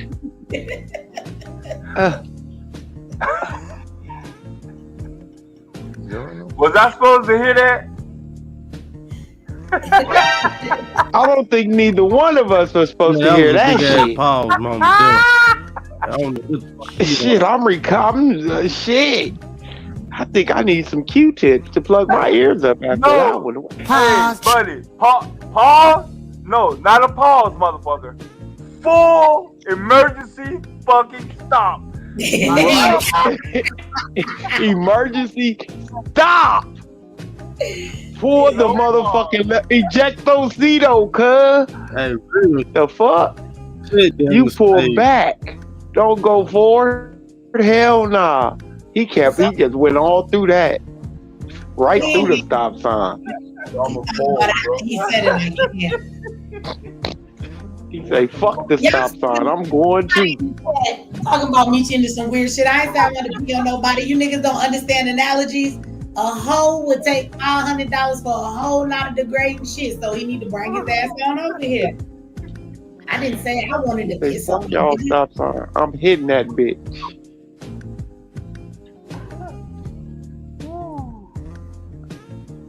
Son, that was. I'm just gonna delete that out my. What the fuck? Somebody said we just gotta. We gotta try to move past that one. That's gonna be tough, boy. No cap. Saneter listening to us in the chat. Shit. All right, let's give you that. What the fuck? Him and real rap. Together.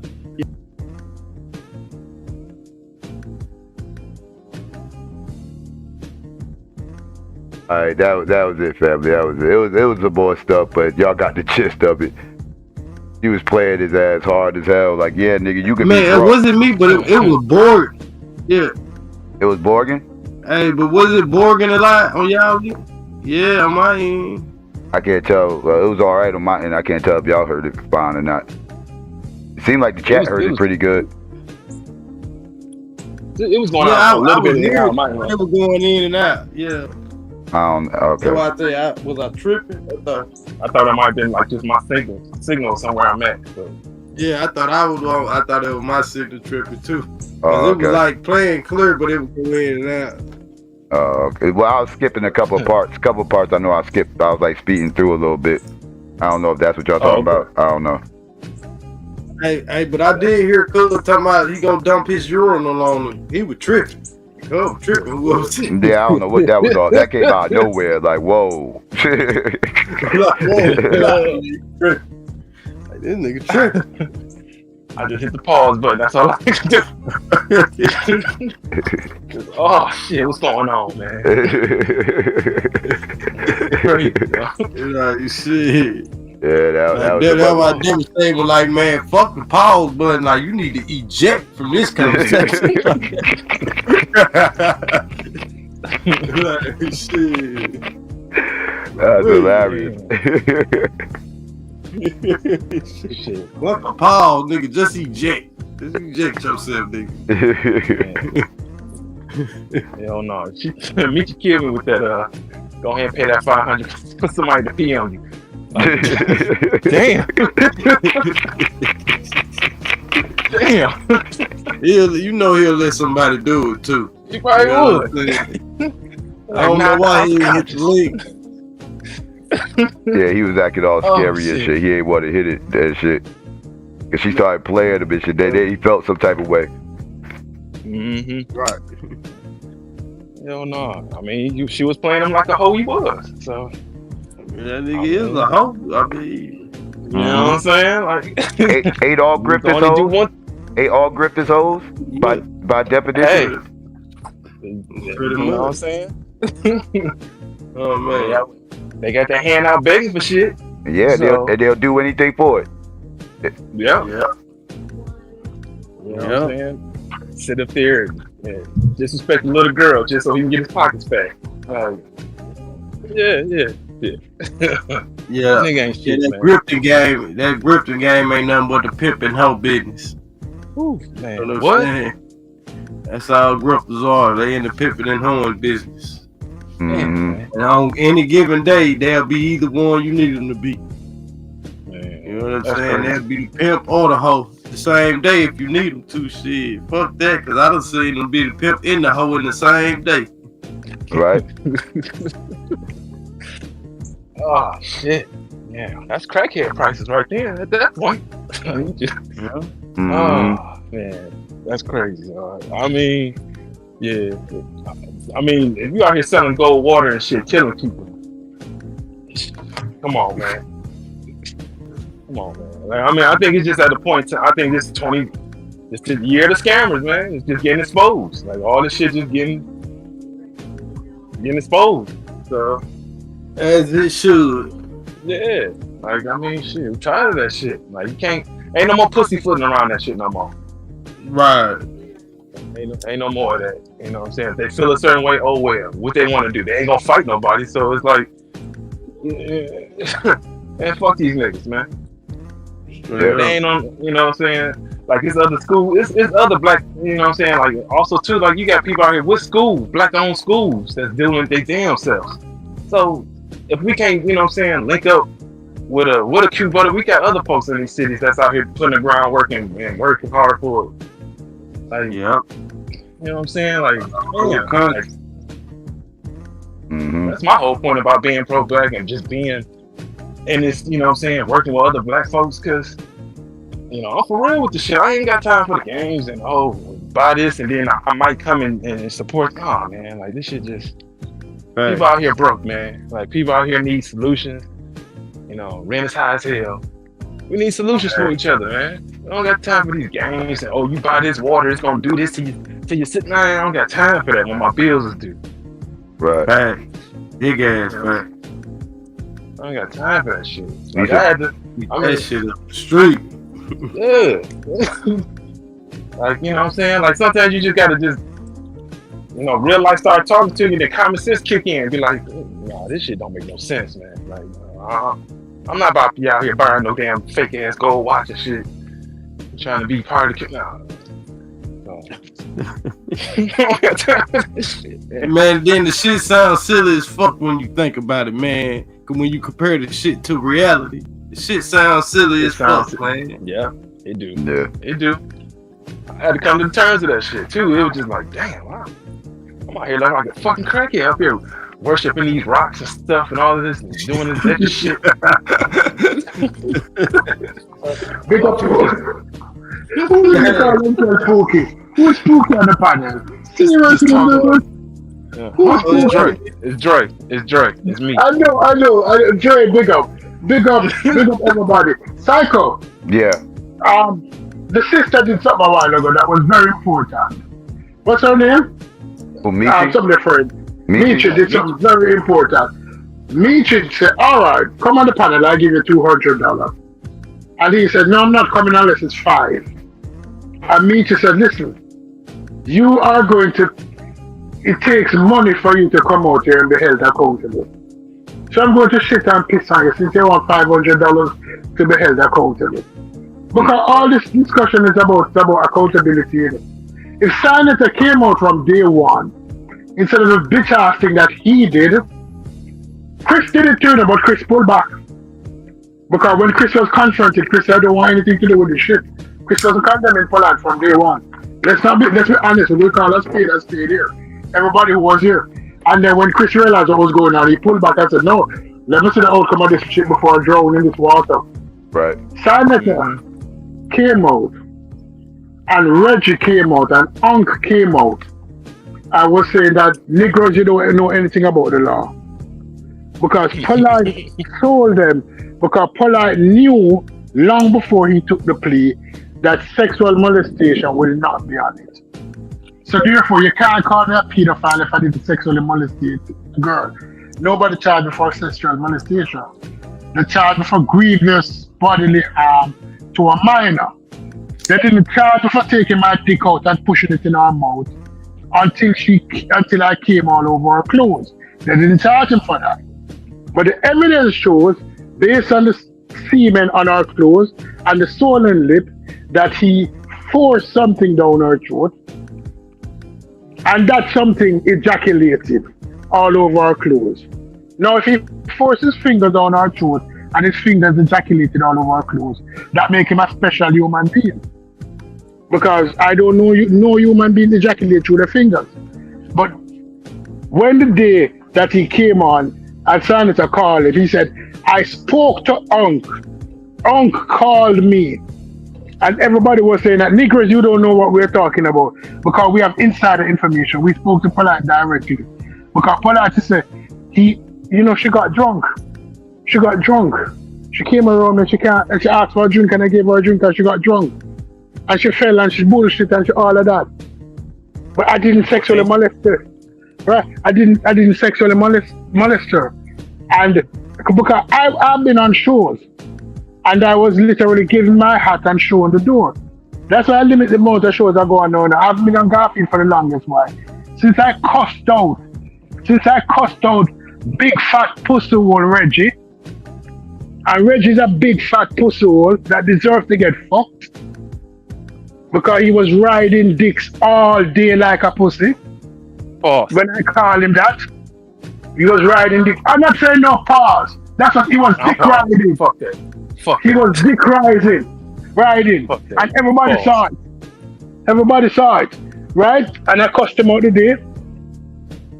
And everybody said, chill, stupid, chill, and I chilled. I pulled back. And I haven't been on Garfield channel since then. I listened to it, right? The only two channels I've been on, not been on since the night when I talked to Uncle and Reggie. I've not been on that channel since. The only two channels I've been on is this channel and my original channel that introduced me to YouTube, Unbiased. Because me and Unbiased get it in good channel, Unbiased. Right? Now this when they came up, all Saneter needed to tell the general public, and listen, people, I am sorry. If he said this from day one, people, I am sorry. I introduced you to this young man. I did not know the extent of his depravity. I am sorry to the conscious community.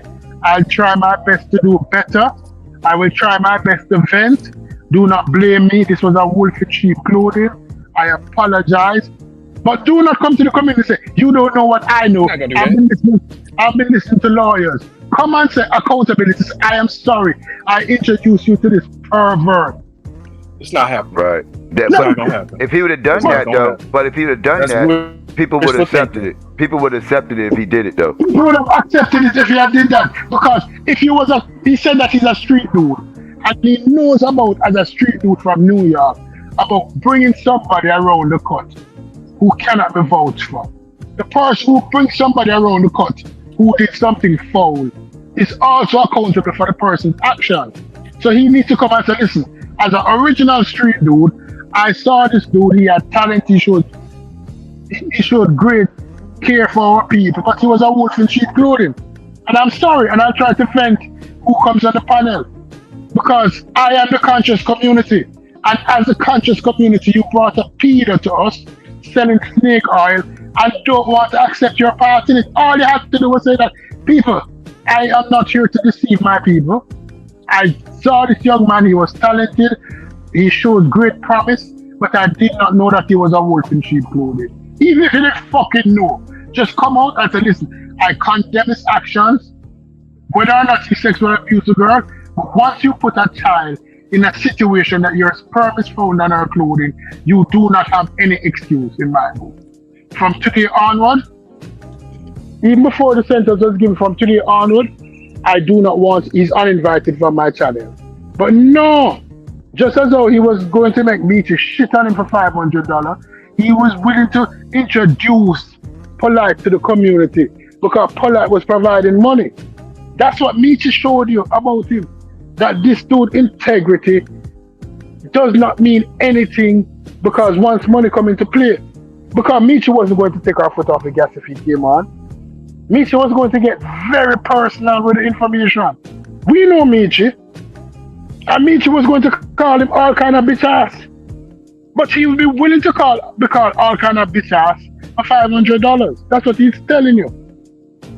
That's what he said. And all he had to do was come on and say, dude, all I would come to you and say, listen, I am so sorry to bring this dude around your house to shit on your bed. How can I make it back to you? I have to get you a new bed, but I don't have any money right now to get you a bed. But I owe you a bed. That's wishful thinking. Eh? That's wishful thinking. No, why is it wishful thinking? Wishful thinking is just something you wish for that to happen like that. That's not good. So in reality, that nigga is not going to apologize. He got too much damn ego to sit up there and try to apologize. Fuck that nigga. Ain't no time to just sit up there and try to, well, maybe he should have came up and apologized. Nah, he ain't finna do it. He showed his colors. It is what it is. Fuck him. He ain't finna change for nothing. Right. Like, I was on the show when Garfield said he does not want the interview with Saneter. If we go all the way back, yes, but we're not using that episode. When he came on the show, well, it's showing now. But when he came on the show, and it said, it only was showing forever, but people taking notice now. When he came on the show and he said, listen, I don't want this interview. I'm not interviewing him. There is no excuse to find it. Oh, I am CNN. I'm just a news. I'm the news. When R. Kelly did the interview, the amount of people wanted. This dude, you know why him and Jabari get along alike? Because he's just a bigger snake as Jabari. I remember when the Christians and the Egyptians, the Christians were supposed to argue on the origins of Christianity. And it was Uncle Garfield, Jabari, and probably two other people. And it was going to be a panel of Christians. The guy he was working at Fox was it Fox or ESPN at that time? Chris Bashard. Chris Bashard was going to get his panel together, and he's going to get his people together. And Jabari ran and went behind everybody back and took the debate for himself. And the reason why Jabari took the debate is that debate would have gotten 100,000 views. So 100,000 people more would see Jabari. If only 10% like Jabari from that debate, he'd have 10,000 new followers. So when this interview with Polite would come up, he know that he'd get about 4 million views. He's thinking of it like Vlad TV. Oh, I'm going to get 4 million views.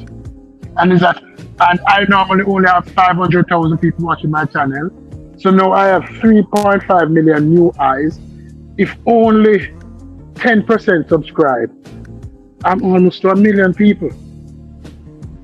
So that was it to him. He was looking at the numbers. He wanted it because it's going to put him to the next level. Put him in the million club. If you have the million subscribers on YouTube, you're at a different level. So he wanted to go to that level. Like, because YouTube can make, if you're in YouTube and you're big, you can make real money. He doesn't give a fuck about anybody else. Probably when he was selling DVDs and struggling, he might have given a fuck then. Right? But after him money to be made, he don't give a fuck. No, it's all about the money. Right? Right? What Bunny Boy said? You want Rolls Royce and you want Land Cruiser. Yeah, if you listen to Ye from Bunny Boy, you hear all that he wants. And I don't wrong him for wanting that. That's his dream. But don't sell my people bullshit and acting like you're selling them knowledge. Yeah. There is nobody on the program that has ever brought knowledge. No fucking knowledge.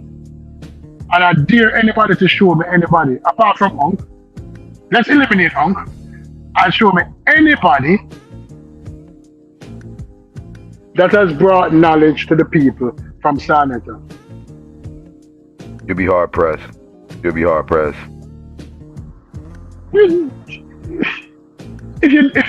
If that was determined whether or not to eat, you'd die of hunger. You would die of hunger. So you cannot eat until you show somebody who gave you knowledge. And I said earlier, the reason I don't bring Garfi was disputing them. So his thing was to dispute all of these Hebrew Israelites and these Egyptians. The information he brought was to dispute. But I'm talking about somebody who came on the thing and said, listen, I have the golden water. I have the electricity. I have the crystals. Your chakra intact. You all of this. No, I've never seen anybody come on and with any knowledge. All you have to say, listen, I am going to sieve out these people more, and I'm going to call them out on their bullshit. And I'm sorry to the people for that. That's all he had to say. But even to today, he's saying that it's not about me. I'm just a reporter. What about Inky? What about Inky? Inky knew. And I said, look at this bullshit argument. This dude would go into court and say, what about? He was acting like a snitch. What about somebody else? It's not about them. It's about fucking you. Your part you play. Right? Stop trying to redirect. Oh, it's the audience that wanted him. It wasn't me. But yet still, when the time comes, I am the fucking conscious community. I was on 125th Street. I don't know you. I know the conscious community. That means you know polite then. You can't have it both ways, son. You cannot be the conscious community and then don't and take then start accountability. losing the conscious community Right. and then act as if. You cannot have it both ways. If you are the conscious community, the buck stop with you. All you have to do is come out and say, listen, I am sorry, people. Let's stop this fuckery. I am sorry. I am sorry. I know that I'll have to eat crow for the next couple of months or probably a couple of years, but I am sorry. I will vet who I bring to you. And you have to eat crow because people are going to bring it up. You brought polite to the community. And every time somebody brings it up, you'll have to apologize again. But that's what eating crow is. Yep. You have to eat some crow. And eat it without any hot sauce. Just eat it straight. No fucking thinking, no just that simple. That's all he had to do from the gate. And we wouldn't be going down this road with this bitch ass. No, eat some fucking crow. Yeah, I'm just calling it that because what a man going to come to you and say no? What about polite? I say, if I come to you now after you eat some crow and say, what about polite? You say, brother, I've already discussed polite. I've told the people that I am at fault for introducing them to the community. I apologize and I will do better. What more do you want me to do? I cannot undo the past. I can only walk in the future with good intentions. And fucking leave it at that. That's all you had to do. When you get caught cheating as a man, what you tell the wife, say, what about those big panties you were wearing to bed? I didn't like those. You don't tell her that. You don't say, what about those big drawers you were wearing? What about you not coming to bed looking like a superstar? What about you always being tired? No, you don't tell her that shit. What you tell her? You tell her, honey, I am sorry. This is bullshit that I've done. I'll try to do better in the future. I'm going to work on me to make us better. No, either she accept it or she move on. That's all the fuck you had to do. Don't be acting like it wasn't me. Like you're singing, it wasn't me. It wasn't me. It wasn't me.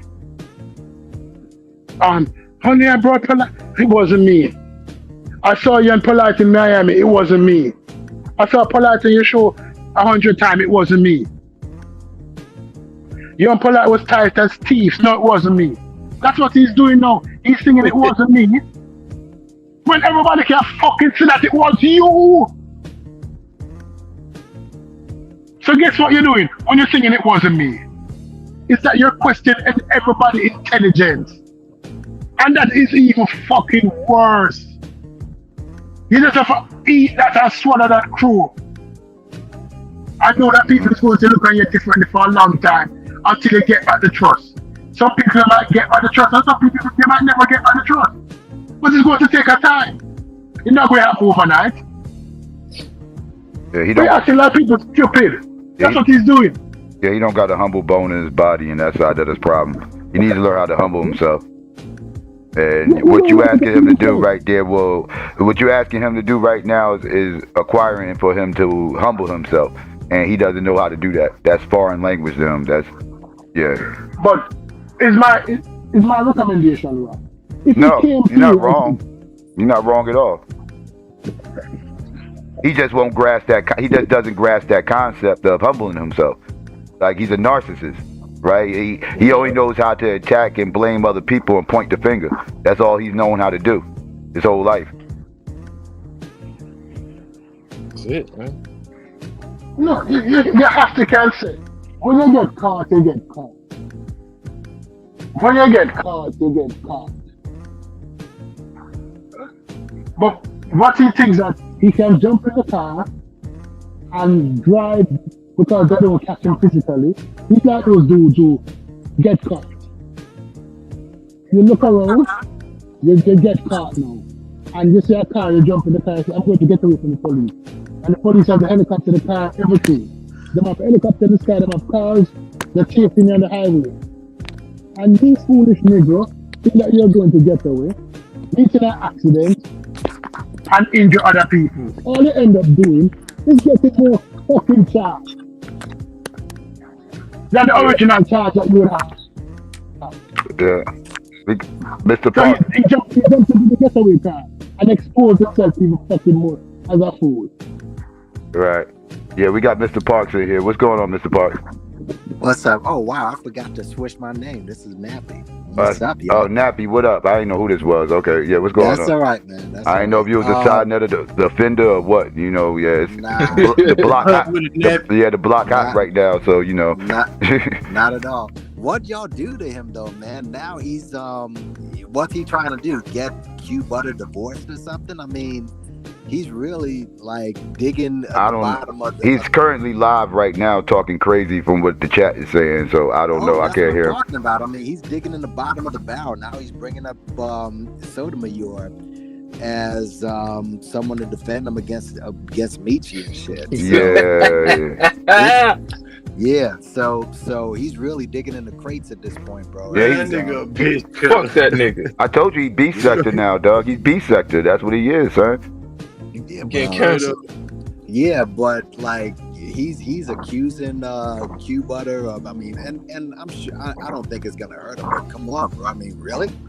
So it's just I don't know. I mean, he's really in his feelings at this point.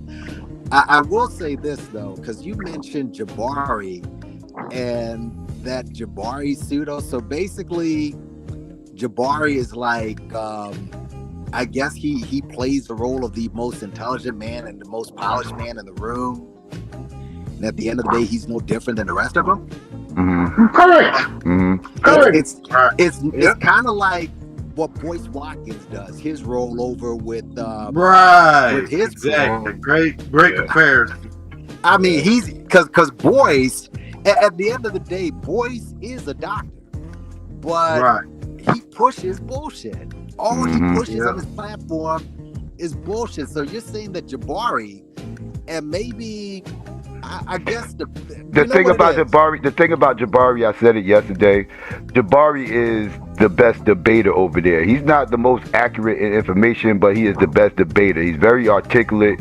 He understands the format of debating, right? He understands the art form of debating. He understands fallacies, so he knows how to call out the silly logic that goes on over there, and he also knows how to slip in his own fallacies underneath without other people realizing it because they don't understand anything about philosophy over there. So he's able to manipulate a lot of these debates into his favor, and he's not always right, but he knows how to debate. And when it comes to debating, it ain't about who's right or wrong. It's about who can actually win the argument.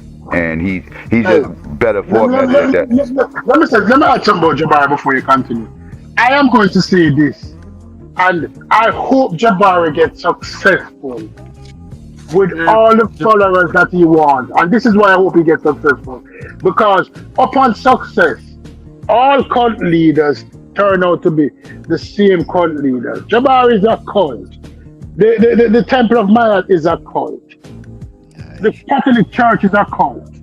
And what we recognize about all cult leaders, all cult leaders end up doing the same thing. They end up becoming sexual deviants. So I hope him success, because he's going to show that he's also going to become a sexual deviant, like a cult. Show me a cult leader that is not a sexual deviant. Boy, that is not a sexual deviant. You can never find one. You know what? I think with Jabari, like when has he ever been on a panel with other heavy scholars? And I think that's what you have. That's really where the light bulb should pop off. Like Boyce Watkins, again, he's a doctor of finance, but it's not like when he says something, the markets move. And you never seen him on a panel. You never see him on a panel with other heavy financial scholars. It doesn't mean that he's not smart. It just means that people don't take him seriously. So is that the same? Could it be the same thing with Jabari, where you don't see him on a panel with heavy scholars? So he'll take on a Dane Calloway, he'll swallow someone like Taz whole. But what about when he's with actual historical skill? Do they ever put him up with them? No, because he's a big fish in a small pond. It is easy to be a big fish in a small pond. But when you go to the fucking ocean, you're going to die. When he went up against Dr. Bantu with the discussion, he looked silly. Right. If you watch that debate with him and Dr. Bantu, he looked silly. Man, that nigga struggled against top cats. Enough said. Right. Oh my God. Right, he looked silly. That nigga struggled against top cats. You know what I'm saying? In a debate. You know what I'm saying? I didn't see that one. But No, You need to go look for the Dr. Bantu because it's easy to be a big fish in a small pond. When we look at Polite was being a big fish in a small pond. But everyone knew that Polite wasn't educated. You know, yeah. I mean, with Jabari, I guess he's the shiny object. I mean, because this is I never heard anyone except just now anyone say Jabari was just as pseudo. He just seemed to be. I guess he is able to articulate it a little better because of his education. But turns out you're saying that he's no different than these other guys, you know. And again, the opponents that he's gone up against, of course he's gonna shine. All right. And to this day, Taz still thinks he won this debate just because, you know, Jabari was wrong on one point, but he basically he was a Scooby snack to him. But whenever you see other real scholars, winning a debate doesn't make you not pseudo just because you won a debate. That's a fact. Big fact. The other thing you need to realize about Jabari debate, Jabari really defends his point. He attacks yours. If you listen to his debate, he really defends his point. He really defends the temple. He really defends the language. Because if you ask him, how come you became a priest? How come you became a priest of Kemet? What made you a priest? What seminary priesthood that you joined that allowed you to become a priest? And let's look at the boxing. You have lineal champions in boxing. Meaning that you beat the man who beat the man who beat the man who beat the man who beat the man. That's why you're the champion. Now, who taught him, that taught his teacher, about becoming a priest in Kemet? Kemet was dead long before America existed. Kemet was dead long before most countries in Europe existed. The priesthood was dead almost 2,000 years ago, if not longer. What he's trying to practice. Who taught you to become a priest? Is that you read a book and the book said to you, these are the steps to becoming a priest? Or are you making shit up? And the consensus say you are making shit up. Because in order to be a knight, you have to be trained by a knight. If you understand, you watch like Crusader movie. A knight or a queen or a king can make you a knight. But if no kings or queens or knights are available, how the fuck you become a knight? Who teach you to become a knight?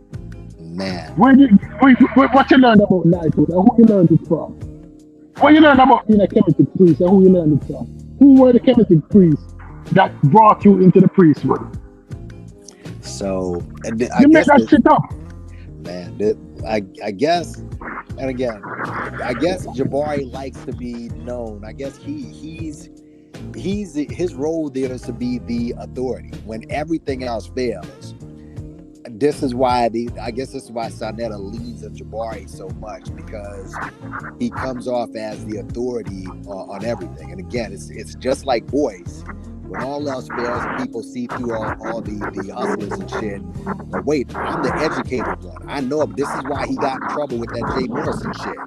I'm educated. I've been to school. I'm a doctor. I know what I'm talking about. And now, you know, when the whole shit falls, he's running for cover. But he played the authority role. So this is what Jabari. It just makes sense. Ask yourself this question about Boyce Watkins. Right. If it wasn't for YouTube, let's ask the question. If it wasn't for YouTube, would Boyce Watkins be a millionaire? No. And as a Hell matter of no! fact, Hell no! I don't know if he's one now. And as a matter of fact, I think we should kind of. Nah, he ain't the one now. I don't believe he's one now. I think that we got to kind of cash this early, because 20 years ago, Boyce Watkins was one of the guests on Wendy Williams. Again, it's not like This man is not on CNBC. They don't call this guy for any advice.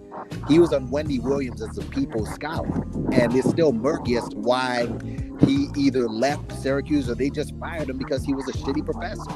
All right, so again, I don't trust anybody that got veneers in their teeth, in their mouth. Yeah, that's another. I mean, that's another thing. I mean, what's the old billionaire name that everybody know? This old billionaire wear glasses, live simple. Warren Buffett. Warren Buffett. Right. Warren Buffett says, listen, take every financial advisor advice with a grain of salt, because none of them are billionaires. You have never seen a financial advisor. Warren Buffett says this, that you have never seen a billionaire financial advisor. Never. Right. Never seen one. So he says, take every advice they give you with a grain of salt. Right? Nobody knows the market. Nobody knows whether the market is going up or it's going down. We have traditional stocks that has always performed well, and we'll put them in a special category. Like the Microsoft, the Amazons. First time it used to be Sears dead. That was a stock that used to perform well in that wasn't everybody who serious about finance portfolio. And that company went down. The Microsoft, the Google, the Amazon, those are stocks that people have now. The Tesla, although Tesla is overrated, but people love it, so they have it in their portfolio. But nobody can tell you this bullshit that they know the market. That they know the market that, oh, it's going to do this, it's going to do that. If it wasn't for YouTube, Horace Watkins would be teaching at a community college with his doctorate. That is so. Listen, it got so bad. People are saying maybe he was just one of these guys that got in because he was black and they needed, a special route for him to get in. It's gotten that bad, and it serves him right, just based on the people he links with. As far as Saneter, for him to say that, oh, I don't deal with niggas, and just basically blaming the same people that pulled him up. It's almost like he's this dude. I don't know if he was on crack or not. I know that he got new. Not speaking of veneers, he went out and got veneers himself, and it's just almost like respectability shit in the conscious community. Like, I'm above these Negroes, And I know that Saneter, you probably saw, because you keep up with what's going on YouTube, kind of what Special Ed said just now about NWA. Oh, yeah. Yes. What did Special Ed say? What did he say?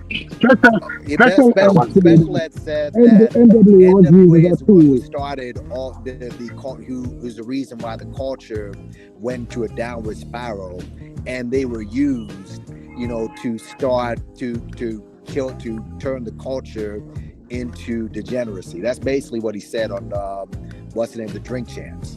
So that's been going viral. And Ice Cube was asked about it. Ice Cube was asked about it recently. Oh, everybody got it. The Dog Pound did a live with them. Exhibit went after them. Oh, I gotta check all that out. Yeah, I gotta see what's going on. All that. Ice Cube was asked about it, and Ice Cube was saying, no, we were underground and we only blew up afterwards. You were industry plan to fuck the culture up, but you cannot apologize. So listen, I was an industry. I fucked the culture up. But I was young and I was unaware. But I'm doing much better now. I'm trying to rebuild my culture and my community, because I'm not into that bullshit anymore. But guess what? As soon as he goes on tour, he sings, "You are about to see something special. We'll do it gangster, no, we'll do it gangster. We'll do it." As soon as he goes on tour, that's the fucking song he sings. Yeah, Ed, that was Special Ed has always had these values, and so I'm not I can't kill him for it, because he's always had those values as far as, he never cursed or nothing. He never talked about vulgarity, but he was old school 80s hip hop. That's what he was. Yeah, and what happened is when gangster rap really started to explode in the early 90s, he didn't know how to adjust. I think Doggy Diamond, he tried to get a little bit street. His last album that I remember him doing, like, he tried to get a little bit street. Did. Yeah. Here was the problem with that though. This is what I think. He was too New York. Right? He appealed mainly to New York. He didn't know how to like Brand Nubian. they went from being New York rappers, and all of a sudden they started talking little gangsterism. And Special Ed, he was still in the boom bap lyrics and stuff. He didn't want to appeal to, you know, outside of New York, and that's what he was basically regulated to. So who remember MC Hammer? Who remember MC Hammer Gangster album? When MC Hammer, Yeah, here's another one. He tried to go gangster too. Yeah. All that fool did it too. He couldn't make that transition. He couldn't make that MC Hammer transition. came That out with killed him. a gangster fucking album. Too legit to quit. This guy sold millions of albums, and he went over to the gangster music because he was trying to. That's what the industry wanted. Yeah, but it was interesting. Again, I'm not surprised that Special Ed said that, because he's always had these kind of values.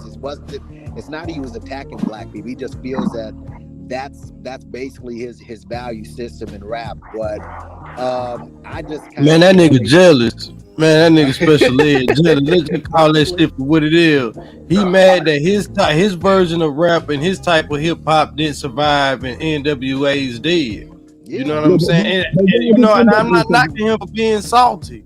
You know what I'm saying? He might have some, you know, he got the right to be salty about it. But let's just call that shit for what it is. That nigga just jealous that that NWA style of rap blew off and still really mostly the influence of hip hop now, and his didn't.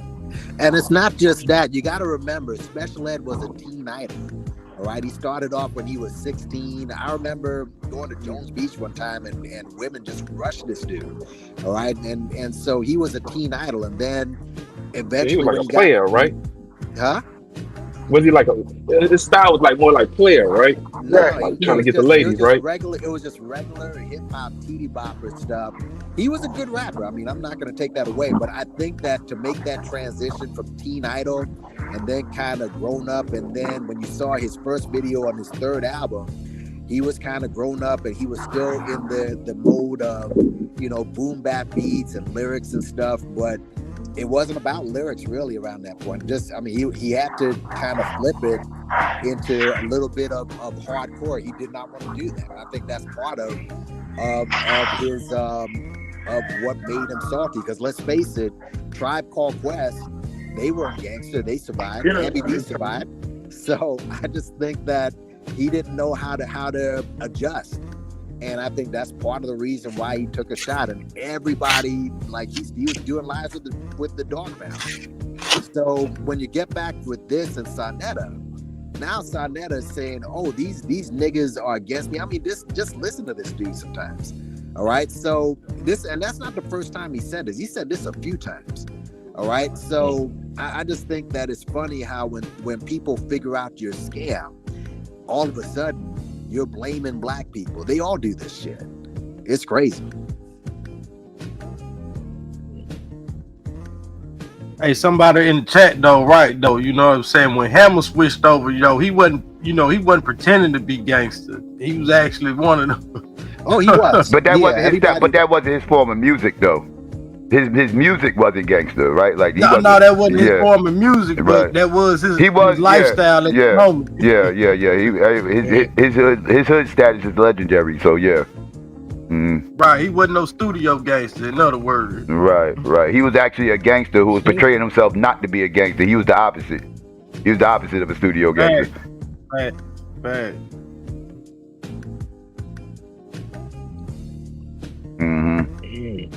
I see they saying Saneter being extra messy over there. And I'm not shocked. I'm not shocked. Not shocked because he doesn't have any accountability. No one lacks accountability, so he's going to be messy. There's a Jamaican saying, when you get your hands caught in the lion's mouth, you need to take your time and pull it out. You need to take your time and pull it out. His hands get caught in the lion's mouth, and he's acting like he still has the upper hand. No, that lion is going to rip off your hand if you don't have humility and take your time to pull your hands out the lion's mouth and say, lion, I'm sorry. I'm sorry for pushing my hand where it doesn't belong. Please don't bite down. No, but he's saying, no, I'm the man. I made this community. King Kong has nothing on me, motherfucker. King Kong has nothing on me. he's acting like he's Denzel Washington in Training Day. So wait, who would you say is the most? Now that Jabari has a little bit of dirt on his, who would you say is the legitimate dude? None. Who would you say is the legitimate? The only legitimate person who I can think of now is Chris Broussard. Chris Broussard visited Saneter from time to time. Like, who would you say is legitimate? But Chris Broussard is not a part of the conscious community. No, but Saneter tried to, tried to recruit him, but Chris said no. He's too small for Chris. Chris has ESPN and Fox. So who would you say is the most legitimate scholar from that side? Or none. None? All of them pseudo none. So he just probably all these years, he's responsible. Let's just say this. He's responsible for all of these con artists and scam artists that have infiltrated YouTube with all the when he says he's bringing the information, I'm always like, what information? Is this information even legit? So really he's been more of a detriment than a positive is what you're saying. Exactly. That's definitely what the fuck my motherfucking argument is and what my claim is against this bitch ass. Wow. Okay. So it's official then, basically.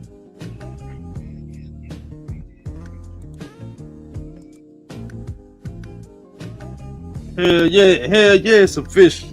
Man, it's on with that fuck ass nigga. He wanna go over there and cry and shit like that instead of motherfucking come talk the shit out like some man and shit like that to let you know that the nigga full of shit, man. He just mad cause motherfuckers calling him out on this shit and gonna stand on that shit. Like, nigga, fuck that nigga. You know what I'm saying? A whole fucking bitch. And his motherfucking flying monkeys.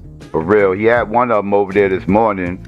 And that I knew that shit was some bullshit. He went over there to try to be seen so Saneter could see him motherfucking defending him and all this other shit. Now they say that in the chat he over there on his channel thanking him now for popping up earlier and defending him and all this other shit. Like, y'all, these motherfucking flying monkeys, y'all something else, dog. That's why I say cook these motherfuckers the second they come over here. Because the second they come over here accused or whatever, they coming over here to motherfucking let themselves be seen to Saneter. It's like, look, Saneter, I had your back and all this other shit and everything else. Don't play nice with these motherfuckers, dog. They got ulterior motives coming over here. I ain't never seen them motherfuckers over there until this shit popped off. Now they want to come over here and start telling motherfuckers what's always been going on over here. This goes on. Motherfucker, you ain't been over here. How the fuck you gonna say what the fuck been going on? See, this is why I wanted to cook his ass. This is why I wanted to cook him. For that reason right there. Bitch ass motherfucker.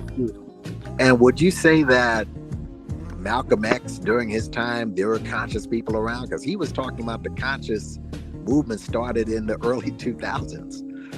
I mean, he was talking like the conscious movement started in the early 2000s. So he just, I don't know, I guess the conscious, whatever, and that word conscious, when you hear some of the shit that comes out of these guys' mouths, just, a lot of prison babble. Let's just keep it a buck. So he acts like some of the people that came out of his side. He elevated a lot of these dudes who we attack today. Young Pharaoh, he elevated him. Polite, we already know he elevated him. Nature Boy, Umar, he elevated him. Tariq, he's right. Like all the dudes who are pseudo as hell, they elevated him. So with just go back to Jabari for a second. So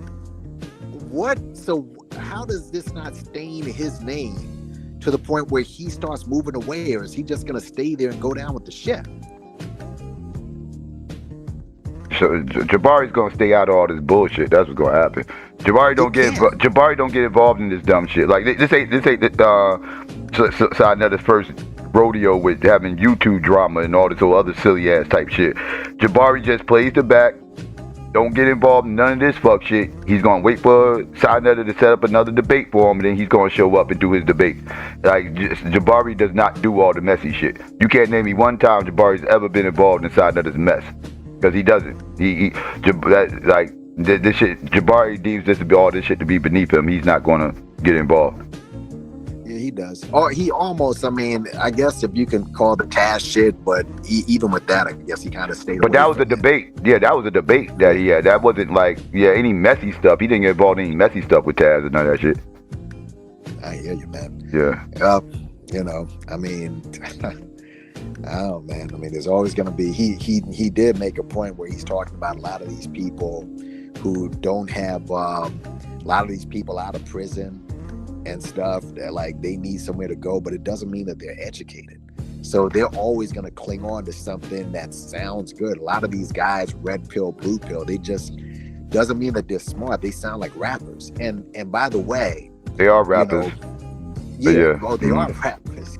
Red pill is at least. I know red pill is. Blue pill, I'm not sure, but I know red pill's a rapper though. He's actually all right. He's actually all right.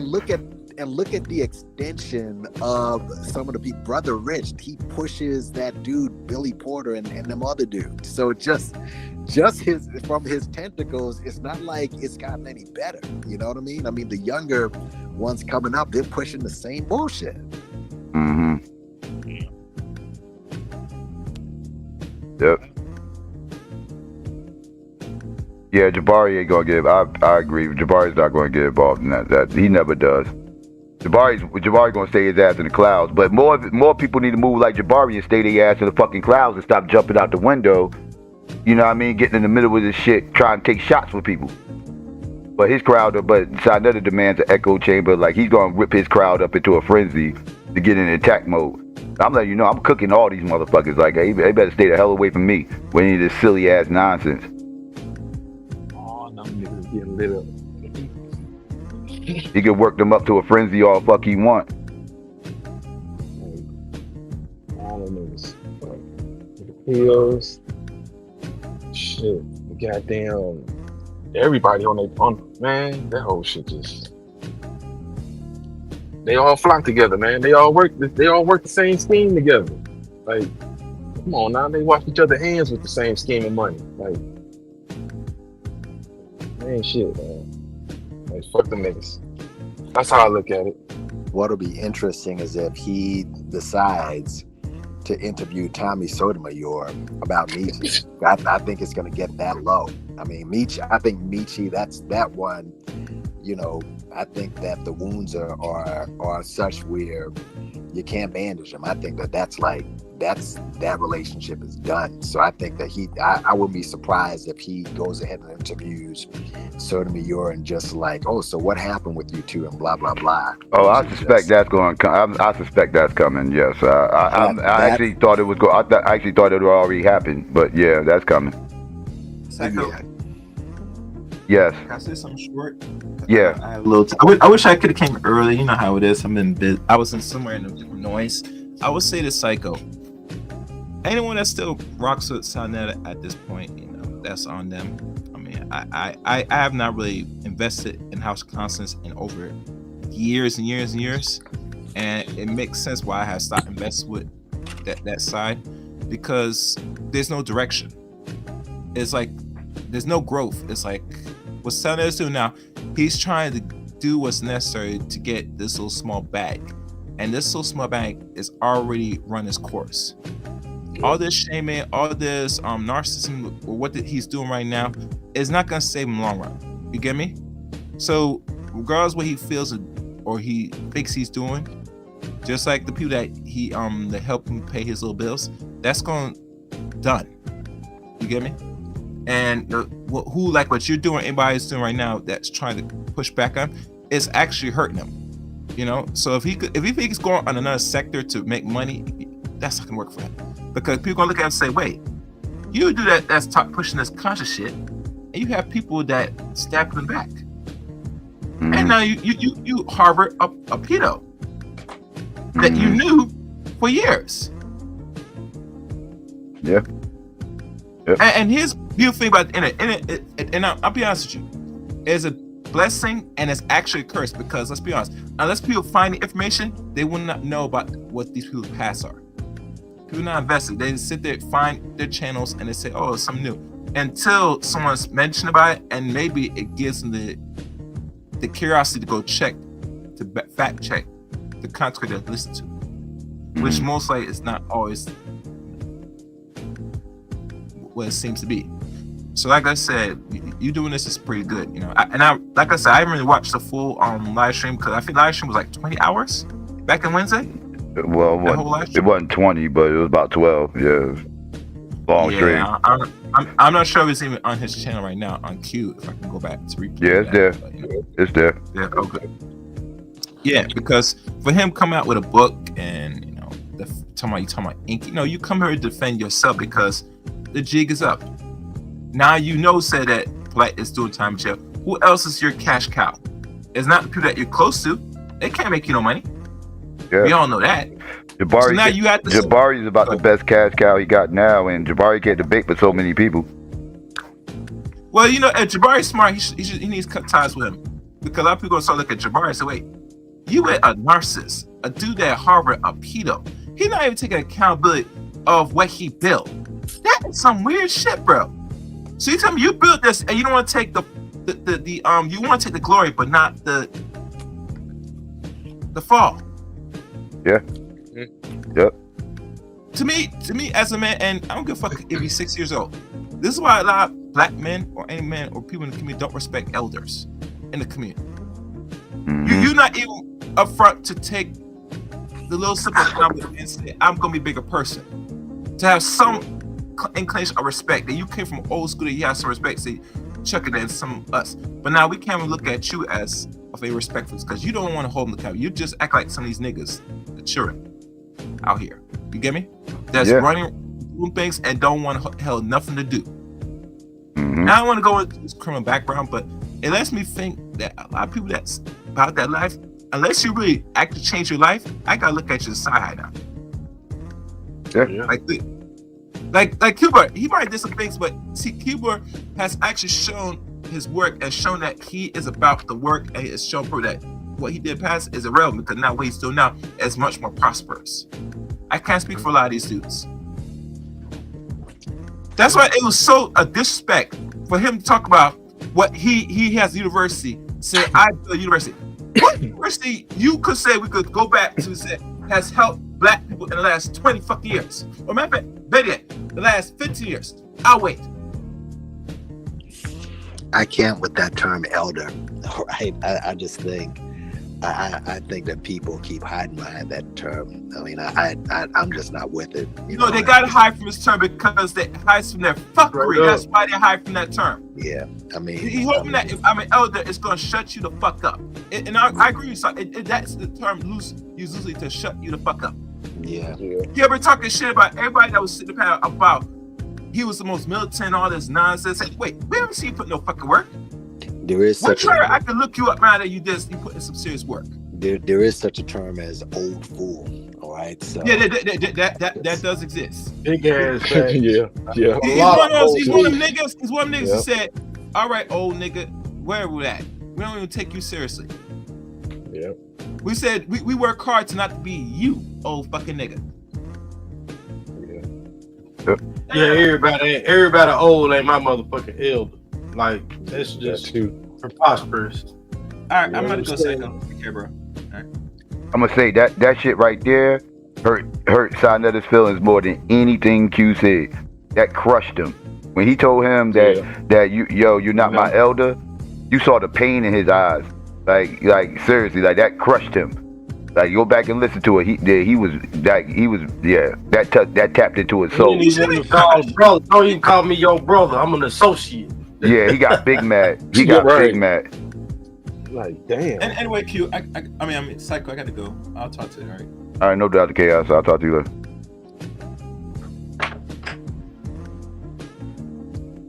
Yeah, that nigga a bitch for that shit.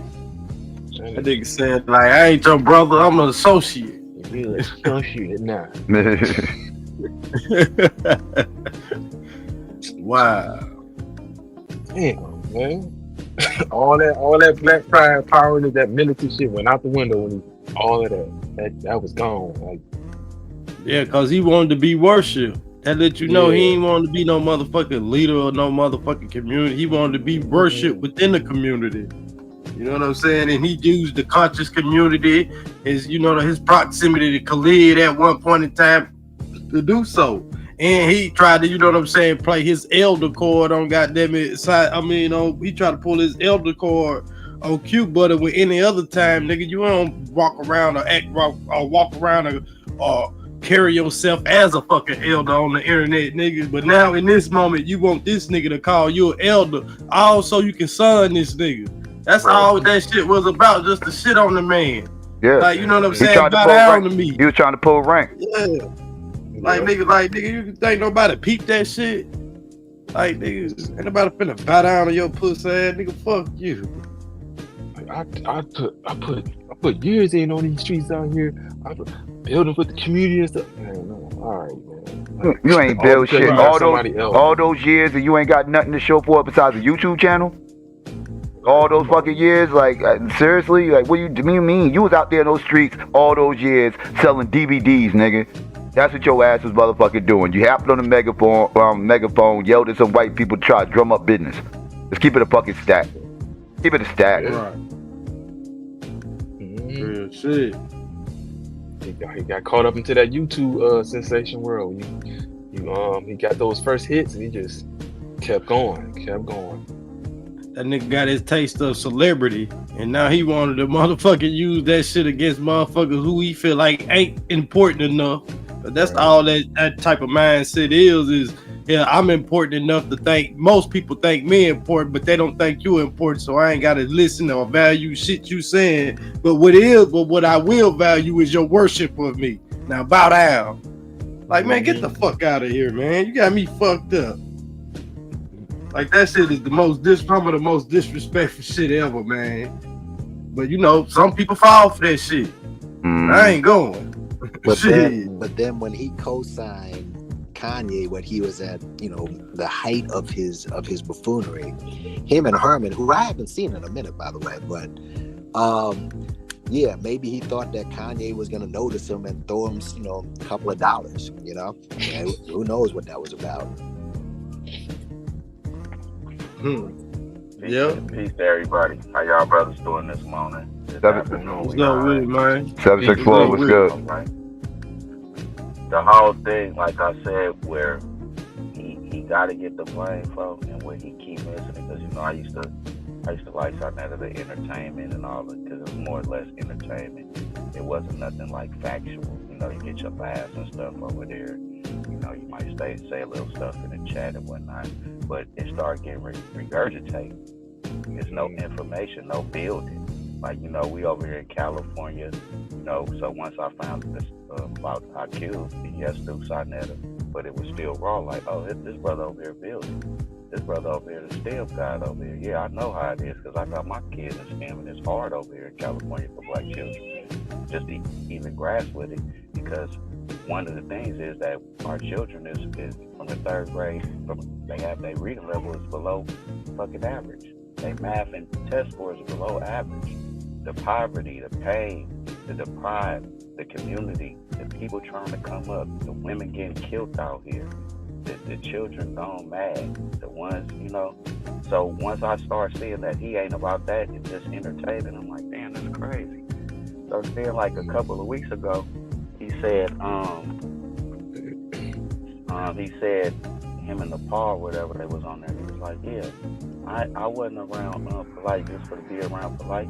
He owed me $50,000. He scammed me out of $50,000. So when I was going to California or going to Florida, I wasn't going to kick it. I was going to get money out there. So this whole time, when all these people been getting scammed before even the pedophilia came out or whatever, you had first hands on that this man was a scammer, and you kept bringing him on your panel because you was about to die. Back. It ain't no way to get around that. It ain't no way to get around that. Like, we come from fast talkers and all that from Chicago, California, New York. Shit don't change. It's just different lingo. So once you start seeing shit and you like, wait a minute, this ain't adding up. But you ain't really putting out no work. You, like you say, you're a cameraman. Okay, we appreciate that you brought people with their information on here. But what information have you ever brought? Right. You bring in Dr. B in information. You bring, some other pseudos and all them their information. I'm saying Dr. B was pseudo, but you bring on all these other people on there, like we say. But what information have you brought? You say you was out there on the streets of 125th yelling and screaming, doing all that. What is that different from the Hebrew Israelites that yell and scream? Nothing. You know what I'm saying? Once you start really realizing and start looking at it and It's like, the come on, same man. shit. It ain't no different, brother. He got all his whole style, that whole street preaching shit. That's where he got it from. The Hebrews, having the white people kiss his boots and everything else. He got that from the Hebrews. The Hebrews are the first people I seen do that shit out in Brooklyn. And this is back in the late '80s. Back in the late '80s, shaming those white liberals, trying to gentrify the area and everything else, and spreading them with white guilt and saying, to the point where they like, well, what can I do to change things? They kiss my feet. And some of them actually go down there and do it, and that's what Saneter started doing. And he get on YouTube, show people this stuff, and they making it seem like he doing some new shit. No, he got that from the Hebrews, calling them motherfuckers white devils and all that shit and everything else. Again, Hebrews, Nation of Islam, like he just remixed this shit. And he just brought it to television, to the internet stream for it, you know what I mean, and got on at a early time to where how his channel grew. But the outside of the people that came into the channel I've probably been watching for about 8-7 years now. All I've seen now is him get into it. Everybody that he done brought on there. It's not one person. The only person I've never seen him get into it with is Jabari. But as far as Huck, Shaka, Mike, Sadie, Pharaoh, his sons Reggie, when Reggie is the elder, stuff like that, with information. Like, it's like, what have you brought? Yes, you brought all these people together. Okay, we can say you can say whether you are a mastermind of this, but what are you a master of? Just a mind. It's always about a debate, a regurgitated debate. $30 this, $30 that. What stopped me from the debate thing was the time how he did Garfield. So peep game. So Garfield Jabari is supposed to debate. So we hit the link. I'm on there. Now peep the game. I'm on the link. There's people going crazy. Woo. I'm like, where's everybody at? We on there for 30 minutes. It's like about 100, 200 people on this link now. Garfield versus Jabari. So I'm like, what the hell going on? So there's people going crazy. I'm like, damn, y'all. I gotta be the moderator on it. I'm like, y'all gotta calm down. Woo woo. People talking over loud. So then somebody came on like, oh, we about to cut this link off. So woo. So I hit Garfield on the Facebook. I'm like, what's going on, bro? I'm here on the link. They talking about another link. Where you at? Like, I don't know what the hell. They ain't said nothing to me. So he had something going on prior with his daughter, and some, if it's about your daughter, everything else is out the window. Now, come to find out that this link that we was on at first, it was attached to Nepal. So he, I guess, was in some, because I see he had put in a chat, and somebody put in the chat, they had screenshotted it. They was like, oh, she stole $6,000, $12,000 something. So they cut that chat off. So then they had us come. It was on HOK. They're like, oh, we gonna give you a link. They sent the link out to the next chat. Now they making it seem like Garfield is scared to debate and doing all this stuff, when the whole time we've been on this way. Damn, he dropped. I wanted to finish hearing that because he talking about that situation with Nepal and the $6,000 and. Oh, there you go. Rewind, I don't even know the situation, but I was in it. Yeah, rewind a little bit, 764, because you dropped out.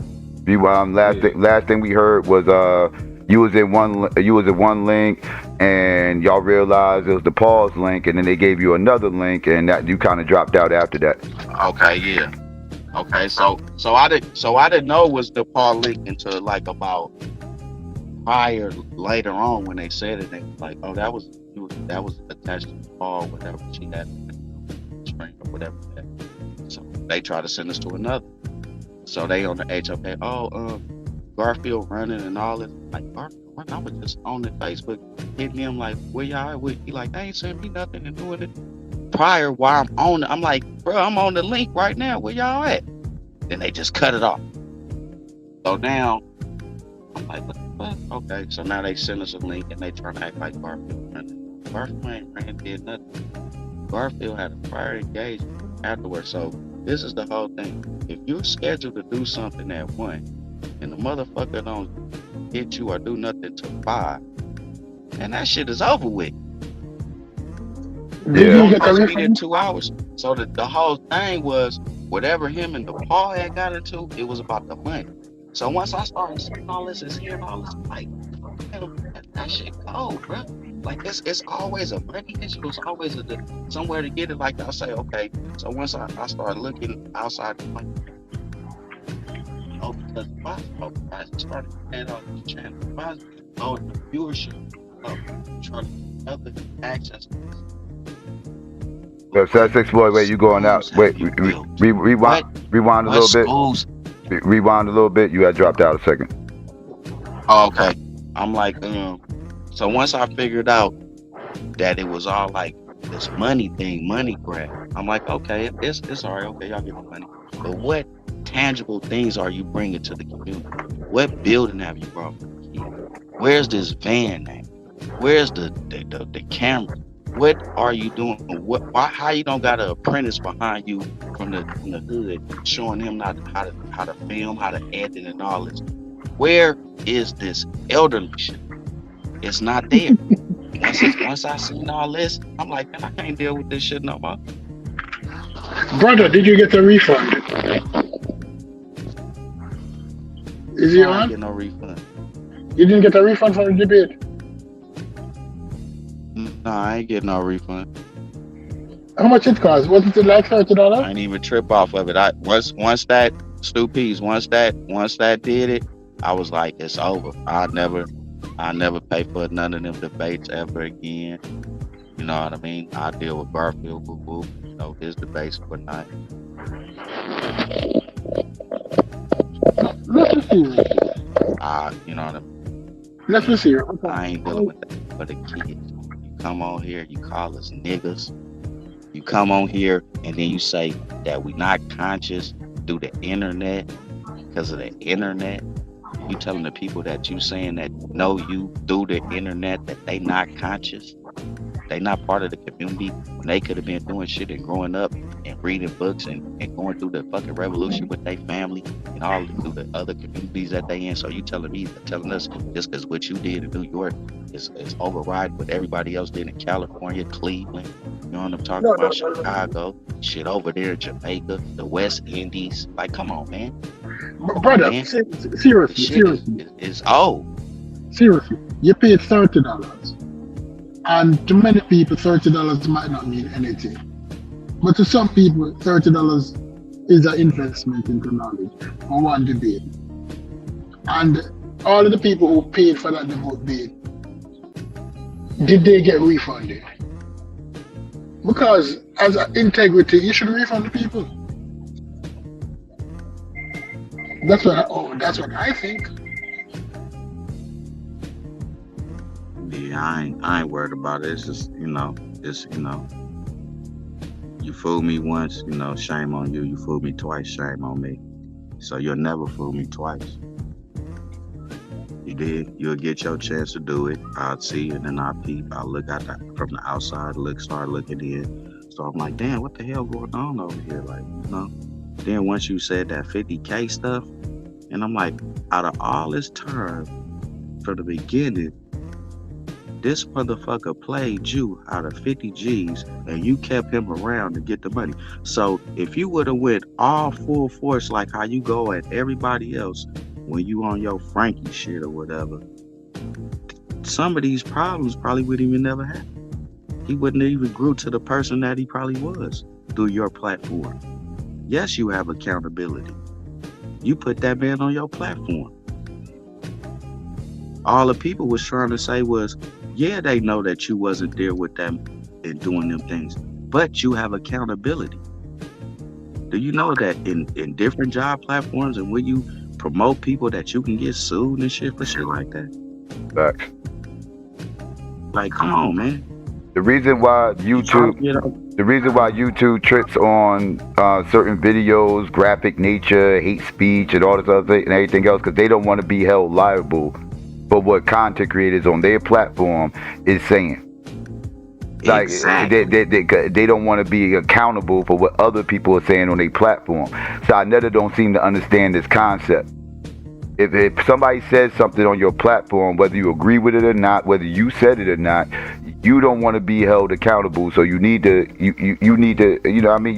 You need to sit up here and lay down a foundation of a vetting process. And if somebody slips through the cracks, you need to step up and humble yourself and apologize. Because the onus is on you. You presented these people. And the thing about making money, another thing, when he's like making money off the culture, okay, is it to make money off the culture to just put money in your pocket, or is it to make money off the culture to have ventures to, oh, I'm gonna get this money over here, I done made this, let me get this little $5,000 over here to Cuban school, let me get this little $5,000 over here to Brother Rob and them over there in the school, because I know they got views, let me put them on this platform and on charge them because I know I got this people from Africa and all this. How are you claiming you're a Pan-Africanist, Black nationalist, RBG, when your whole platform, yes, you might have, 700,000 or whatever on your thing, and you connecting people seeing other. Ain't the whole thing was to connect the people? Allegedly. So now you want to charge. So your whole grift now is to charge the people that you saying that ain't part of the conscious community, the niggas that don't support you, because what you did in your university that you done put out for 25 years. Who are the fucking graduates? Who is the fucking alumni? Thank you.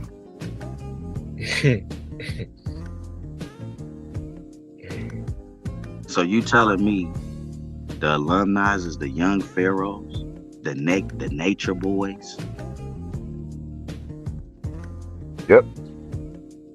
So the school of thought, take the polite. This is the school of thought. Like I don't think he grasps or understand the magnitude of what that did to just not only his so-called conscious community, but us as a whole, as Black people looking in, and the others looking in. Like this, the code of silence.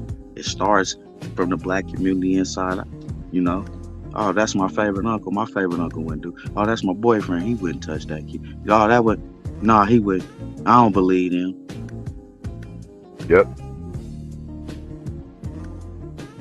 He plays now on that.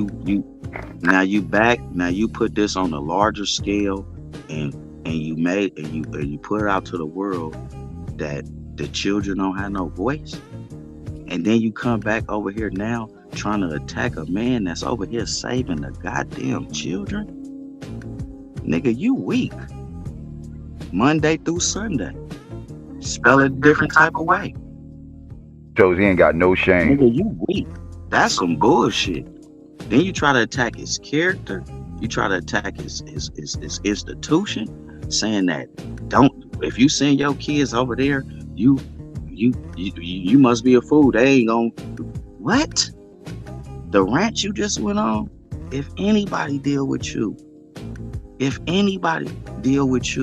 a damn fool. Nigga, you is over with. Like, seriously. The rant you went on from a Black man that started from one motherfucking room to building this shit to having it virtual. Nigga, he need a bigger space. What is you niggas doing? Yeah. He need a bigger space. What is you niggas doing? All that old fake ass conscious community ass, fake ass YouTube ass shit. That's why I say, man, it's a lot of us, we just look at this shit as entertainment. But when we see real, genuine motherfucking movements, nigga, we gon' cash in. We gonna throw it out. We gonna let our money talk. And the bullshit, you know. That's what I said. Stuff like this shows you where people integrity is at. Are you dealing with people that have integrity, or are you just dealing with people that's just here for fun and games and money? Yeah, cause I work too motherfucking hard to just be, you know what I mean, throwing my money away to some motherfucking fucking entertainment. Shit, I don't even watch TV. This is what I do on YouTube. I done grasped past that point. We read books, you know what I mean, on AI. We build little shit with my sons and shit. Grow shit in the backyard. But you nigga, what is you doing? Nigga, what is you showing? You want to talk about a nigga in one room? Nigga, you been in one room for how long? From the red couch to the whatever? To the green screen to the nigga? Come on, man. Shut that shit down. Shut that shit down. For real. And I'm from California, Bay Area. Richmond, California, hard times just like New York. Motherfucker, we see the scams. I know the scams. I laughed at Polite. I'm like, y'all taking this motherfucker serious? This motherfucker look like that motherfucker that was in jail on Living Colors, talking that dumb shit. Oh, that's entertainment to me. Motherfucker try to tell y'all that the 5G has something to do with the coronavirus. What the fuck? Y'all listen to this nigga? This nigga come out here to California fucking road. Wait a minute. I thought he was conscious. Wait a minute. He didn't come out here to go to the historical places like Oakland, California, and see how the Black Panthers. He didn't go down there to Inglewood and watch and everything and see how this motherfucker went to where the white folks was. Come on, nigga. Oh, this nigga just wanted to get out of New York and just and with the scam shit. And then you follow this nigga down here to come get some money out of this nigga because you said he owed you 50 G's. He scammed you first. But all this shit right now that you dealing with, nigga, you could have put the nail in the coffin and said, fuck that nigga and that 50 G's. I'm for the people. Don't ever fuck with Polite. He scammed me. He woodoo. Y'all ban this motherfucker out the community. No. Brother, can I ask you a question, please? When did he say that Polite scamming 50? Huh? When did he say? Oh, this was about 2 weeks ago on this channel, him and Nepal, and man, I was like, what? He's like, yeah, and she was like, yeah, and then when I didn't go to when you see me go to Florida with his wife, not Nepal, yeah, we went down there and I went to get some money out of him. When I was in California, I got like $3,500. That nigga owed me $50,000. What? And he did not bring that up to the community? And I was like, when I heard that stupid, I'm like, oh man, you cold, bruh. So this whole time, this nigga scammed you first, and you ain't said shit. Because you're giving him opportunity to scam other people. So and that's what you did, nigga. He scammed you. You let him scam everybody else. So you could get back your money. Now it's worse. When that came out of his mouth, I'm like, first, I was giving the benefit of that. All it was just people on the move. It's just a disclaimer. Once you said that, I'm like, oh, nigga, I gotta unsubscribe from this. No. Hold on. Do you understand what that means as a man? I mean, I went down and there's a pothole and I drove through it, and it fucked up my front end. But the dude who was supposed to fix the pothole said to me, "All right, don't worry your head. I'm going to fuck up some more people's front end, but your front end will be okay. I will fix that." And I don't say anything because other people can fall in the pit as long as I come out of the pit whole. And that's not a black conscious dude. No, that's dangerous, and it became so dangerous. It became detrimental because now you have a child and a mother that are never, to the day they die, they gotta go through this fucking pain. Mm-hmm. You know what I mean? You got somebody else's family, the boy that he scammed $100,000 out of, and I don't know if he died or committed suicide. His family in the pain. When you play that boy on the screen and just see how he talking in sincerity, and he thought this motherfucker was, you know what I mean, a real motherfucker. You could have nipped that all in the bud, Saneter, because he scammed you first, nigga. Yep. So all that shit you try to say, all that deflected, all them yes mans and shit over there, Man, we don't give a fuck about that shit. Brother, stop. Let me cut you again. I don't mean to be cutting you. Because you understand what that is? It's like you know that there's a rapist or a murderer. No, let's call it. There's a thief and him robbing people. And he robbed you first. And they caught him and he said, dude, you robbed me. Give me back. And he said, oh, I don't have know that God. But I'll get it back. And they said, how you get it back? I'm going to just rob some more niggas. And when I have enough money. I got a bounce, man, but I'm in the clouds, though, man. No doubt. No, I hear you, stupid. Look, and then listen. Then after he do that and you turn the shoulder, he done robbed the 4 niggas. He give you a little bit of your money back. But then the 5th motherfucker he robbed, he kill him. You understand? And it's your cousin. And you have no it's your cousin, though. He kill your cousin. And then you like, God damn, this motherfucker robbed me first. And woodoo. Now he done killed my cousin. So he robbed you first. And then it went out and hurt the world, these children and the mother and the family. It ain't even no telling who else he did that to. And the grooming. If he came on from day one and said that shit, he could have put up a GoFundMe and the conscious community would get him back in 50. People donate and get him back in 50. If he came on and said, this dude, don't trust this dude. He has my 50,000. That's all. Yep. And he would have got the money back. He would have got Stupies. You so raw, no sushi. He would have got that back plus more in the respect of the whole goddamn world. Then that's when he could have been called the elder. That's what the elder would have did. Motherfucker would have been like, this motherfucker done sham me. Man, y'all don't fuck with this motherfucker. This motherfucker is a scammer. He done sham me. He done got me for 50 G's.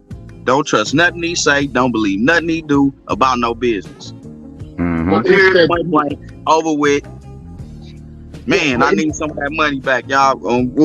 Go for me so we can get this or whatever. No, but instead it shows that he's a leech. It shows that he's a. That's not a good human being. That's not a good human being. Yeah. And the other thing, he was so wrong, like, cause I'm telling you, it was like, damn, the universe. I'm like, damn, this shit just showing me this shit. Okay, wait a minute, I'm over here on this link.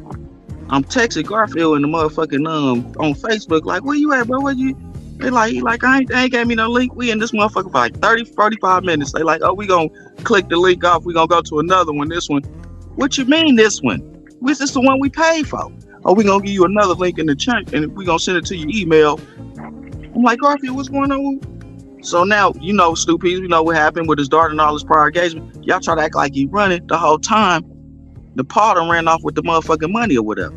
Cause then it's another thing they had screenshotted in the show that I don't know what channel it was, and he was in the chat like, oh, the father ran with 12,000, 6,000, one of the numbers. So then you try to recoup off that money. You try to recoup off that money and bring another link so it'll get linked to your bank account. And then you and Jabari on there trying to deflect and say that Garfield running this shit. That shit was weak as fuck too. There's some shady shit going on that whole situation. Yeah, it was some shady shit going on that whole situation. Then this around time she left, went over to Killer Priest and was she was fucking with Killer Priest for a while. And then she about a month and a half. Yeah, about 2 months or whatever the case may be. Then she popped back up over on Saneter's, and it was like nothing ever happened. It was like, wait, did he just say? Because in between time, he was on his channel telling everybody that DePaul scammed him out of the $6,000 in that Jabari debate.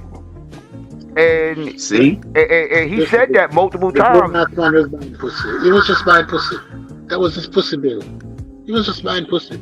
This old ass man was we know that, Poopies. We know that. We know that. It ain't about no. See, and then the cold part about it is how you try to like I don't know if niggas be thinking like niggas is fools or something out here, and like we outside looking. But perception is an illusion, man. That's what I show my kids, tell my kids, and their perception is an illusion. So you thinking you giving us this perception like you this big ass polygamist. Motherfucker, you the trick. Nigga, I see dog through that shit. I'm like, what the fuck? Wait a minute. So now, woodoo, So now she back. Oh, you must have. Oh, y'all taking flights and trips. Man, off the people? So you tricking the motherfucking community money? Oh, nigga, I'll never give you $1 again. Matter of fact, let me unsubscribe from all this shit. You niggas ain't doing no work. You niggas ain't in the private communities, nigga. You ain't showing what the kids need. You ain't donating to the kids' needs. No, the brother. The other thing. Let's be honest. The other thing that is wholly disrespecting is that he disrespected everybody money that she ran off with, because it's like, oh, don't give a fuck about those niggas. Come back. You don't even owe an apology to the niggas' money who you ran off with, because those fools would follow me to the end of the world. That's what he said to you when he didn't give you back your money. You know that. Oh, I don't give a fuck about those niggas. $6,000, at least $6,000. We have more to make here. I'll get Polite back and get him with Jabari and set up a debate and charge $30 and have 5,000 people watching it. That will be 15,000 easy. That money will come back. Don't worry about it. This woman ran out for the 6,000, and then all of a sudden, 3 months later, she came back with her broke, thirsty, dry ass, and they took her back with both open arms. You're a trick. Call it what it is. Yeah. Call it what it is. He's doubling down on he made shit. He wouldn't have been shit without him. He's doubling down on that. Yeah, he's a liar. And then them yes men over there, like, you know what I mean? Grow some balls. I know y'all listeners are gonna get a clip. Grow some balls, bro. Like, you know what I mean? YouTube is not real. You know what I'm talking about? You can monetize if that's what you're trying to do. They need Saneter for exposure. A lot of these people, they Saneter cuts them off. Their exposure drops. Go get a real job. Yeah. But nobody asked him why he didn't announce it to the community that 50,000. None of the men over there. None of the men. It's like you're in a church and the pastor driving the Rolls Royce, and everybody in the church broke and hungry. And you don't sit to the pastor and say, no, dude, you can't do that with poor people money. You cannot do that. There's no men in Saneter camp now to hold Saneter accountable for that 50,000 that Polite ran off with and didn't say anything. Or that 6,000 or 12,000 that Naphtali run off with and you don't say anything. No man can sit this and no Saneter. You owe the community apology. I just want to know, in these deprived communities that we from, that used to be thriving neighborhoods, that, you know, because of all the shit that goes on, where the fuck is they argued about this Israelite flat earth, who are people trying to build and working 2 and 3 jobs some places and trying to strive? What the fuck is you doing to help with these dumbass motherfucking regurgitated ass debates? Why the fuck the money, half of it, don't go to the goddamn children, nigga? He's trying to go in and shame Q's school. He gonna show some old tapes of him going over to his old spot when he first went over there a year ago. He keeps saying it's one room and it's dirty and shit. So that's what he gonna do tomorrow. My bad, I didn't mean to break up the room. No, he talking about. Wait, hold up. He talking about. It shows progression, nigga. You still in one room. Q shows in school Q shows in school damn near. Q shows in school damn near. Nigga, you still in the one room, nigga. You don't have a fucking studio, right? Nigga, you been doing this shit for 25 years. You don't have a building, nigga. And what about Q? Q shows his motherfucking school on his channel all the time. It's more than just one fucking room. And no, it don't look dirty. What is he talking about? Q shows his goddamn school all the time, bro. What do you mean? You sound dumb as fuck. You gonna show an old ass video when he first got started, and gonna try to make that and try to encompass that as his school right now in 2023? You reaching, dog. You reaching, and you corny as fuck. All you do is show your one room, nigga. Show your kitchen, nigga. Show your bedroom in there, in that small ass. What the fuck is you talking about? Can you knock a wall off, nigga? You was complaining, nigga, when the roof was falling off in your shit, nigga. The fuck is you talking about, side nigga? That shit weak, bruh. That shit weak as fuck. You looking, I'ma tell you just like this, side nigga. You looking stupid as fuck out here in the real world, my brother. You really looking dumb. Your rants, like to the real black communities, these real black people out here. My grandmama and them, all in Vallejo, Black Panthers and shit, secret meetings and shit, nigga. I don't give a fuck about what you talking about in that fake ass YouTube shit you be saying. Wonder why nobody giving you fucking money and donating in super chats. Nigga, we gonna keep this shit lit over here on Cube Channel. You gonna see $100 super chats, $50, $20. Nigga, I know that shit was having you mad over there yesterday and the day before. Nigga, ain't nobody donating shit to you. Then you try to do some old fake ass shit and talk that Michi. I watched the Michi X thing, and man, you's a sucker, boy. Yeah, he played You a a real- he played a you old a real sucker, boy. Tommy lied on her saying that she flew out to Phoenix. Yeah, he lied, and then the nigga lied. She was like how she exposed him, like nigga try to act like he was like she was like I would. That's why I ain't fuck you. Nigga, what you talking about? Fuck. She like the only time I came over there to that motherfucking small ass mother is with Q and whoop whoop, and I didn't want to go over there, but he told me to bring me. He brought me through there and everything. I'm like, damn, this nigga's over here dick fantasizing. Like this was what you do. So your whole thing, you're no different from a preacher. Then your whole grasp is to give money and then get the girls, the women, and trick off on the money with them. He said, Who was your first Santa? You know what I mean? Who was it before Nepal? Who was it before this? How you treat your wife, nigga, side nigga? Hold on. So the person that been down with you for all this time. This how you treat your household, nigga. That ain't what black motherfucking power is about. I'ma just let you know. More power to that woman over there that got to deal with the bullshit. But nigga, you ain't no man in my eyes, nigga. Side nigga. These those last episodes and shit that you did, nigga, you look like a goddamn fool. I don't know how you gonna clean this shit up. I don't know what you can do, but you done lost 25% of your people that just was like, okay, we still know this entertainment, but we gonna deal with it because this is our entertainment.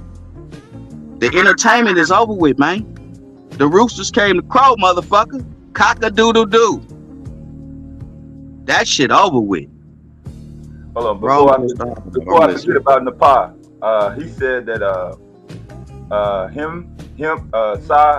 Nepal, her husband and Q met at a restaurant, and towards the end, Q hubby went out to start the car up, and he claims that Q tried to hit on Nepal. Now this is coming out of Saneter Drama. I tried to record that, but it was too much action. That's some fuck shit. Fuck I out ain't never heard that shit. The fuck out of here. I don't believe that bullshit. Listen, he lying. I'm a girl around the street. Let me tell you something. When Napa ran with the $6,000, she ran to Garfield and was crying on Garfield's shoulder. He has a woman that will run to another dude and cry on the shoulder, acting like him have a bottom bitch. No, dude. Any bitch that steals your money and run away is not a bottom bitch. And he's vouching for this girl. But it is what it is. Remember, he wanted her to be a star. He was promoting her on every show. She's the next big thing. But she's not. No, not even close. And then the cold part about that, you know what I mean? Not to just say it but just be, everybody has a past. But being a man of integrity and all this, I would never deal with a motherfucker like Nepal. Regardless of the fact of what it's like you passed around, right? Like you a pass around, man. We call them people like that. We used to call it my turn. Oh, it's my turn. You know what I mean? I'm just keeping it real with you. Like, you know what I mean? You see some over one day, then you over here, now you like, come on, then you got people with naked flicks and showing how did these pictures get out? You had to give them to somebody. This is what the conscious shit is about. Regardless of the fact. Okay, yeah, everybody has a past. But you looking like a pass around. I mean, that's no She's secret. the guy of the conscious community, that's what you're saying? That's no secret. That's been documented. Yeah, she's messing around with from one person to the next. She's the Britney Grant of the conscious community. That's what you're saying. But Get your anyway, money, girl. Get your money. Ain't nothing wrong. Dry that nigga dry ball. You know what I mean? So he can come on, then we hear him crying how you done took all his money. Motherfucker keep talking about he ain't do no work. This motherfucker keep leaving out him doing free credit repair nationwide, not just in New York City, motherfucker. Nationwide, all the way to Cali. Free credit repair, and he got the video testimonies to prove it. And all this motherfucker got is dumbass religious debates. Charging motherfuckers $30 tonight in about an hour or two. Line X against some motherfucker. Yeah, that's all he doing. See, the whole thing is, it's perception is illusion. He not here to talk about Q. He here to get ticket sales.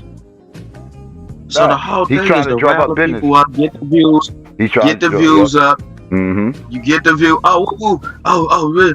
Let's get y'all better get these tickets. It's gonna be a good one. This line ass nigga on here, and then his one room, but we gonna get these tickets up and woo. But this nigga ain't shit, and this school ain't shit. But we gonna sell these tickets for y'all, and this shit gonna go to my pocket. But this nigga in this school ain't shit. But we gonna sell these tickets, and this shit gonna go to my car note. What the fuck, nigga? Go get a real job, nigga. I'm tired of you niggas. Nigga. That's real. That's real. What the fuck is you talking about? Cube out there sometimes gotta go Uber Eats and do other shit. What the fuck is you out there doing, nigga? Like really though, like you know what I'm talking about? And you, your yes mans and all that people that want this old fake ass YouTube ass fame. I know you niggas don't pay no mortgage. I know you niggas ain't got no land. I know you niggas ain't got no motherfucking assets. If you're trying to get it off of YouTube, you niggas ain't putting in no work. no, but guess what? You realize now that YouTube is finicky. That your channel can't die as easily as. Look at Tommy Sotomayor. He's dead on YouTube. He's dead on YouTube. He's another one, yeah, dead. He's irrelevant. Yeah, look how many channels he went through. That old try to discredit the black man, the black woman, the black family, and all. Look what that got him. His lane, try to be with the white folks. When he first came on, how you go from saying black power and all this to saying fuck the white man and all this other shit to it's niggas this the niggas that been doing this shit to me. The niggas? Mm-hmm. Motherfucker, what is you talking about? So you don't see since the motherfucker the capacity that you in, so since you don't see the fucking shit that's going on, you don't know about the policies that goes on in your state that the white man control that's going against you, side nigga? You don't know about the policies that why Q is out there with the school right now to try to go against these policies, side nigga? Like, come on, man. Like, this shit ridiculous, boy. And whoever following you and all that, man, that shit is y'all, man, bro. I'm glad I deleted that shit and all that, because it's nothing to delete and unsubscribe, nigga. It's, you know how many motherfucking channels on here that people that really putting in work, not entertainment, that don't ask for donations, that get them because people see them putting in the motherfucking work. And when they do be like, man, I need this right now, the shit bring like a goddamn class fail. Because we see them generally putting in the work, struggling, striving, putting in 14, 15 hours like I do every day at work. But doing this for the children in the community? Side nigga? Nigga, you put in 15 hours in work just to be sitting in that motherfucking one ass motherfucking room you in to edit and film? To talk nigga babble? Like, the shit over with, bruh. Whoever you with over with, that shit is done. Y'all have fun over there with that entertainment shit. Nigga babble. That's exactly what they preaching. Nigga babble. Exactly. The real world, nigga, the real world ain't worried about what y'all got going on over there, bro. Y'all ain't putting in no work. Nigga, you ain't nothing but like, you know what I mean? What that shit used to come on when we was young? What was that? The telethons? None of that money went to the kids, nigga. What is you talking about? Want to discredit a man that's in his motherfucking early 40s, nigga, in New York City with a rent sky high, because I know how it is over here in the Bay Area. That's over there putting in work with children. You try to discredit it. STEM, coding, engineering. You try to discredit that at an early age. When these motherfucking other immigrants, white folks, Asians, everything, start their children at an early age to get all this motherfucking advancement in their mind and see the real world for what it really is. So when they go out there, they know how to motherfucking work and work for the community to bring the other children up so they can have a motherfucking better and brighter future. You think your DVDs and this shit brought somebody a fucking brighter future? Motherfucker, it's entertainment. Entertainment, like soap operas. Then you go into the soap opera shit. All my children want like to live ass shit, man. We seen that shit with our mamas and shit. We was going up. You know what I mean? That shit. You talk to motherfucking grown ass men and women with no motherfucking integrity or class for you to even suggest yourself to be an elder. What degrees do you have? What knowledge and schooling do you have? I see you stutter step over some of the knowledge that be presented to you, and you be like, oh, I got the book. What the fuck you got the book for if you ain't never read it, nigga? Like you make yourself look more ignorant and ignorant as the time goes on. You got all this motherfucking knowledge been around, all these motherfucking so great scholars and all these great thinkers from the youth on up, and all you thinking about is $1, nigga. You ain't even thought about making a museum for the what? Oh, I got all these scholars, I'm bringing them in. You ain't thought about none of that shit.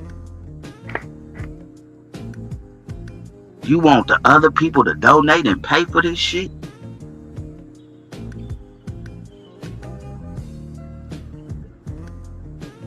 And then get mad when the people like, oh, you wrong for the polite shit. Just, oh, I ain't got nothing to do with that. Yeah, nigga, you had something to do with that because the nigga scammed you first. Mm-hmm. And you let that motherfucker not be known until like, I just heard it like 2 weeks ago. And that shit blew my motherfucking mind. All right. I'm like, wait a minute. So this whole time you kept this motherfucker around just to get the money back that you was... So this motherfucker was doing all this and scamming other people, and all you had to do was say, don't fuck with this nigga. Fuck his career. You know what I mean? This nigga's a charlatan. Perception is an illusion. Mm-hmm. You made people buy into the fucking illusion, nigga, because he scammed you first, son, nigga.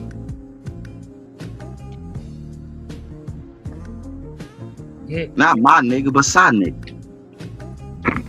You made yourself look stupid, bro. I'm just letting you know, to all your minions, to the yes mans, all that shit over there, man. The shit look dumb and it's broke down. Y'all have y'all fun with them debates, and you know what I mean, where it's 200 moderators that don't pay for the debates. But you got these other motherfuckers paying. Why the moderators don't pay for the debates, nigga? Oh, because they yes mans. Right. So even the numbers are skewed. So when you see a debate and be like, oh, he had this. No, you didn't, nigga. You got about 200 moderators. About 100 people came in.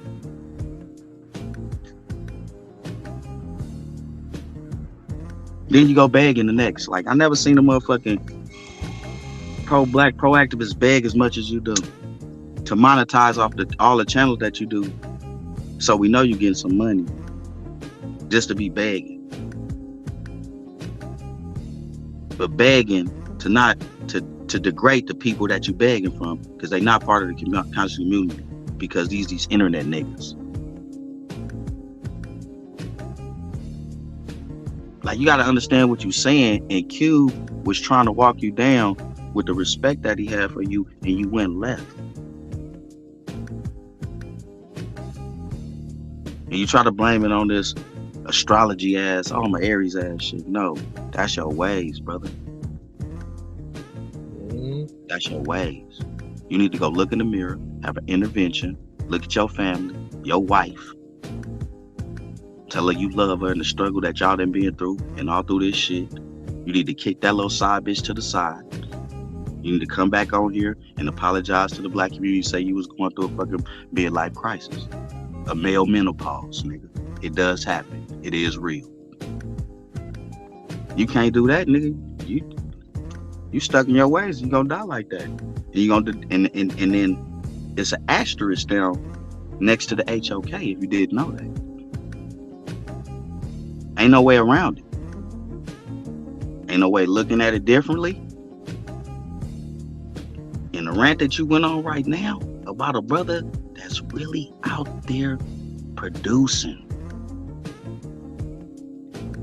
Not just engineering in the studio, but producing children to be greater than what they was. To be greater than what they thought they could be. To achieve goals that they didn't even imagine.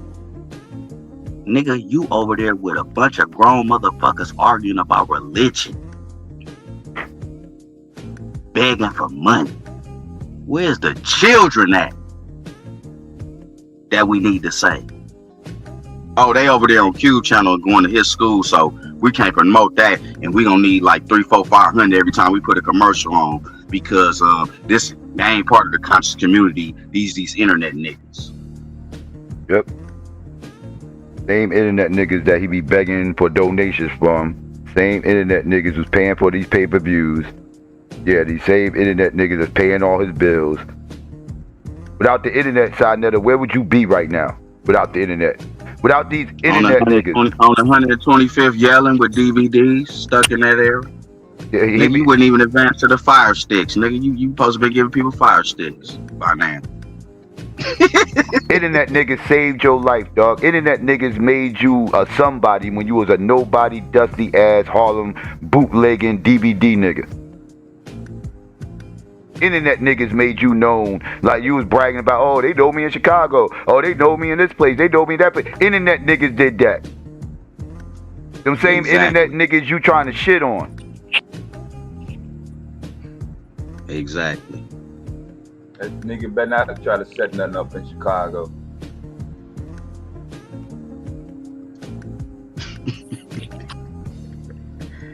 You got devastating hot. Yeah, you got us all hot though. And then, you know, just like how the whole experiment, how it started about a month and a half ago. About a month ago, I'll say now. When it was put the title to it. And we gon' see and weed out people. We gon' weed them out. So then we start seeing Q talking this thing, Psycho go crazy, devastating. Everybody saying their stuff. So now, as the time progressed, you see who was weeding us. You see the jealousy. Because you see the jealousy, because you try to equate this man and his school and the teaching and the educators that he brings to his school to teach these children to a goddamn street corner university. Nigga, please, it's piss on the side of your goddamn wall. You don't even have a fucking stall, a commode out there. How the fuck is that a university? You took other people's knowledge and put it on DVDs and spread them around because you seen the hustle. There's nothing wrong with it. But what knowledge did you bring to it? You was under another nigga leadership. Told you what to do. Remember the story you told, son nigga? When he put you in a circle? And everybody was going at you and breaking you down to build you up. Nigga, we don't do that over here. How the fuck you gonna break a child down to build them up? Nigga, you build a child up so they won't get broken down.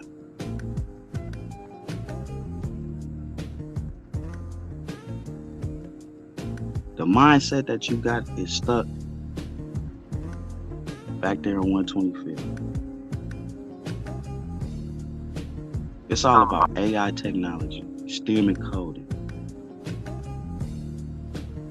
What tangible assets are you bringing to this so-called conscious community that you created by yourself, son nigga?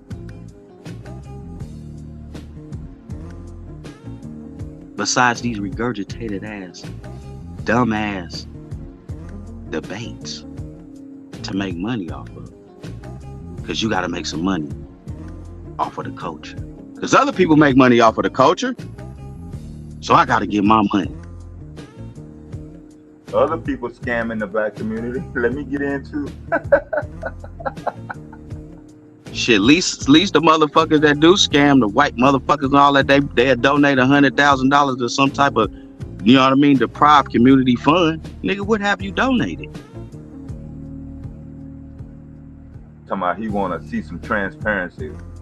He want to see Q's book where the money going to. He backtracking, doubling down on the 9.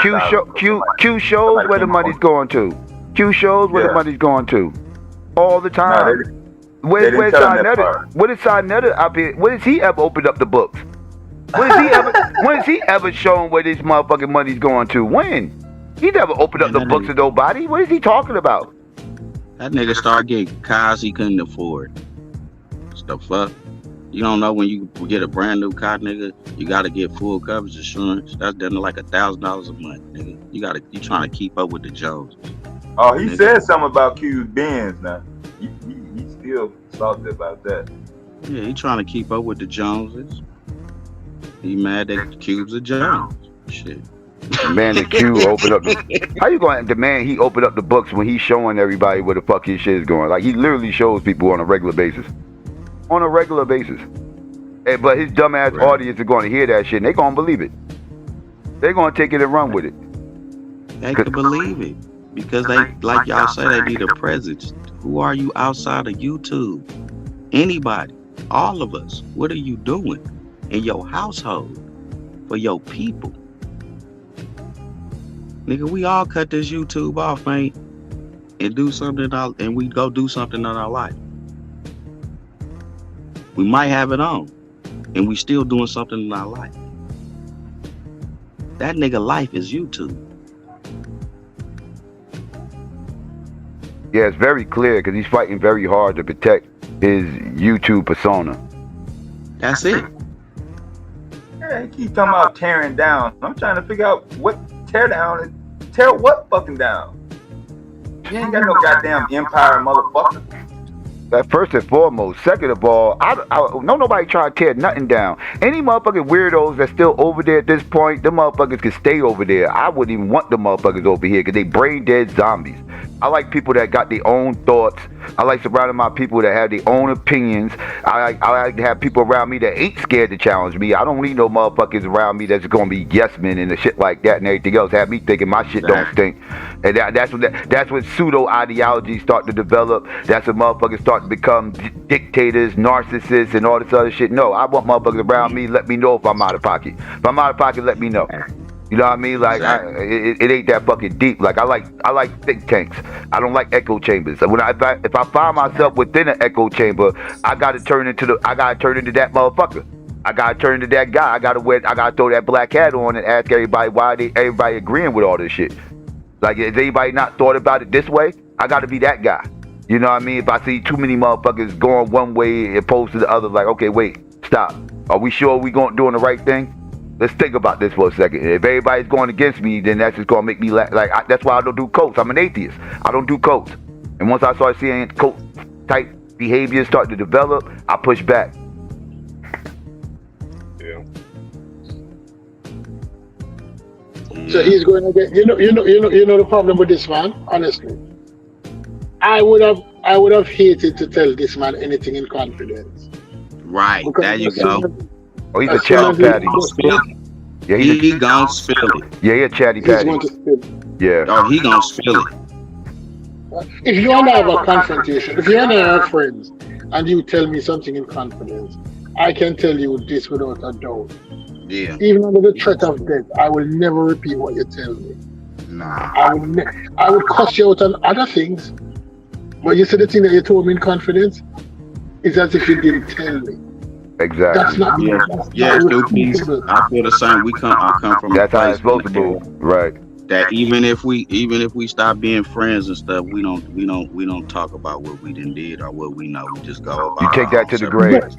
Take it I to the can grave. cuss you out on everything. I cuss you out on it, not me, that everybody can see.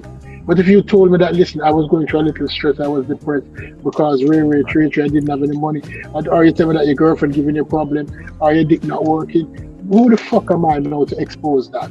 I can expose you. No, but if you tell me that you're fucking little children, I'm going to tell you that that's the wrong person to tell, because I am going to expose you, right, for that, right? But if And you, that's like what type of leadership is that for you just to be wanting to expose? And you can expose, I can expose you, nigga. Why you didn't expose, nigga, when when the motherfucking liar nigga took 50 G's from you, nigga? You ain't exposed that, nigga. You ain't exposed none of that shit until just a couple of weeks. Oh, that's why I kept him around, because the nigga took 50,000 from me, and I had to get my money back. And nigga, what the fuck? yeah. I can let you lose to the community. Just like that nigga that came on Cube talking about that hippie shit. Nigga, you just like them niggas then, nigga. Now everybody that you brought to your inner circle and shit, and the only, like we say, the only stand up motherfucking guys that we done seen so far. Yes, Jabari with his class, because he has his class act because he is a teacher in a university, so he has to have a decorum, and because anybody can see him on the channel and they can go at it and be like, "What? This is y'all teacher? This y'all gotta get him out of here." And then Q Buddy, them the only, you know what I mean? Reggie be raw. I like that Reggie got some of his information, you know what I mean? Little Black City Plans and little stuff, and but he's stuck in that past ass shit too. And we're moving, and life goes on, man. Life done went on past the Dr. Benz and the woo whoop and the Egypt. Okay, we understand that. We understand that the white man tried to say you know what I mean, that Egypt and all the stuff was theirs, and we ain't came from that. We understand we are in a new era where all the information's at the fucking fingertip, and we see it now. But that don't got shit to do with the deprived communities right now that's struggling, and children are struggling, that's homeless, that's motherfucking starving out here. Motherfucker, what tangibles are you bringing to the community? Where do you think that he's being loyal to the dude? I'm loyal. It's no, just better shut the fuck up. Shut the fuck up. Shut up. Yeah. We from the right now era, right now. What you did in the past don't mean shit unless you old and can't do nothing no more. There's people out here that's 70 years old that still gotta get up in the morning just to go to work. I know 70-year-olds that still fighting. Still fighting the fight. Yes. Exactly. Yeah. You know what I'm saying? You hear what I'm saying? It's like, you know what I mean? You got people still like all that old. I done did this, I stood on the corner for 25 years. Then you sound like a dope dude. I stood on the corner for 25 years screaming and yelling, and nobody, y'all didn't hear nothing I was saying, and I did this, I created the universe and the university, and God brought you niggas together. Without me, you niggas wouldn't be conscious. What the fuck? So you throwing out all these people that you got on your channel that got degrees, that been to college, that been to trade schools, that come the fuck on, man. My parents would be disgusted by me if they heard me talk some of the dumb shit I hear people talk up on here. Like, where are you getting this stuff from? I don't even know you no more. I didn't this ain't the person I raised. Like, this is crazy. Some of the shit I hear on here. Yeah, like I was saying, like I was trying to say the other when they said something like, man, shit, how you do? My mom was a Liberian. Man. I've been conscious since I was like 5 years old. Then my grandma and them grandparents and shit, they from the South, Mississippi and Arkansas. Then my other ones was from Alabama and Texas. So they came out to the California, just like the other people went north to, New York, Chicago. That came from Atlanta because I got cousins from Georgia, and they went from Georgia to Chicago, to go try to get the money and their children have a better life. So now we doing the same thing because the crack epidemic took a lot from us because it took up and it broke up the community that we had that was thriving with these black businesses, these black homeowners, these nurses, these doctors, these lawyers, these entrepreneurs, and then that fucked us up. So now the crack epidemic. Now you got all these kids out here now that used to see these thriving communities that don't, their parents is in jail or on drugs. Now they trying to cope, and they trying to cope. How we gonna cope? We gonna create a group of motherfuckers. Okay, now we a gang. Now this gang done did, you done got, we gonna start selling dope. Now the dope, and now they went from a dope, now we gonna start killing each other and shooting. Now we killing and shooting. The property value went down. You done sold your grandma's house. You done sold your daddy's house. You ain't rented it. You ain't put on Section 8. You ain't think of none of the motherfuckers that keep the motherfucking equity and the money keep coming. And guess what happened? The motherfucking white boys and the Mexicans start coming in and snatching these motherfuckers. So all your fucking shit that you hard over motherfuckers, it came from out of slavery to out of the Reconstruction to motherfucker to get your ass out of the South because we killed, hanged, and all that shit to bring you to these northern other fucking communities to have your fucking mind better and you to build something better for your kids. But then the drugs took over. Now we back to square one where we got to start all over. And this side nigga is over here bashing one of the brothers that is building. Nigga, you need to be ashamed of yourself. That's actually building. Nigga, you need to be ashamed of yourself. Anybody over there co-signing for you, nigga, that ain't on the car note or your insurance claim, nigga need to be ashamed of themselves. Saying fuck that nigga. Just the same.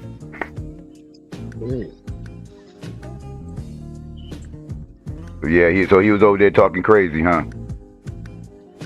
I had went over there and seen something he was saying, and I had read the playback. I'm like, let me see what the fuck I read while he was still alive.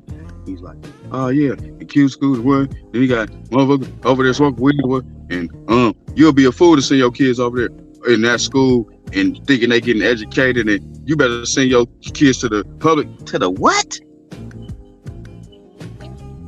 Nigga, you over here, your mind so fucked up because he ain't for real. His elder. He said send him to the public school. Your mind got so fucked up over the United Elder comment that you done really crashed out on a motherfucking place where this what I call niggas smartphone dumb niggas.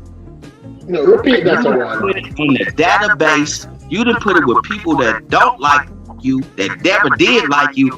Get the that, you know what I mean? That Cube and other people was saving from the. You got them like, oh, wait a minute, why you can't do that? That boy over there really creating and doing some shit.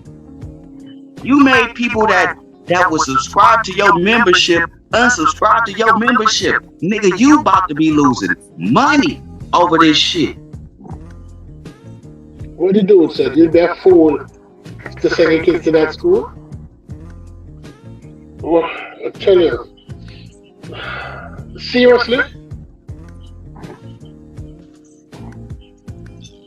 The nigga might lose his bar next in a minute. Once he see all this nigga babble going on, he might get a call from Cornell and tell him, hey brother, you gonna have to either be a professor or you know what I mean? We can't have you over there with that nigga babble. Yeah, can't have you over there with that bullshit. You don't understand the magnitude. You don't even understand how powerful Q really is over there in New York in his motherfucking program in this motherfucking school. You really don't know, huh? Oh, you an internet nigga, side nigga, Google it. I think you do know, he just hated.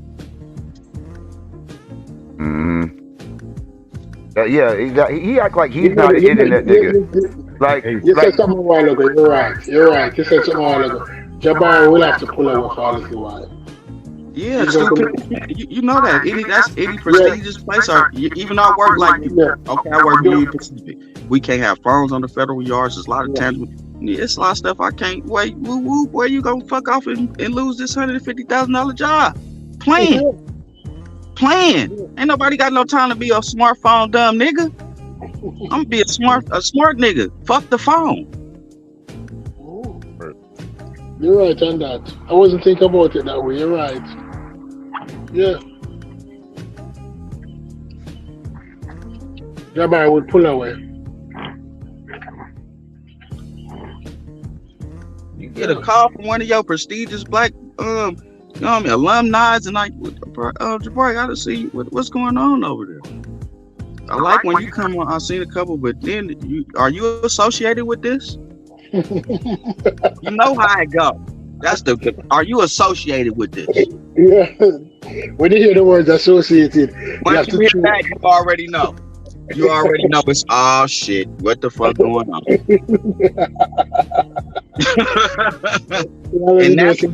and that's the killer that killed Sa nigga, because the whole thing was you never disassociated yourself with Poe Liar.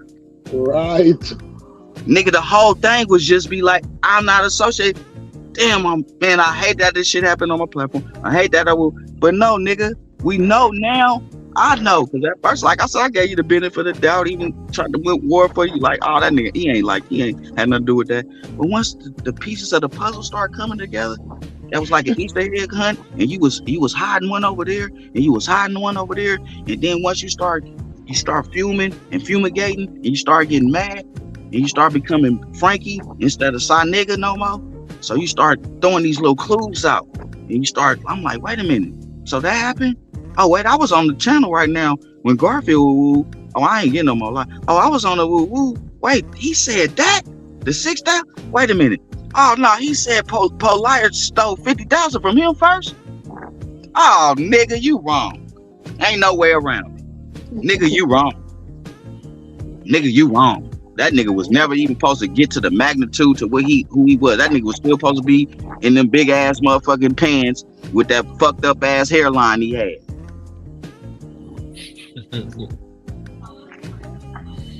He stole 50,000 and you let him run wild in the community. Hunt those niggas down so I can get my 50. I don't give a fuck about anybody else.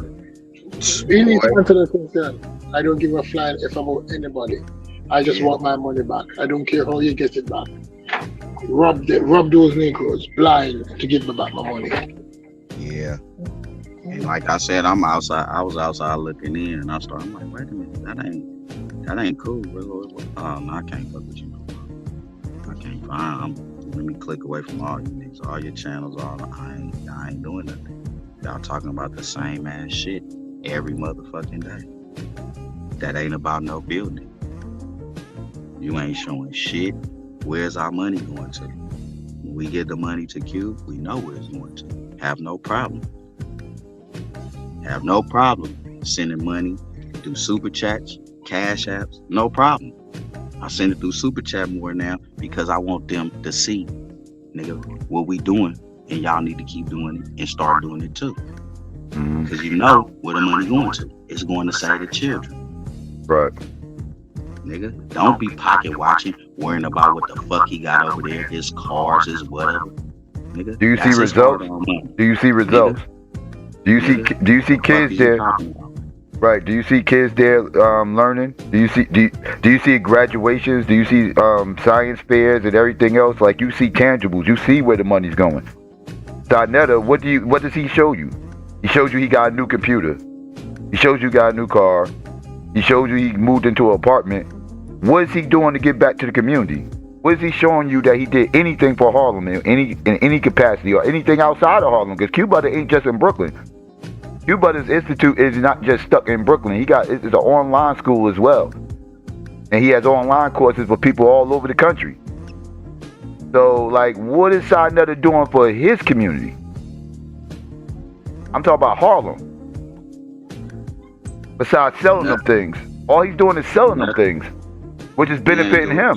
Right, which is benefiting him. What is he giving back to? Where's the give back at? Nigga ain't gave no backpack giveaway with the Saneter TV on the backpack or nothing. Nigga, you don't even know how to market right. You don't even know how to do shit right. You don't even know how to do the shit right.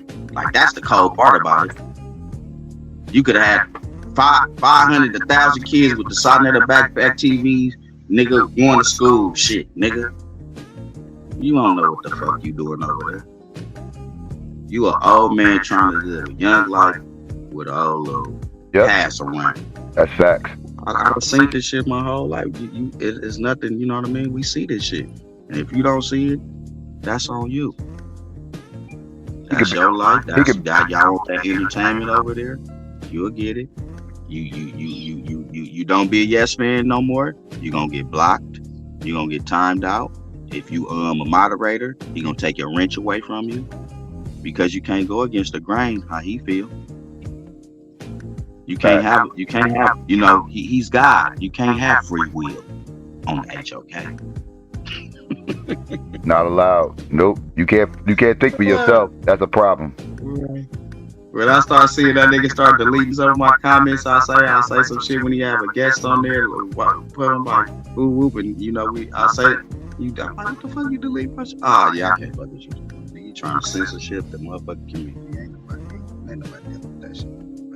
Yeah. Don't nobody want to comment if they know they're gonna get their stuff deleted or blocked just for disagreeing. So why even subscribe? Why even be on your? Why even hear this? Why I'm steady? You know, every other the Egypt versus the Bible Mesopotamia, the voodoo.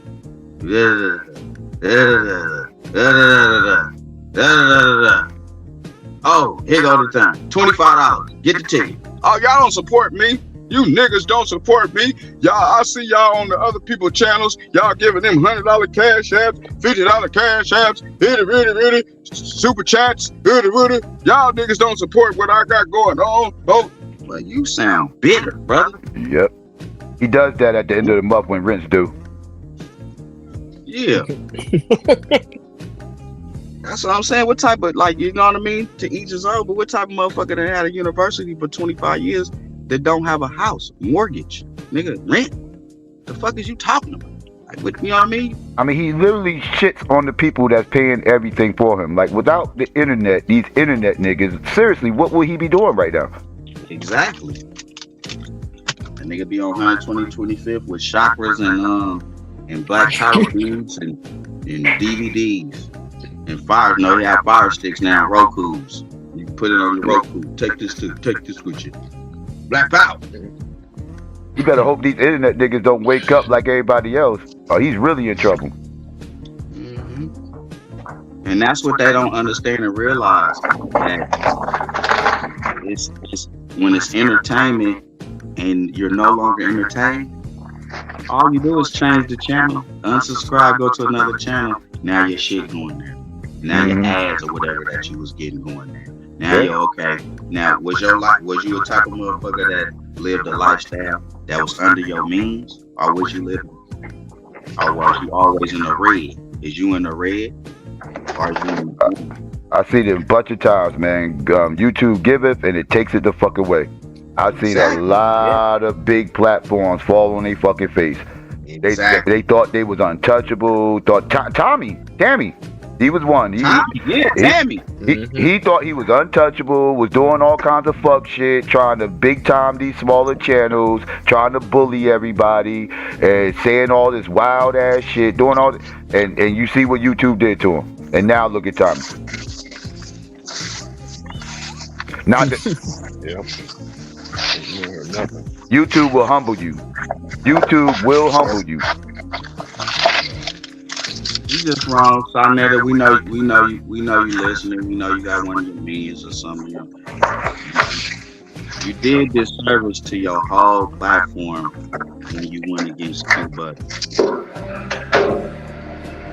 You did this service to your whole platform when you went against Chris Harris.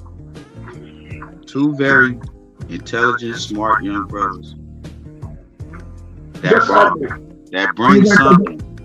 He went against integrity and accountability. Mm-hmm. As a man with children going to school, one of the first things you teach your children integrity and accountability. Because you hope that they don't lie unnecessarily. And you hope that when they fuck up, they realize that they fuck up and how we're going to fix this. If you don't teach children accountability and integrity, they'll be running wild in the streets. That's the first thing you teach your children. Listen, it might look easy to go into the store and snatch up a pair of sneakers and run out. It's easy to do. But if you're comfortable wearing a sneakers that you snatch, I did my job wrong. Accountability and integrity. That's all we do as fathers. Hope that message gets through. Right? Not because you don't have the money in your pocket, it means you're going to snatch from somebody else. No. But he's there talking this bullshit. But I didn't know that Polite took $50,000 from me. Because that changed everything. That changed everything. This dude cannot be accountable. Yep. You know, like I said, I used to give him the benefit of the doubt on the Polar situation until out his own motherfucking mouth on his own motherfucking channel. He said that motherfucker scammed me out of 50 G's and I kept him around so I can get my money. Mm-hmm. But what did he give Polite 50 G for? What Polite promised him? What Polite promised him to do with 50 G? I don't know. I don't give a fuck. It was the same thing. It was pay-per-view money. It was some pay-per-view money. So the pay-per-view money, once again, I don't care. Nigga, he scammed you first, and you didn't tell the people. And now all this fucking shit is here in our face right now. So when everybody was saying, "Oh, he accountable," I was like, "No, he ain't accountable for that shit." Now, nigga, you was accountable for all that shit because he scammed you first, and you didn't say shit.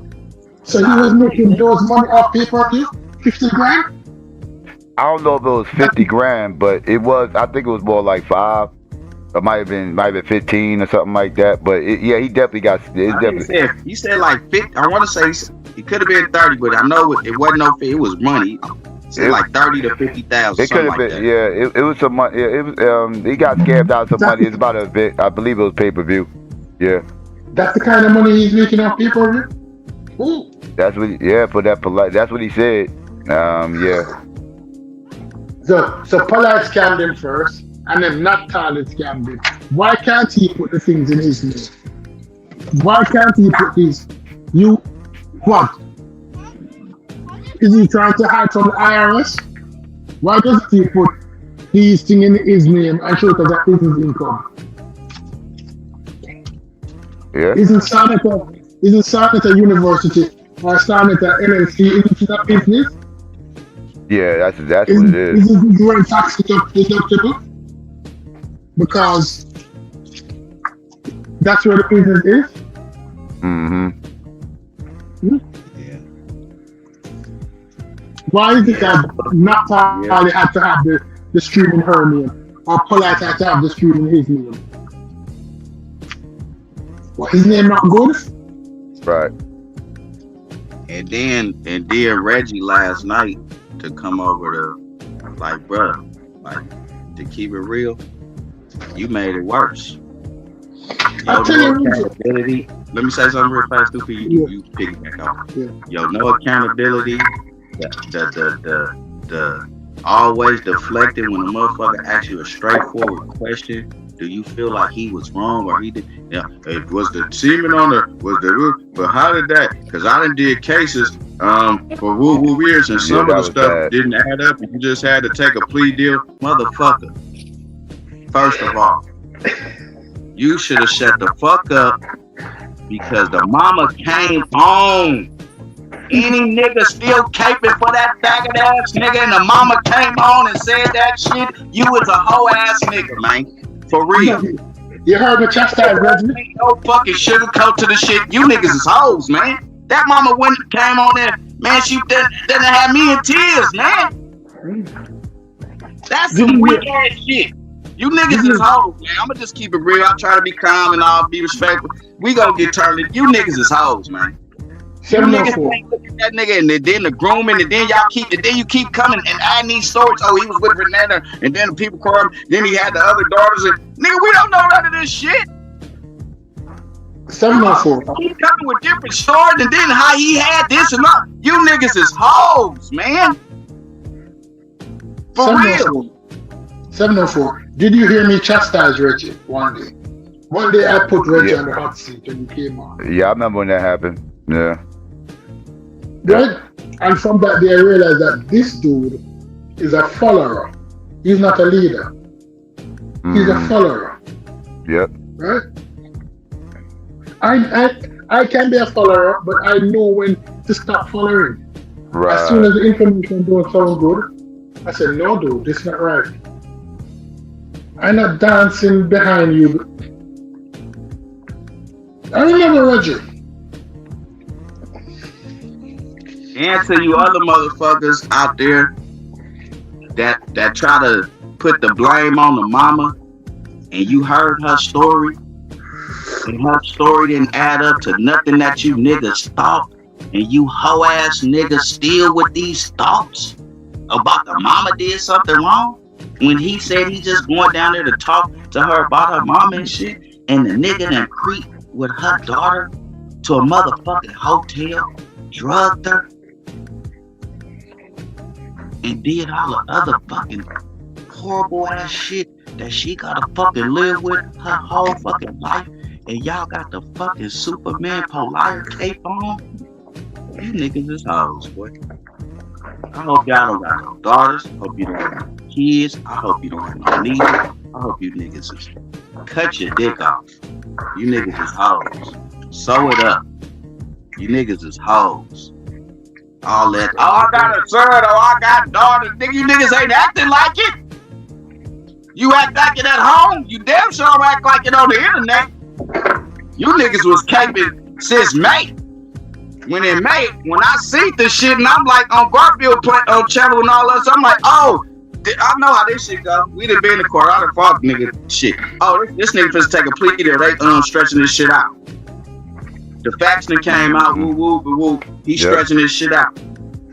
You get on your motherfucking platform like you got some motherfucking secret ass cold shit. I talk to this nigga every day, but then when the shit is the fan, you ain't got shit to do with it. Nigga, you must be forgetting that you a smartphone dumb niggas. You was recorded. The recordings come out. Smartphone dumb niggas. You should have stuck with the DVDs. Yeah. It's over now. Then the nigga scammed you first though. Son nigga. The nigga scammed you first. So it ain't no way to go around it. Ain't no talking about it. Ain't no, oh, I ain't had nothing to do with what he did to the child. Yes, you did. Now it's just you did. Now it's just you did. Because he scammed you first and you kept your mind quiet because what? I gotta get money off the coach. Do you just hear what the fuck that nigga just said? When you start putting the pieces together that he had on the Easter egg hunt, and you start, oh, we got the golden egg now. We got the egg that got the fucking money in it. The nigga scammed you. You wanted your money back. You tried every way to get your money back, to have him on your show, because all this shit was on your platform. So you get the views, you get monetizing, you get all that shit, the whatever, how many views he got. Plus, anytime he out of state or whatever, you going to pocket check. Because you need to make money off the coach. Nigga, listen how that sounds. You don't know how bad you look, how bad them sound clips and the bites is. You don't know how bad that shit sound. You don't know how bad you look. You're looking bad, nigga. You looking real bad. Yep. Because once again, I was one of them ones that was like, nah, he ain't got nothing to do with that. Hey, no, he was just on his platform. But no, you did. Because he scammed you first. And you knew he was the biggest thing smoking at that time. And you was like, I can't let this motherfucking bread get away from me. I gotta keep this motherfucker on the, you know what I mean? Throw him out so far. fish and start reeling them back in. Had a little side conversations with them off the phone. Oh man, you know they be rude, but man, you know you got man, I love you, man. I love you, Saneter. I'm gonna be in Miami, man. You gonna come fuck with me and everything. I'm over here with Fort Mayweather and this shit anyway, whether we gonna do this shit. And we I'm gonna be out there. I need some money, man. I came out here and you know, you all in this beans and all this other stuff. You in this rubber, man. Give me a couple dollars, man. You know you still owe me from that shit.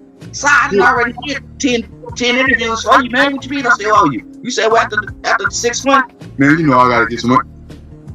Cute. Nigga, that's how you sound, nigga. I hate to say it like that, but that's how that shit sound, man. Nigga, we paint pictures over here in California too, man. You know what I'm talking about? Mm-hmm. Shit. Fuck you think? That's real. Yo, Q, you in the car? Yo. What's up, man? What's good? Yo, y'all was slumped, bro. What's up, kids? Q? I know, man. Hell yeah, son. He trying to air you out, bro. Huh? He trying to air you out now. He really pissed off. He didn't backtrack and he doubling down on the 9,000. Trying to say you tried to hit on the par. That shit crazy, bro. Ew. Yeah.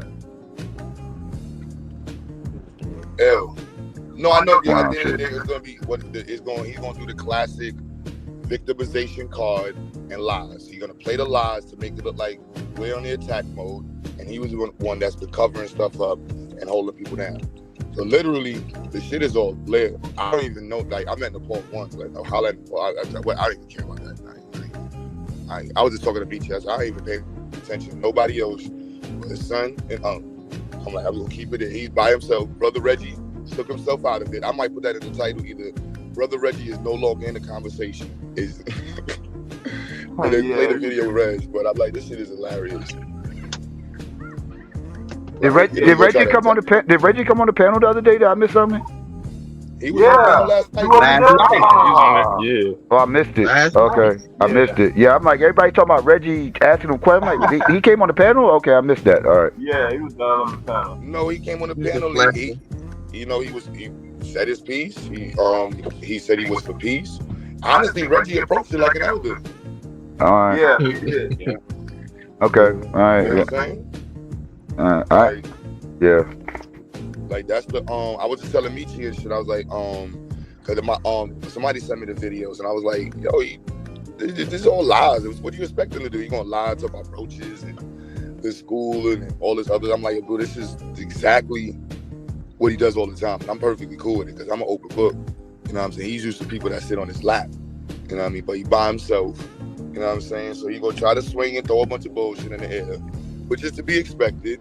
And then the beauty of it is, now everybody's gonna want to know the response. Oh, y'all want to see the response? Let me show you the answer to. You want to ask some questions? Like that's the beauty of the conversation. Like this is very, very simple. You know what I mean? Like that's very, very simple. You know what I mean? Like this is textbook. I'm like, bro, you always talking about chess. Yeah, he always talking that. He's having a meltdown. Pretty bad. Yeah, that's what it is. That's what I was saying tonight when we go live.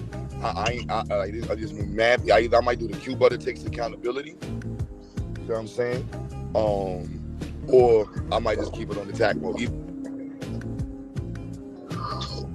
We full-fledged throttle attack mode. The nigga went at the school and killed. Yeah, we hear you. You good now? Yeah, he's talking. Well, somebody said something about him calling the police or some shit. Yeah, he said if he doubling down on Q talking about he was gonna rob niggas. He tried to throw his own self in it, like he said he was gonna rob you, Mar. He's gonna rob he gonna rob me. Like motherfucker, you ain't got shit to rob. So now they talking about calling police on motherfuckers. Yeah, he said he a snitch. He said if he come after me, I'm a civilian. I'll call the police. Yeah. I mean, he going all the way out the window, Q. All the way. I'm not worried about that. He didn't go the window. He buttoned up shop when he was defending Collide. He closed the gate. And he All built some kamikaze, fence to man. the country. But now, when you realize that he fucked up, he doesn't want to say no accountability. Mm-hmm. So shit. So full-fledged, show the work like you've been doing. Get big donations again tonight. Keep doing what you've been doing. We know who you is, young man, brother. Yeah, You the that STEM shit. guy, man. You over there making it happen, man. These niggas over here with selling dreams. Perception is illusion. Nigga worried about what you driving. Nigga, cause he can't pay his car note.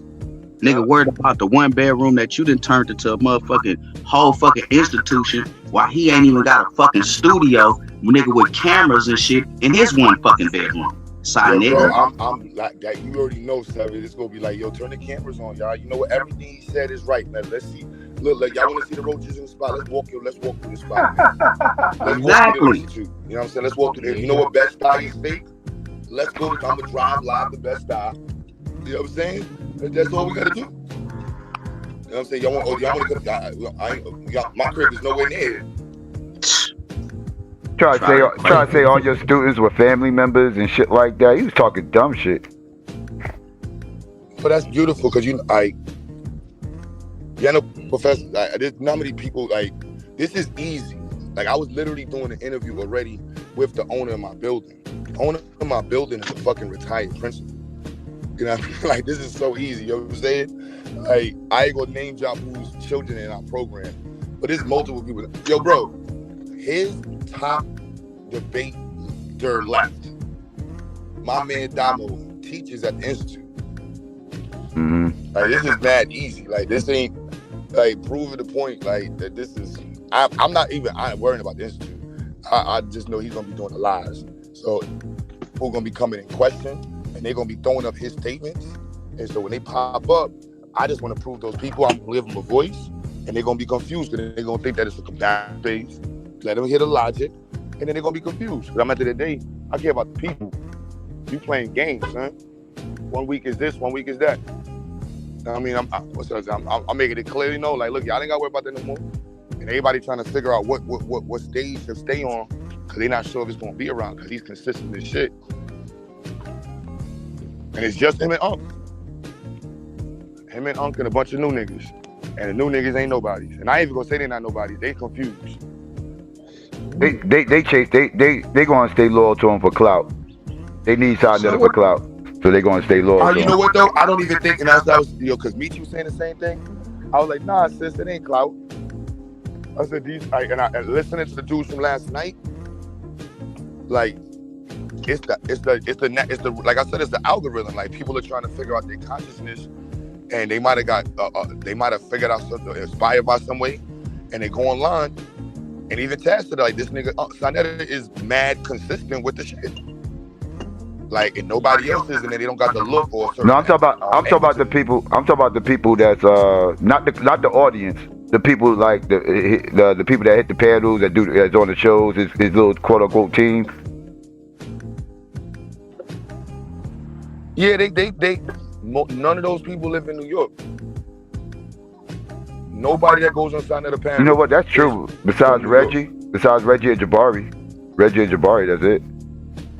I can think of. Jabari lives in Atlanta most of the time. He's mostly in Atlanta most of the time. He don't even. You know what I'm saying? Like, that's why I was like, Harlem. I'm like, the robbing, I'm robbing none of y'all niggas. Like, that shit is, that's why I said I might do the accountability shit and completely. Like, I shouldn't have said that, y'all. I should have never went on the platform. And let's be real about this, though. He showed the video and he kept talking about the 9,000 and skipped the part where it clearly says it was $2,000. You know what I'm saying? So it's like, bro, this is very easy. This is not difficult at all. Last time when we went at it, it was literally, I was by myself. I had maybe 30, 40 people in the chat. I ain't no psycho like that. I knew Renee, you know what I mean, the community. He had everybody with him still. He had Lights, Unks, Reggie's. He had all of the Amin Ra squad. He had the Dagger squad. It was all of them, with him. He done got nobody no more, bro. You know what I'm saying? I want to be clear on it. He don't got none of those people no more. And if any of us get cool that he don't fuck with, it's even worse. He don't want to, like, I mean, it's weird with Garfield because, we had the past and stuff. We don't got no issues. But any conversation, Shaka don't like these people don't still want to be in a mess. You know what I'm saying? But you don't got nobody there. Garfield was the biggest player on the platform. Right. To be You honest. said the raw shit was it yesterday? I think you said when SETI left, Black Power left. The RBG movement, the whole fuck the white man, the whole was like it didn't start bringing in more the Hebrew Israelite doctrine. You know, I've never spoken to SETI before. I don't know nothing about SETI. No, I remember. I used to go to his classes like back in Detroit, and it was intense. What was it about? I mean, it was basically just pictureship. You know, you fucked up. You know what I'm saying? Just fucking, you know, the white man, because you gonna get tired of the white man. You know, just yelling in your face, showing you pictures, showing you about Egypt and stuff. Try to buy his books, his DVDs. So that's all he was, you know, basically just preaching a whole lot of, you know, black power and fuck the white man. So did he build anything in Detroit? Do he got anything that's built in Detroit? He claimed he do, but he don't. He claimed he do, but he don't. He be on that nigga shit. He be on that nigga shit too. I had to leave him alone too, because when they had that falling out with Sai and Unc and all of them and all of that, he was already on that nigga bullshit with Pharaoh, and then it was just getting out of hand. And like I just saw that shit, and it was just like, you know what, I can't follow this dude no more. I can't listen to him because it was just, I just can't, man. Like, my common sense just started kicking in, just like, no, this don't make no damn sense. These the conscious people? Like, shit, I better off going back to the hip hop sector. What the fuck? Damn, man. Hip hop sector got more. The hip hop sector got more decorum than the conscious community, and that's real talk. I don't mean to blow my own whistle. I don't mean, but I am the one who brought it up to Garfield to say, Garfield, how many times a man can spit in your face, and then without you saying this is my fault? The first time, I'll say that is an accident. But if he spits in your face 2 times or 3 times, it's becoming a habit now. It's your fault. Why you around that dude? Why you around somebody who's spitting in your face? We allowed to disrespect you constantly. It speaks to your character, right? Q, but I can't disrespect me one time. I get away with it because the first time I didn't know, I didn't expect it. I said, okay, Q, okay, you have that one. But my second time, Q diss me now. No, this is a habit. I'm not going to allow you to diss me. I'm not going to allow you to invite me to your dick and tell me all kind of bullshit every time because you don't feel good. That's a you problem. You need to fix that problem, not me. Not me. And then you come with this bullshit now, disrespecting things too. You have videos of his school, of his kids learning, right? Using science, robotics, understanding angles, understanding vectors. They might not use that word yet, but it's building up the understanding to the different level. What the fuck are you telling people? About crystal? You're telling people about crystal? About Egyptian mummy? About Egypt is black? And you're comparing it to a school? And another dude seconding it saying that I wouldn't be sending my kids to that school.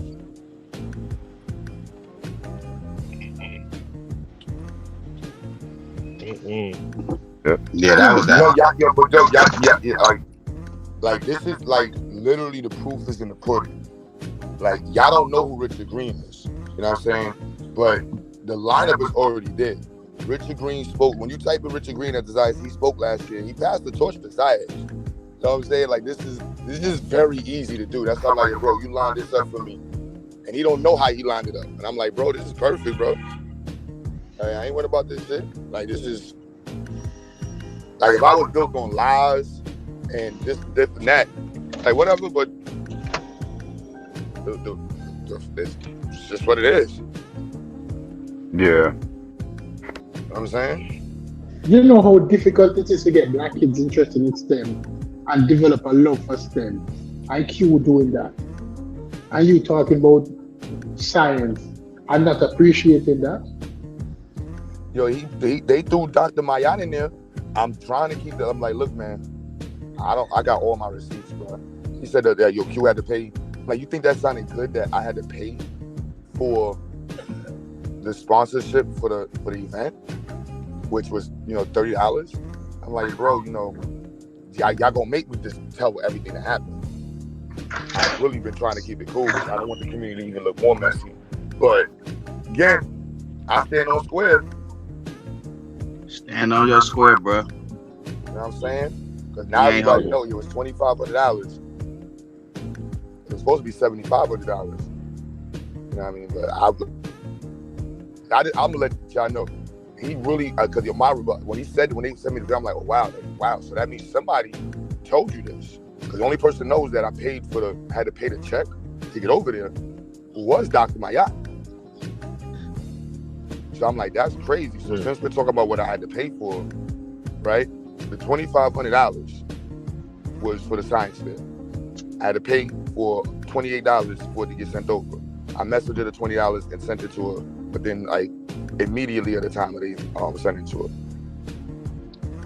She didn't put no money in her pocket. What she paid for out of her pocket, understand, everybody heard that $28 I paid for, she paid $300 for a security guard out of her pocket because she was scared that people from Baltimore might come to the event and be looking for her. And then we had a back and forth. Yep. Wait. Y'all really want me to talk?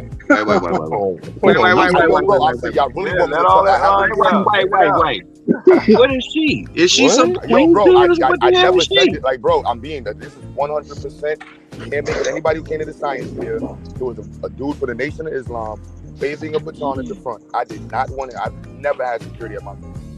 We are the security. Right, like it's. So this is fact. Yes, I paid $2 for that out of my money. And then what did she pay? Wait. Why would somebody? Wait. If she is a professor and all this and doing stuff, why somebody gonna come looking for her? And what is she? A snitch or something? I'm not gonna go further. I'm like that. We could just go fact for fact. That's what it was. Oh, she's a snitch. Like, bro, all I know, that's what anybody came to the science fair. Y'all saw the security guard at front. Wow.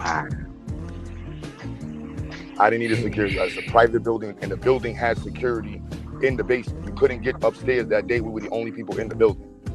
It was on the Saturday. The building was closed. So the only people going upstairs, past the security downstairs, was our people. But it was a science fair. I don't know who was showing up and what. This is my first.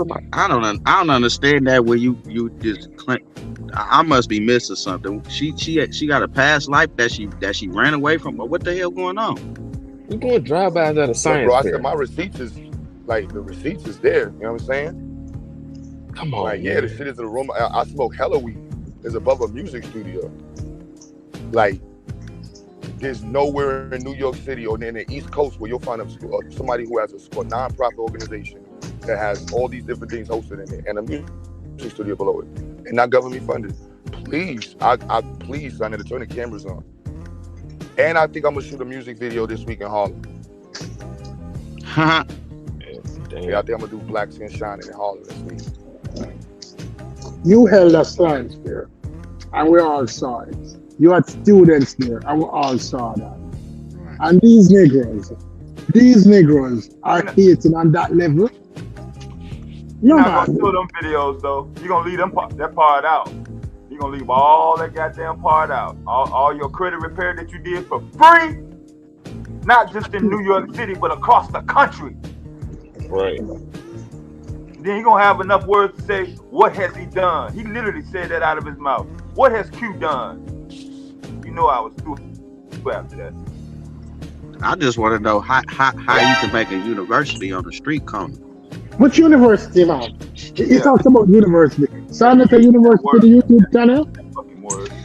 No, I used to be a patron. At the beginning of the video, we didn't get it. He said, my shit was right there in the corner, on the School of Hard Knocks on the corner in Harlem. Where that shit he said at the beginning of the video where his university was. What was he teaching? Regurgitate. He was mass producing everybody else's information and putting it out. That wasn't an ad hominem. Like people think ad hominems is just, you know, somebody cursing. No, that was a statement used to diminish my position. You know what I'm saying? Like he's creating these ad hominems because that's what victims do. You know what I'm saying? Like this is textbook pathological behavior. That's what narcissists do, not victims. Victim is a crown. Victim is a special individual. He's not a fucking victim. I said it's all about He has to create the space where he's the victim at all times. Okay. Oh, he's trying to be a victim. He's no fucking victim. That's the narcissist. The narcissist has to be the victim and always has to be the one that needs the attention. And then he's gonna lie so that way he can create the victim space. There's nothing he can say about me that's factual. That's why this is so easy. There's nothing he can say. With Michi, he's gonna literally bring up Tommy Sotomayor. That's the only thing he can say about Michi is Tommy Sotomayor. Then he's gonna say that Michi tried to fuck him. What? Yeah, she made him look stupid last night on her platform, all the little, and then how he said she tried to fuck. He's like, how was that? When the only time I came over there was with Q and Woo Woo, and I didn't even want to come. I did it for Q Butter, and and then what type of this is what I mean, like what type of motherfucking leader is this of y'all that this motherfucker come out and then get to exposing or try to expose females and shit? That's some hoe shit, man. So Tommy lied on the pussy. Tommy lied on the pussy because Tommy came on the line and he said that, oh, Q, you're acting like Ray, because I'm happy that you kicked him off the panel. I was happy that you kicked him off the panel. Saneta's trying to put people's names and shit to bring other people into the argument. And then Tommy went on it and created a show and lied on the pussy. Now, what kind of man lied on the pussy? How do you lie on it? If she responds to Tommy in any way, she reverses Tommy on YouTube. Like that's literally her argument. She's like, yo, if I was like, that's what Tommy wants. He wants us to make a video about him because the nigga, he's completely removed from the YouTube streams. That is a true statement. Yes, he is completely irrelevant. Completely irrelevant in these black spaces. His name rarely pops up anymore. So she did a video about him. He'll get an unnecessary 20,000, 30,000 views just because he put his name in the video. She's like, I'm not doing that. I'm not. She's like, Saneta want this attention. I'm gonna give it to Saneta. She like, yeah, I might give him. She says, yeah. Tonight, yo, after we finish, I'm going to the crib, chill with the fam, organize it up at like 8, 9 o'clock. Yeah, she cooked that nigga last night. He had him look. He looked like a fool. I was watching y'all and at the same time. She was cooking that nigga. That nigga looked stupid. Some whole shit. You over there trying to run your mouth, your line on your dick. All that shit is weak. And what do this got to do with the whole thing about Q school and all this? What do this got to do with you being an elder? What do this got to do with the piss motherfucking Kona University that you got for 25 years? You ain't got to build it, nigga. He saw the tears in his eye when Q said, you're not my elder. What makes you my elder? What makes you, because people are telling that he's an elder. What information, what have you taught? Right? Because someday you're an elder and someday you're a reporter. What the fuck are you? You want to be an elder when it's to your benefit. An elder is a man with integrity. He over there in that studio apartment. Don't got no damn studio with that damn equipment. You ain't for 25 years. You supposed to have like I said, you supposed to be somewhere, had your own building like Cube, teaching the kids how to fucking edit and film. I remember. You ain't showing shit. I remember when people donated cameras and microphones to this hospital. And he does not appreciate people who build it. He's there acting like, oh, I'm self-built. I don't need you niggers. You have to come back crawling back to me because I'm King Kong. I own this. This is my hood. This is my neighborhood. King Kong has nothing. Watch too much fucking Denzel Washington. Wake up. And the cold part about it, and I felt Cube on that when he was like, yo, nigga, who I'm supposed to be, your daddy? Nigga, you just went all the way. You was a hoe ass nigga for that shit, son, nigga.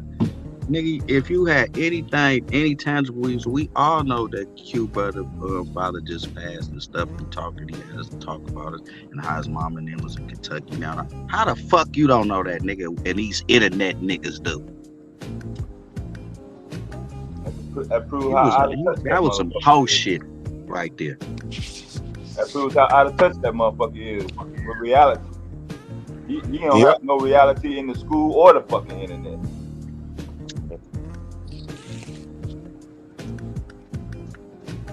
Yep. I got no like this shit. That's why I said this textbook easy. Like this not even. And I appreciate y'all because like before, like I said, it was literally just me before in the times when I went. Like there was people that was around, but it wasn't like it wasn't what it was before and shit. You know what I'm saying? Like it wasn't this. You know what I'm saying? Psycho platform was way stronger. What you call it? The people that's consistent. Been doing the streams before because remember before when I was doing this shit, I could only go live once in a while. Then I would come back. So I had to be live every day on it. And I'm like, damn, I can't keep up with this now. The 24 hours streaming. You're not on YouTube anymore, Psycho. Huh? Psycho, you're not on YouTube. You're not broadcasting. Dude, they're over there complaining about you being live for 8 hours. It's a marathon. It's been a marathon. That's what got me kidnapped. Like, oh yeah, y'all be up all type of time when I wake up, go to work, come back. I love this.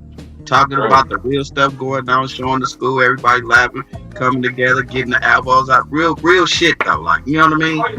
Showing sources, not sorcery, facts over feeling, not these emotional outbursts. Sometimes we might go crazy, a trigger word to hit some of us. The time Cube and Corey. Then the time me with the hippie, then the time Psycho just went, you know, sometimes it'll be like that, but it's all for love for the black motherfucking culture and us in the family for us to be better.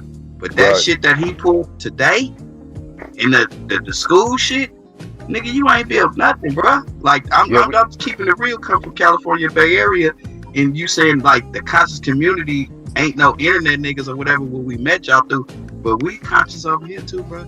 We been that way before I ever knew what the fuck a Saneter was. Yeah, I don't understand live, how you try to degrade everybody else out in this world. That most of us, I'm gonna say 99% of us is more educated and intelligent than your motherfucking ass. Yeah, we still live, Stupies. We still live. Don't pay that attention up there. We still live. Yeah, that's just how you have to have his settings like that in order for him to get all his control. Yeah, but we still live. They still hear us on They still hear us on YouTube. Speaking of which, though, what time are you starting yours, Q? Right. He said about 8 o'clock. Yeah, about 7 or 8. Yeah, because it's almost 7 now. That's what I was asking. Okay. Yeah, it's off limits, man. To eat some food and get a show. Yeah. Yeah, the school is off limits, man. He's mostly upset about the elder comment, and his only response is to attack actually what he's put in the community, and it involves kids. To me, that's like attacking the kids. So I'm not. I don't want to exactly what I'm talking about. Devastating. That's what pissed me off. I'm like, what the fuck, nigga? You wrong? How you gonna say this? And this man is over here saving children, educating them. Get them on a higher level of learning at an early age, and you talking about a university on a corner of 125th, nigga? You gotta be kidding me. Y'all really gotta be kidding me. Y'all really believe in this motherfucking YouTube shit this much? Like a motherfucker is Gandhi or got Jesus or this y'all guy, like this motherfucker that brought us all together? How the fuck you bring us all together when everybody got a different point of views and shit? Half the time we argue. Cube got a fucking channel where we came together where we like, fuck all y'all. What you doing over here? Why are you coming over here? Now you coming over here trying to degrade the fucking school? That's off limits, man. Man, that's off limits. Fuck you, what you're going through. Your male menopause. You tricking over there on the paw. Nigga, go buy some brand new drawers. Yeah, I'm gonna have to make a video. I don't even fuck with this shit like that, but man, this shit is like it's making the real elders look bad. I'm not as old as him, but man, this shit is just, dude. Get some violin music playing in the background. Man. I'm not your elder. It's making the elderly people look bad. Yeah. Yeah, that tapped into his soul, I'm telling you. Like, damn, I'm not even an elder, huh? Nope, you just a YouTube nigga. You just a YouTube nigga. That's all you are. He would have been able to put out something. We would have been able to say, hey, Saneter got this going. He put this out on the street, or he put this online so people across the country can benefit from this. But I literally thought your channel was a fucking religious channel, motherfucker. You ain't got no fucking content. Don't nobody benefit shit from knowing what happened billions of years ago every fucking week. And you want most motherfuckers to come out their pocket every fucking week, 25, 30 bands? I mean, $30. Yeah, you crazy. He supposed to be like, we getting this $30. Again, this everybody textbook, donate y'all. this I already $30. know what's gonna happen when we do it tonight. You know what I'm saying? There's gonna be a bunch of people trying to figure out what's going on, right? And he already gave his armor for tomorrow. So now it's just a matter of, do we want to deflate his argument for tomorrow and then have everybody coming in? So we can make it a question and answer, and we ain't got to attack none of the suit with all them people. Like, what you call it? Well, you know the mods gonna be buck wild tonight. They already mad.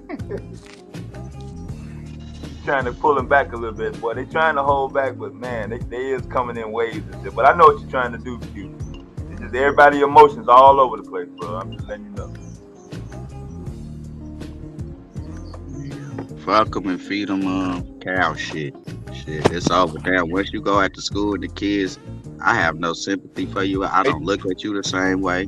You know what I mean? Still try to give you the bibble. And once I heard that shit a couple of weeks ago when I unsubscribed from your channels about that bum ass shit that he scammed you first. So nigga, all this shit is on you now. And I was one of the ones that said it wasn't. But once you said that out your mouth, oh man, I can't. It's nothing you can say ever again. I ain't listening to you. I ain't going to none of your channels. I don't give a fuck about who you deal with. I don't care about no debate.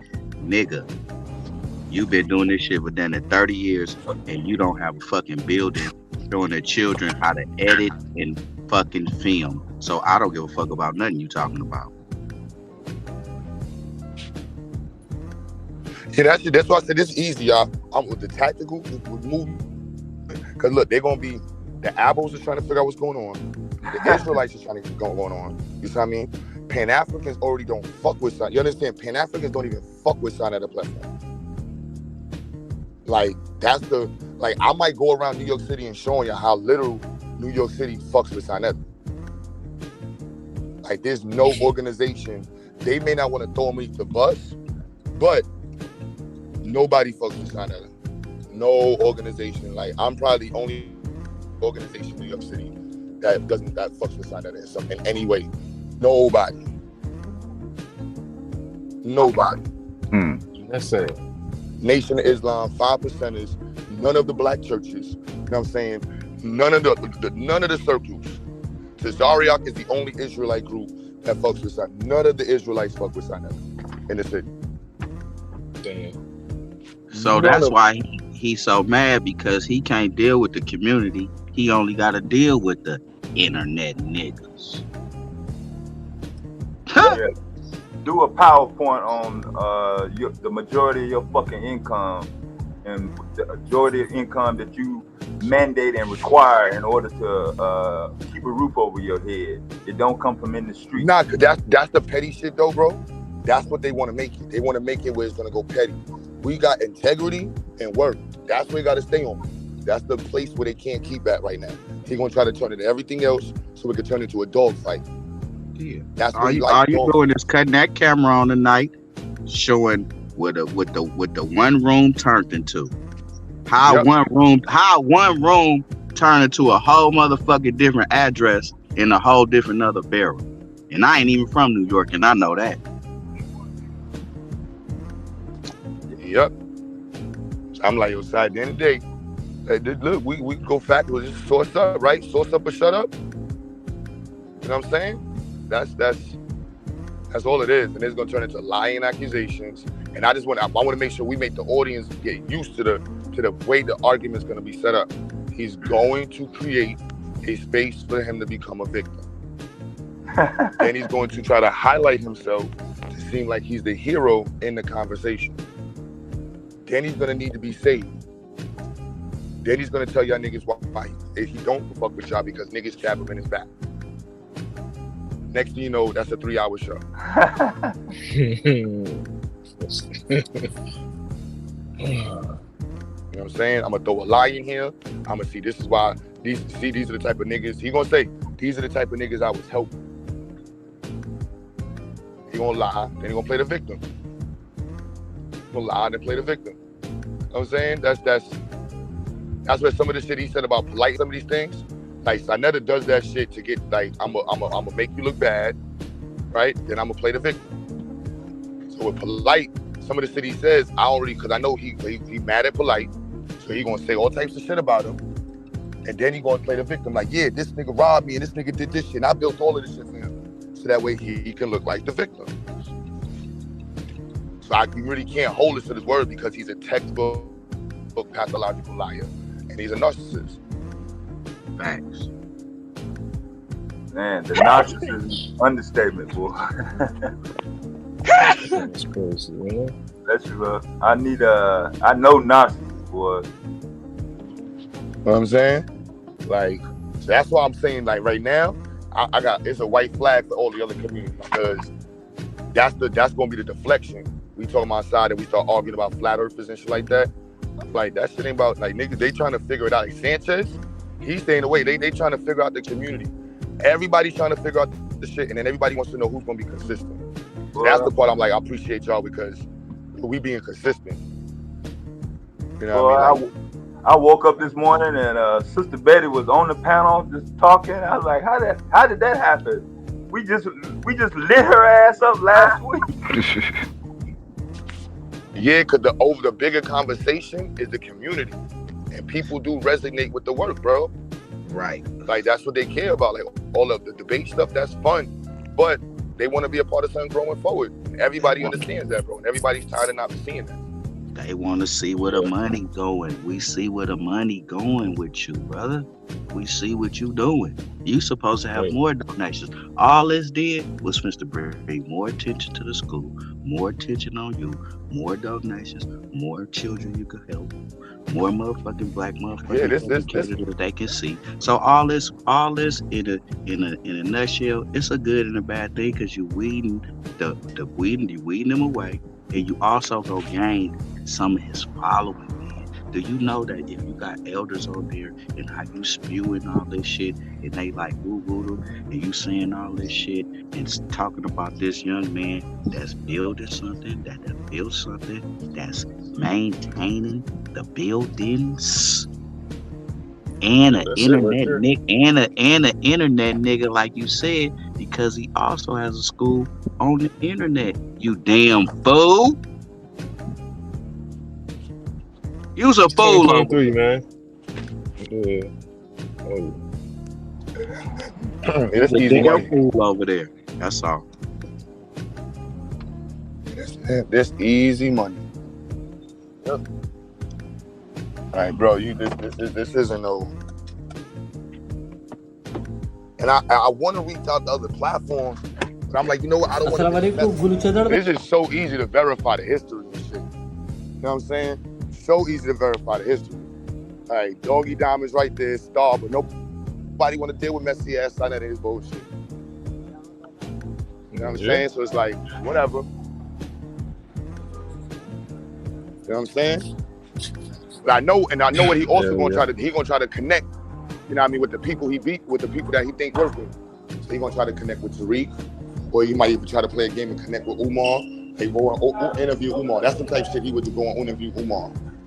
Mm-hmm. You know what I'm saying? He's that type of weirdo nigga. But that's the beauty of this shit. He's textbook, bro. This shit ain't even. It's not even hard to figure out his game.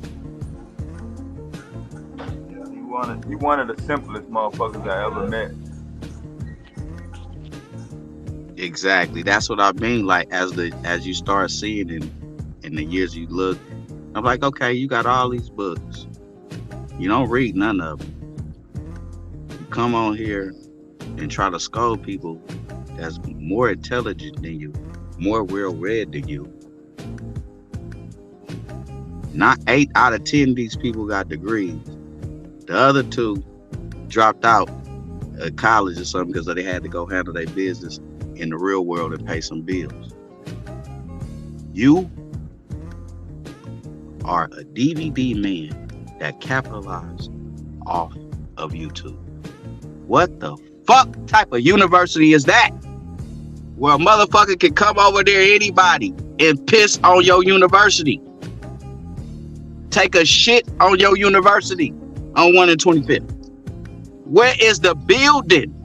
These 25 years of you doing all this, where is the cameramans and the damn editing kids at? Where is the Saneter backpack giveaway? Why you show the Hebrews feeding the homeless in the community, but you don't never see Saneter doing the shit? You a cameraman. I understand now. Your life is behind the camera, editing, filming, but you ain't brought nothing to the community to show the children how to edit and film. And you've been doing this shit for 25 years. And you get on your fucking platform because you're not this man elder. And then today you come back on and talk about the school that he built, and is still growing. While you over here screaming about the people, the niggas in the internet that don't support you. Who you support? When you asking for money for commercials for a school that's coming off the fucking ground. From the state and the city that you from. And you know how hard it is. This young black man. Nigga, you is a fool. Yep. No integrity. No accountability. You ain't even got no structure over there. It's all over the place. At least when you watching the news channel, you know at 2 it come on, okay, well, they gonna talk about the weather. They gonna talk about what happened in the community. They gonna say some Republican and Democrat shit. Yo, shit all over the place. Tricking on the paw. Fucked your mind up. Yeah. I tried to hold that shit in, man. But it's true though. It's obvious actually. I mean, I ain't even got to go that route. Yeah. Oh, damn. I mean, the only elder I could see him being an elder over is Smack DVD. That's it, because that's the great camera work he does. That's it. That's it. So, I mean, hey, let him be butthurt, man. His true colors coming out. We see it. We see for who he is. I mean, in the day and age right now where it's technology is a motherfucker. Everybody can pull up receipts now and go back and see the shit that he be saying, and not fuck with side no more. So, I mean, at this point, there's only so much he can say. That's how I look at it. So.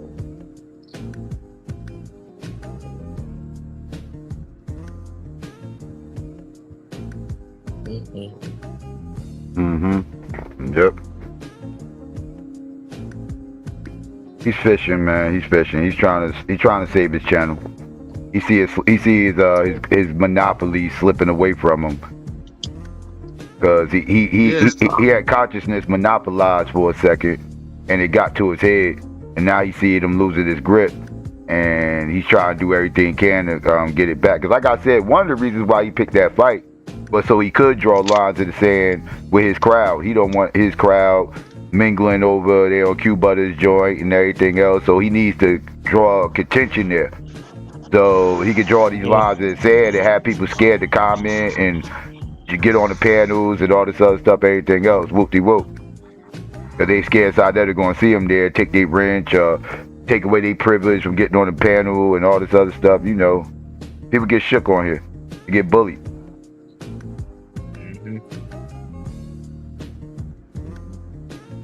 And that nigga 5'4", man, and shit to be scared of him. That's why, like I was telling Skinny him last night.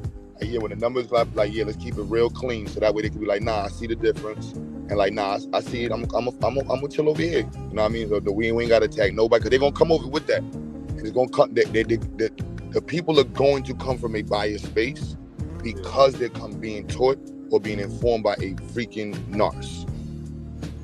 So they've been lied to, and he played the victim. So that he already played to the emotions. Like, damn, I did this for these people, and they stabbed me in my back again.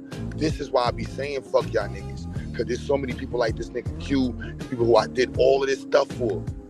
Yeah, that sounds just yeah. Damn, that sounds like some shit he will say. Yep. Smartphone dumb nigga. So he recorded the stuff. He recorded and try to do the playback, but don't even understand that we done did the playback already. And then the play is live, and the play is live in reality. The play is live in reality. Reality is, it was just two sisters over there, Cube just showed, the new student mama and the other mama with the dreadlock, with the locks in her hair. And they were speaking so highly about this man in this school. So happy to be in there. Nigga, nigga, I want you to listen, hear this. You know that Dr. Small's granddaughter go to Q Butter School? The school that you blasted on your motherfucking program, talk about don't go to your kids. Tell that to Dr. Smalls, side nigga. You just made you dug yourself a grave that you can't get out of. There's a bunch of people. There's a bunch of people in New York that in the community. That's why I'm like, Richard Green. How many parents in my program were students from Richard Green? Like, you sound crazy. Like, you sound really crazy, bro. Like, that's like he sound. And then Brother Mitchell, I don't know who Brother Mitchell is. You know what I'm saying? Like, I never don't even know. I'm like, bro, you literally know that's East New York's. Those are the dudes that run East New York and Brownsville's conscious sector. You know what I'm saying? Like, Brother Mitchell is the Caesar of gun violence and gun prevention and violence prevention in New York City. And he is a whole tepper. And they do not associate in any way with Saneter. Yeah, when you spoke on that, brother, the last time I had put the link in the chat, and then I went and looked it up, and yeah, he's serious. He was on CBS. I had watched it on the CBS link I seen. That's a serious brother, man. Much respect to him. The damn show. I'm like, they talking about the building too. I'm like, the next thing is, Saneter, do you live in a building that's black owned? Do you even have a relationship with the nigga that you rent from? How about we do that? Let's interview the niggas that we rent from, and let's see what they say about it. Let me see are you even friends? Do you even pay the nigga that you rent from? Is it in your name? And what they gotta say about you? Do they, like, you know what I'm saying? Like, let's be real. Like I told you, the woman who owns the building right here is a retired principal. 20 years. You can't make it up. You know what I'm saying? Can't make this up. You know what I'm saying? Like, this shit official. And it's in a work in progress, man. I love it. I should go live from upstairs for the day. I don't like going upstairs, and I was downstairs with a lot with the vibes of that.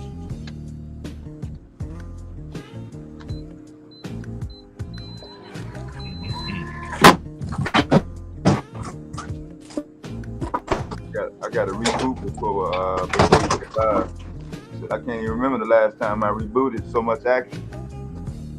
I'm trying to download this goddamn video.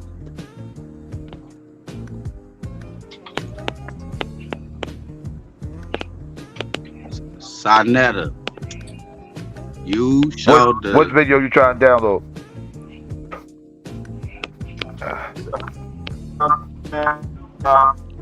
Which one?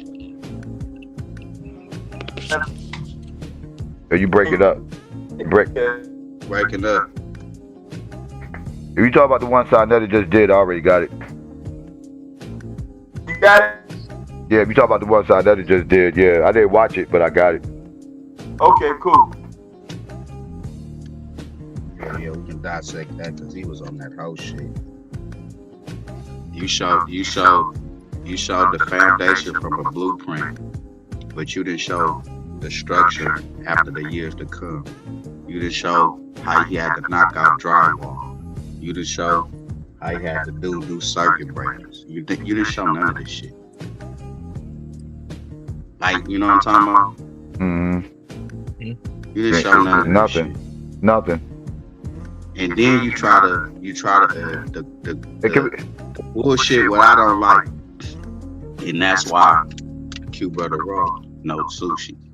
How you try to equate his love and his passion, engineering in the studio, which also I know pay for his household and some of their children's stuff when they need it in them schools.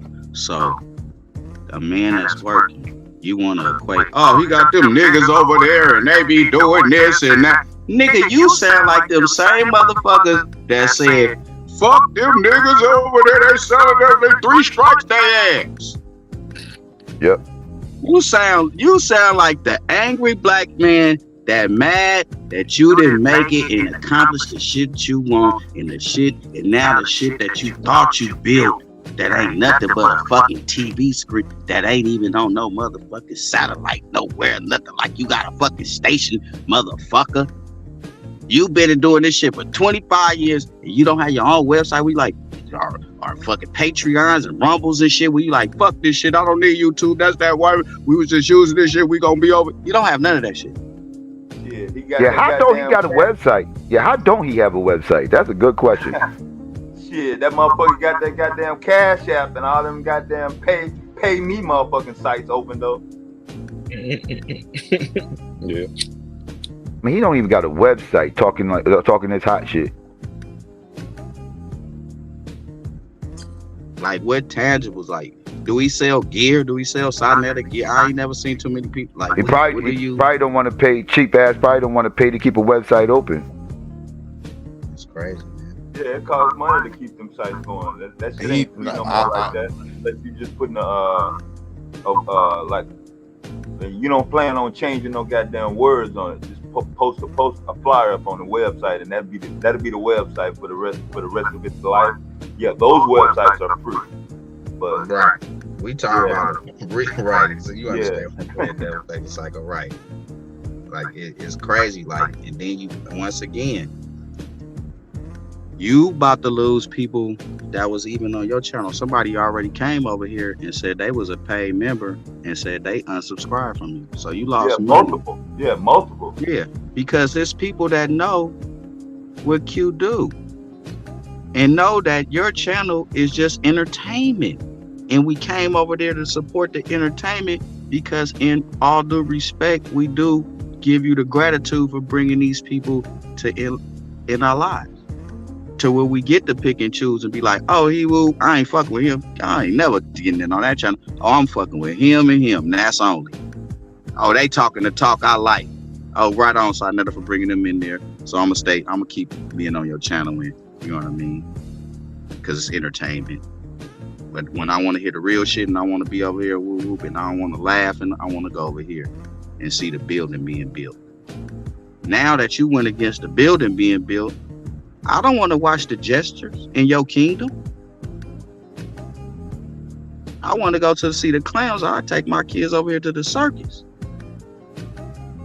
The shit is over with. It's 2023. Shit get harder every motherfucking day for the black motherfucking family. Every other fucking day We got somebody that's making it, and you got somebody that ain't making it. We losing, we win. We maintaining just the struggle. We struggle just to maintain. We trying to advance. And it's a lot of you niggas that's holding us back with this bullshit that y'all spew. Don't nobody care about how nobody make their money. But in a clear point of view, when you about your people, it ain't about the money. And if you do get the money, you donate the shit back to the damn community and recycling the shit. You ain't saying what I got, what I did, this how I make my money, this what I do. No, motherfuckers that make money do, they go out and go get a fucking job, man. They go out there and work. They put their resume in, they go to school, some type of trade school, they go to college, they get their degrees, and they go out there in this workforce in society. And then when offer the money that they got or they can, they be like, well, I need to do this for the black community. I can get this money up there. I can membership with them. I can donate $50 because I gotta go to work and still pay my bills and shit and make sure my family right, but I can still donate to my cause. Nigga, you said I'm making money off of this motherfucker, but you didn't say that I'm donating to the cause. Side nigga. Because tricking costs, man. Tricking costs, man. Especially when you got a distant lover. That could be expensive. That could be expensive. Oh, damn.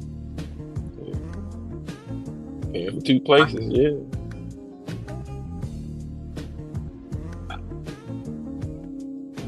No,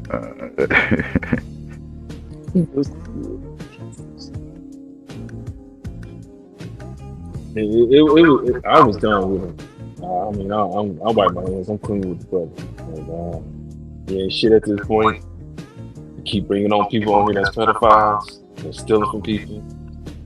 You keep saying, like the brother saying, you get money off of them, but you ain't putting it back to the community.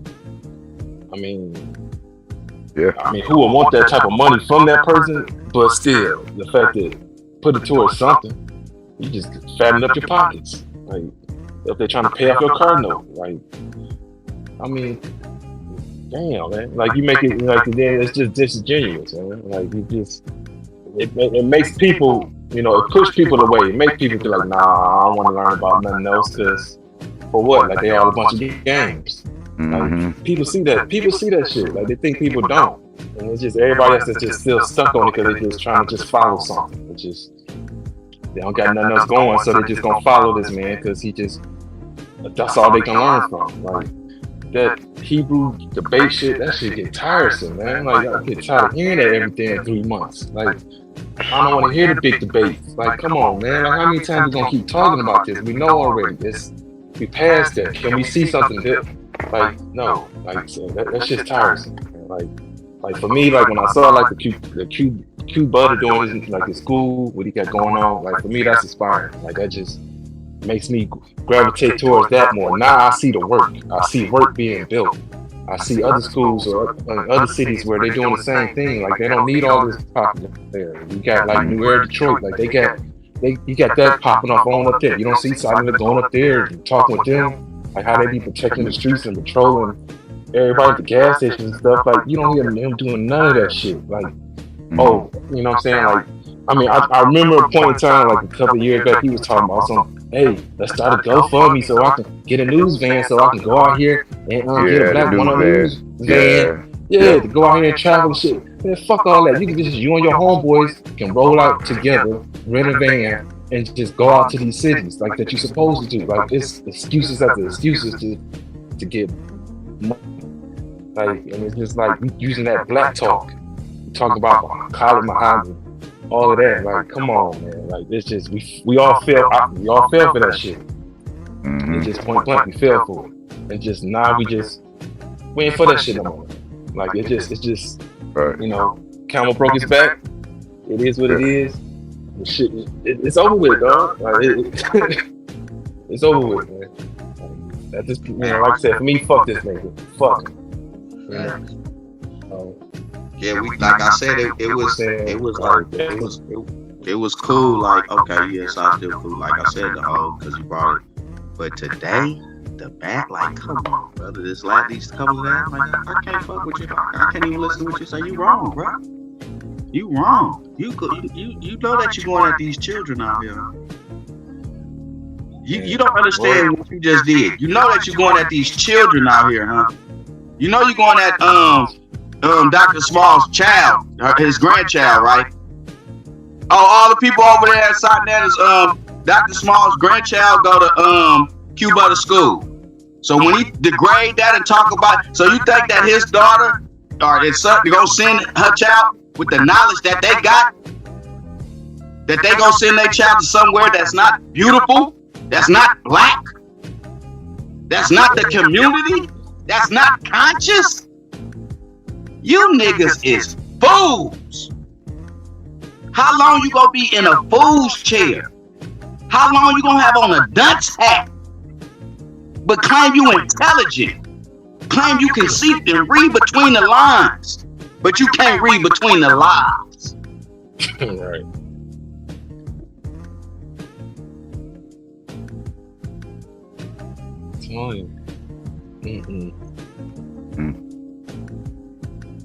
They don't want us to see through the lies. They getting a dose of dopamine.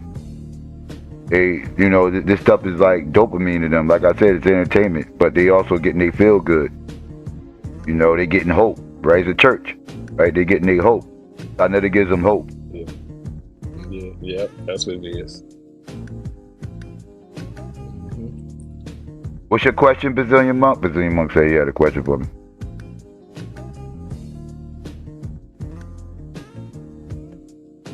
Q dropped off. Y'all devastating 8 o'clock. It got to be 7:25 y'all time. It's 4:25 my time. Yeah, my bad. This motherfucker said the police used to run him off the corner and then he went to prison. Ran you off the corner because you ain't had no permit. They ran you off the corner because you ain't had no permit selling them motherfucking bootleg DVDs, nigga. He said they had guns pointing at him. Mm-hmm. I'm dying over here. Let's see. Let me find to make sure Q is at least in the crib. I think it's 8. Brazilian Monk. Yes, Marcus Garvey was not. Well, he wasn't an agent. Marcus, let me say that. Let me address the first part of your question. No, Marcus Garvey was not an agent. Did he have a meeting with the Klan? Yes, he did have a meeting with the Klan. Why would he meet with the Klan? Because the Klan are separatists, so is Marcus Garvey. They was cool with separation. They was both against integration. Marcus Garvey wanted black people over here. The Klan wanted white people over there. They met up to see exactly how they could make this happen because there was a new thing that was starting to become a talking point, which was integration that both sides were against. It'd be no different than me meeting with a white nationalist trying to figure out how the fuck could I get my own nation over here and you have your white nation over there because I don't want to live around you motherfuckers and they don't want to live around us. So that's what that was all about. It wasn't just Marcus Garvey that met with the Klan. Elijah Muhammad also met with the Klan a lot too, but he was getting funded by the Klan. That's the difference with that scenario. He actually was getting funded by the Klan on a regular basis. Damn. But Psycho, I got a question for you real fast. Mm-hmm. You be on your history, Blake. When did the time come when you can speak without work? When did that time arrive when motherfuckers just start talking without doing? Do as I say, not as I do. Well, that's been going on since the church, to be honest with you. That's been going on since the pastor. But That's infamous with the church. But as far as like, it became popular online on social media. That's when it became like more widespread. Before it was kind of isolated to the church, but now it's kind of like everything's a fucking church online. So it's like, yeah, online's kind of made it a bigger thing than it already was. Mm.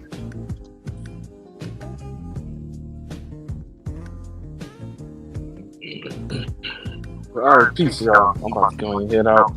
I'll probably jump in and be back on at 8. So I No appreciate doubt. this topic. And we gotta. I say we just keep the foot on the pedal. I mean, at this point. Yes, I would. Even if they try to be cool, I'm gonna say something. Don't be like, you knew that he scammed you first. So that on that part, your accountability is all that. And nigga, you only showing the motherfucking structure foundation from a blueprint out of the mastermind, the steering guide, but you ain't showed the motherfucking renovation. And you telling black families on your supposedly black channel not to go to a black school with Dr. Leonard Jeffries, Small's granddaughter go to. Nigga, what type of nigga is you? Like, really? And what type of nigga's following you? You a YouTube nigga. A DVD.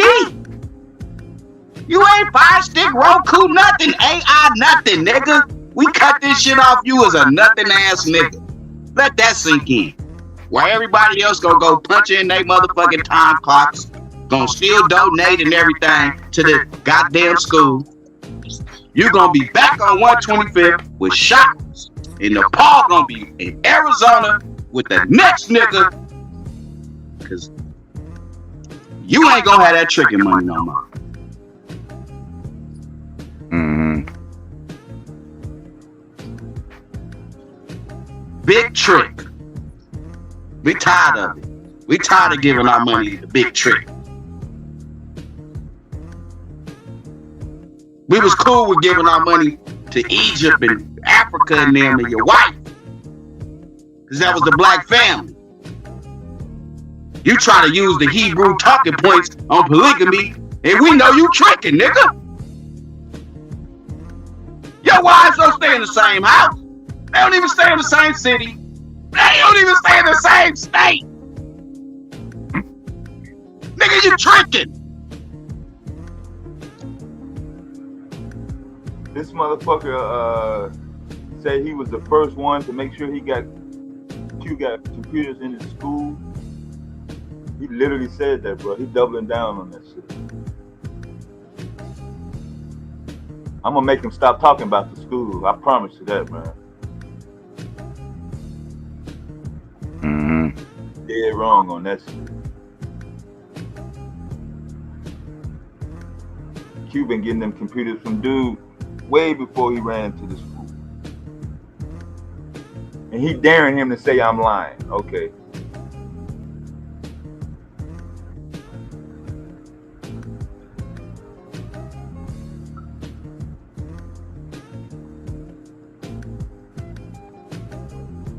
Put a 1 in the chat if you think this tricking that he been doing. Put a 2 in the chat if you think he a Mac and all the stuff come for free.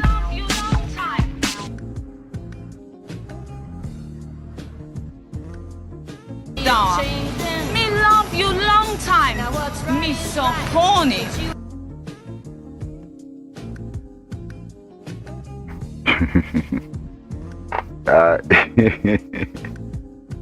Yeah, it sound like long distance tricking to me. I'm just gonna say that.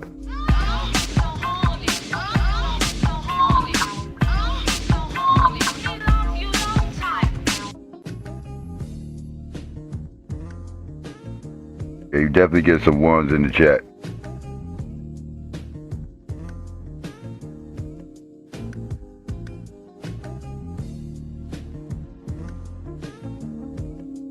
Getting a lot of ones in the chat.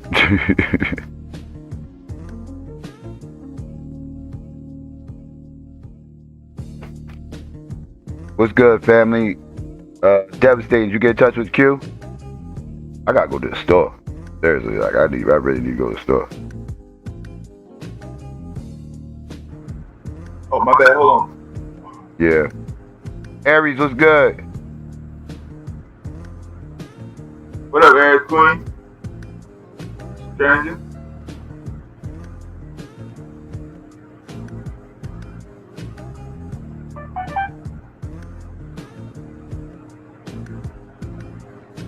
Hello, hello. Yeah, who is this? It's Saneter. This Saneter. Oh, how you get my number? Oh, I heard you was over there at that other channel, and they, you know, I heard some stuff about you, and they got your picture all over everywhere. You know, I don't like that. You know, you the queen, Nepal. You know. Oh, that's so sweet. I was trying to get in contact with you anyway to try to get on your channel. Oh, is that right? Well, you know, I'm the king of consciousness. You know, I'll fly you in a couple. You know, what about your wife? Oh, my wife, you know, she all right. I'm the man of this stuff over here. Oh, is that right? Okay. How much it's gonna cost? Well, I gotta go first class. First class?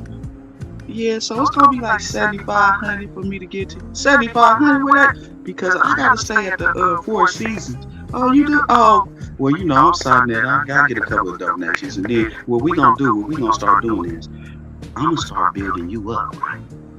And we gonna start getting you on here because we don't got no females on here, so we need to get the female crowd. So we gonna start getting money, right? But you know, you my wife now, though.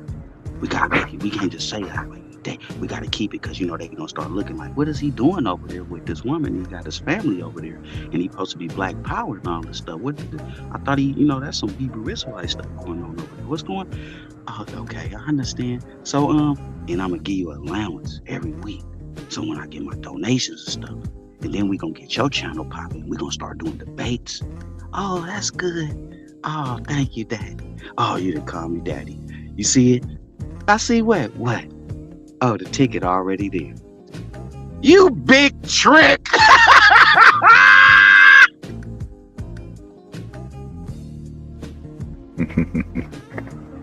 Boy.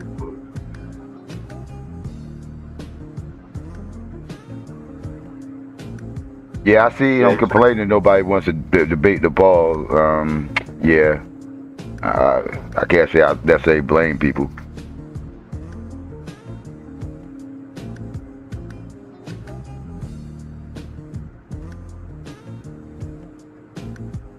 Yeah, he's trying to get set up now. They might not be right at 8 though, but definitely trying to get everything out the way. All right. Yeah, I got the so you got the video. You got the video, cool. Yeah, I got it.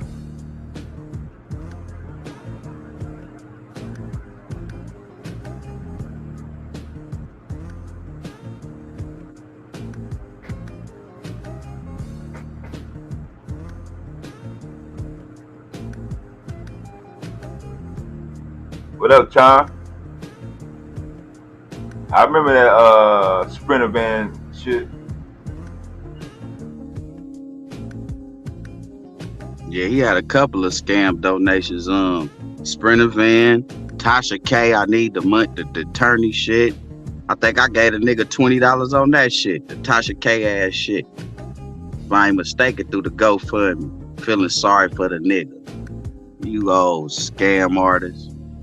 Tricking for Nepal, boy. I can't believe it. I didn't pay her. We all assisted to her plane flights and French Medicairs and shit. What the fuck wrong with us, everybody? God damn. Go on Nepal with your bad ass. You've been milking the conscious community since you brought your damn. Is you even black? Shit. Get your money.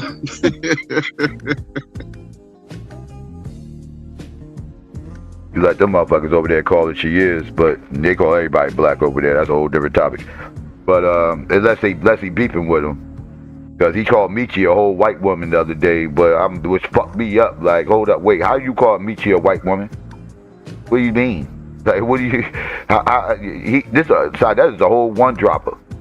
That believes everybody black, but then except for unless he arguing with him, which I find hilarious.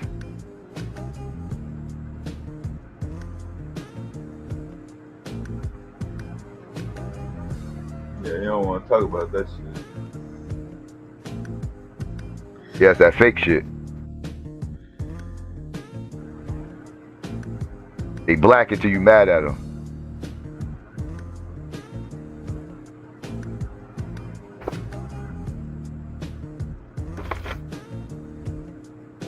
Clown shit. That type of clown shit these people be on.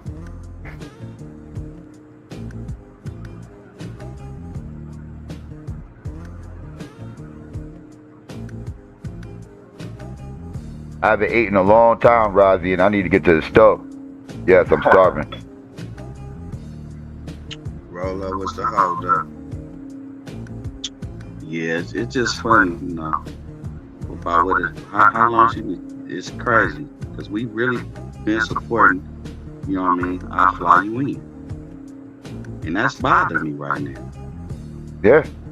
Oh, you mentioned one of the oldest scams. You mentioned one of the oldest scams in your YouTube content creator history, which is the old lawyer scam.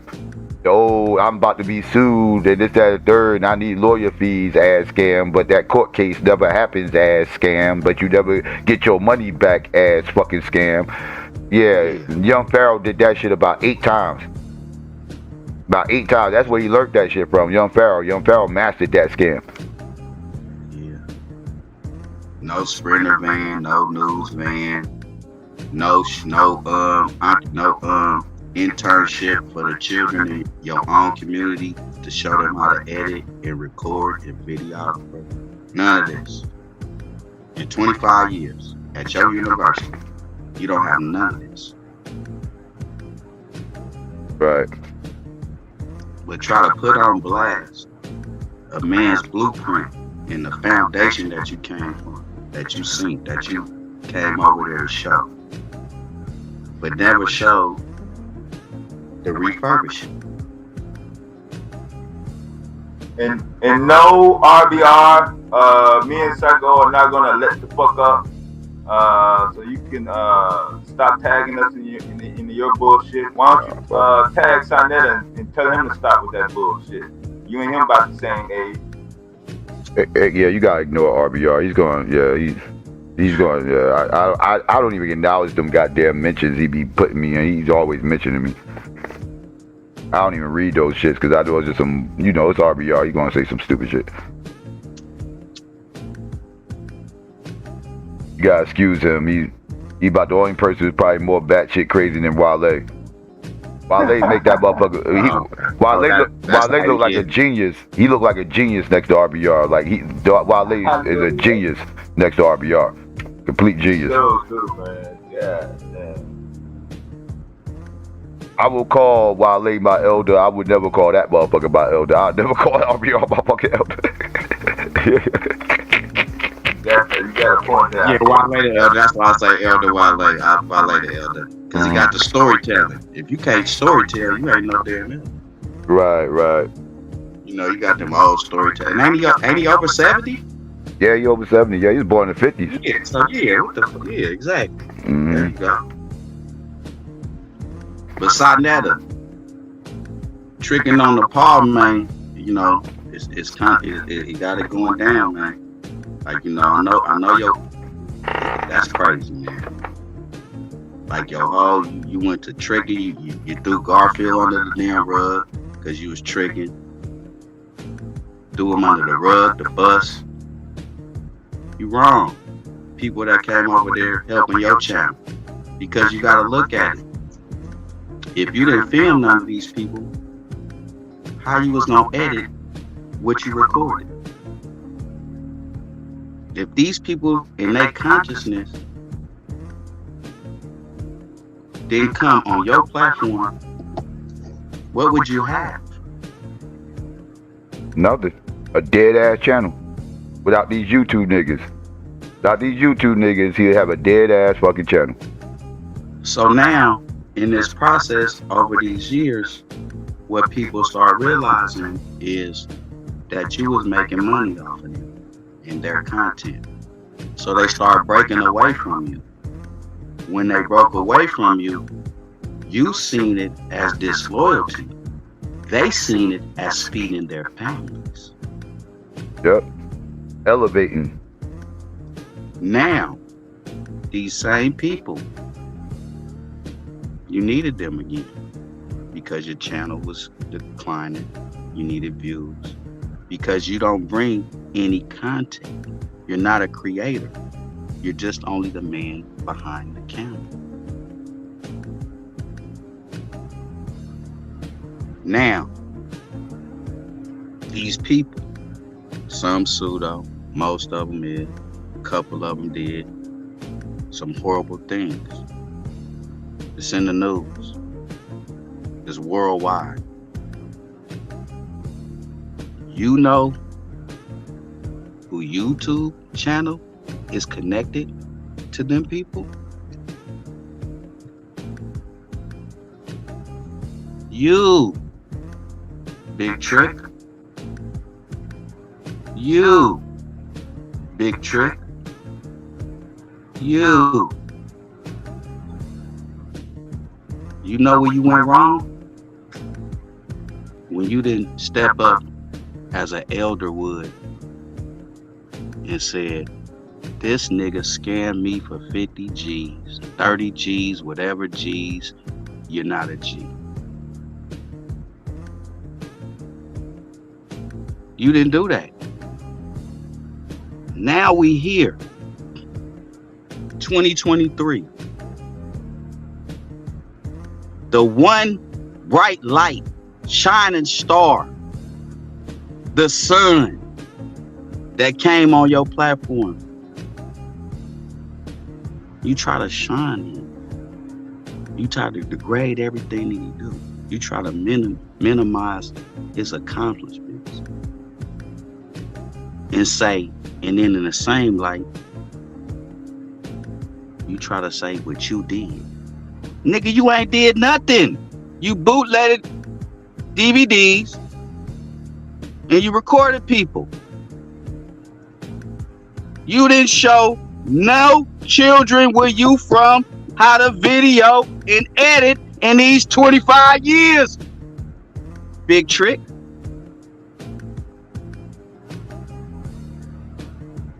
You go on your platform where you know it's elder people, people from the past, people from a different era, people from this era, people from a different place of time, people from other countries. And you try to go bad on a one-room school. Motherfucker, have you ever seen what they got in Africa and Nigeria and Ghana? One-room schools, fool!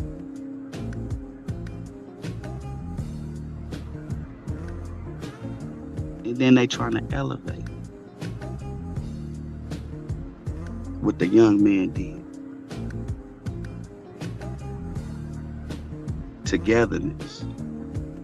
All you did was bring more of us together on his platform, Psycho, and like-minded. The shenanigans is over. To scam your people for $1 is over. The making, oh, I feel sorry for him. Oh, that's OG. He started some shit. We gotta feel sorry. No, OG messy than a motherfucker. And OG is over there tricking the church's money. Amen. I've been delivered. No, you haven't. We delivering over here to the school now. Not the fools now. Rollo, what's the hold up?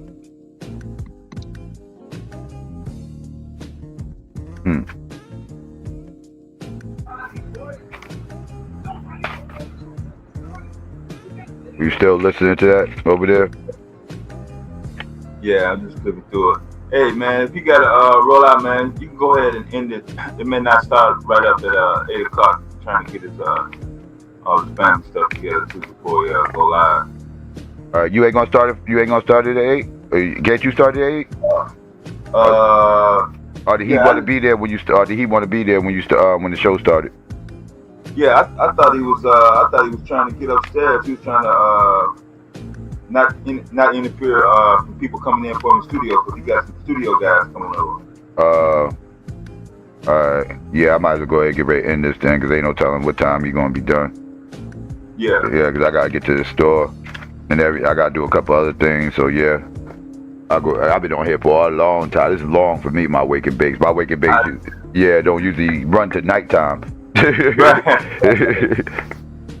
But yeah, so I'll catch y'all a little bit later over on Q Buddy shit, I guess, in about an hour or two. Yeah, it'll be in the next couple hours.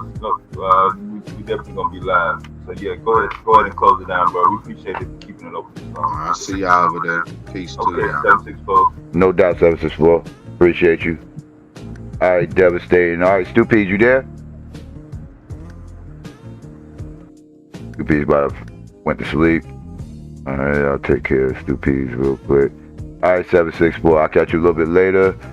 And yeah, family, I need to get me to the store. I am starving. I haven't ate since earlier. I've been on here for all this time, and I couldn't budge. So yeah, so now I get to go to the store, take care of what I need to take care of, because my stomach is telling me you did wrong, psycho. I need to go handle that. So yeah, family, as always, if you haven't already, please do me a favor and please click like, share, and subscribe. It's very important that you click like. It gets us in the algorithm. It's also important that you share. It lets people know we breathing. And it's also important that you subscribe, right? And after you subscribe, family, please don't forget to hit that notification bell. It's also very important to hit that notification bell so you can be notified whenever we do go live. You can get here bright and early. Don't miss none of the show. And then you will be a part of the notification gang. Alright? And to my haters out there, y'all already know what it is. It's about that time.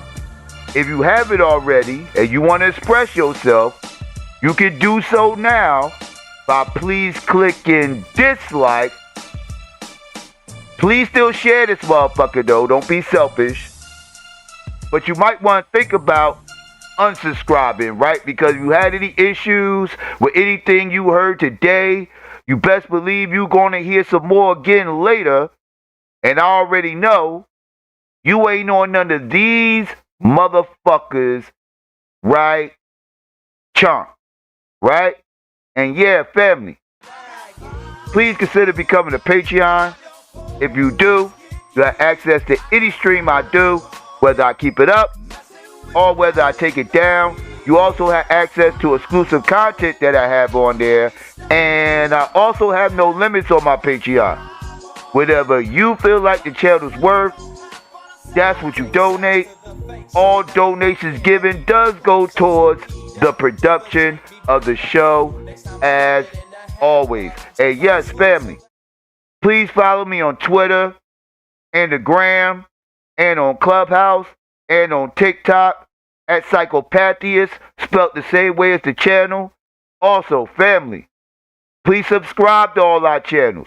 This is also very important because sometimes we might have to channel hop. And if we do, you want to stay on top of everything it is we do. So please go to the description, click on all those links, then hit subscribe. And don't forget to hit that notification bell as well. And yes, family, as always, if you out there and you looking for any artwork, graphics, designs, or logos, please consider hitting up our sister Renee at Renee Black Graphics on Facebook. Also, family, if you're looking for any t-shirts, hoodies, coffee mugs, all custom designs, please consider hitting up her store as well. All these links, just like all the other links, will be in the description box as always. And yes, family, as always, I want to shout out everybody out in the live chat. I appreciate all y'all for coming through. Shout out to Mod Deep. I want to shout out everybody that came up on the panel. I appreciate all y'all as well. I also want to shout out everybody that was out in the clouds, that was just listening and being nosy. There was a lot of y'all today. Even the hate watchers who are my biggest fans and listen to every word I say. I want to give a peace and black power to everybody out there. Holla black at your boy. I'm out. Coming real, it's the next episode. Hold up. Hey, for my niggas who be thinking we soft, we don't play. We gon' rock it till the wheels fall off. Hold up. Hey, for my niggas who be acting too bold, take a seat. Hope you're ready for the next episode. Hey, smoke weed every day. Battle anybody, I don't care, you die. Battle anybody, I don't care, you die. Battle anybody, I don't care, you die. Yeah. Battle any, I accept. Yep. They all fail. Yep. Gonna go sell double. Let's go.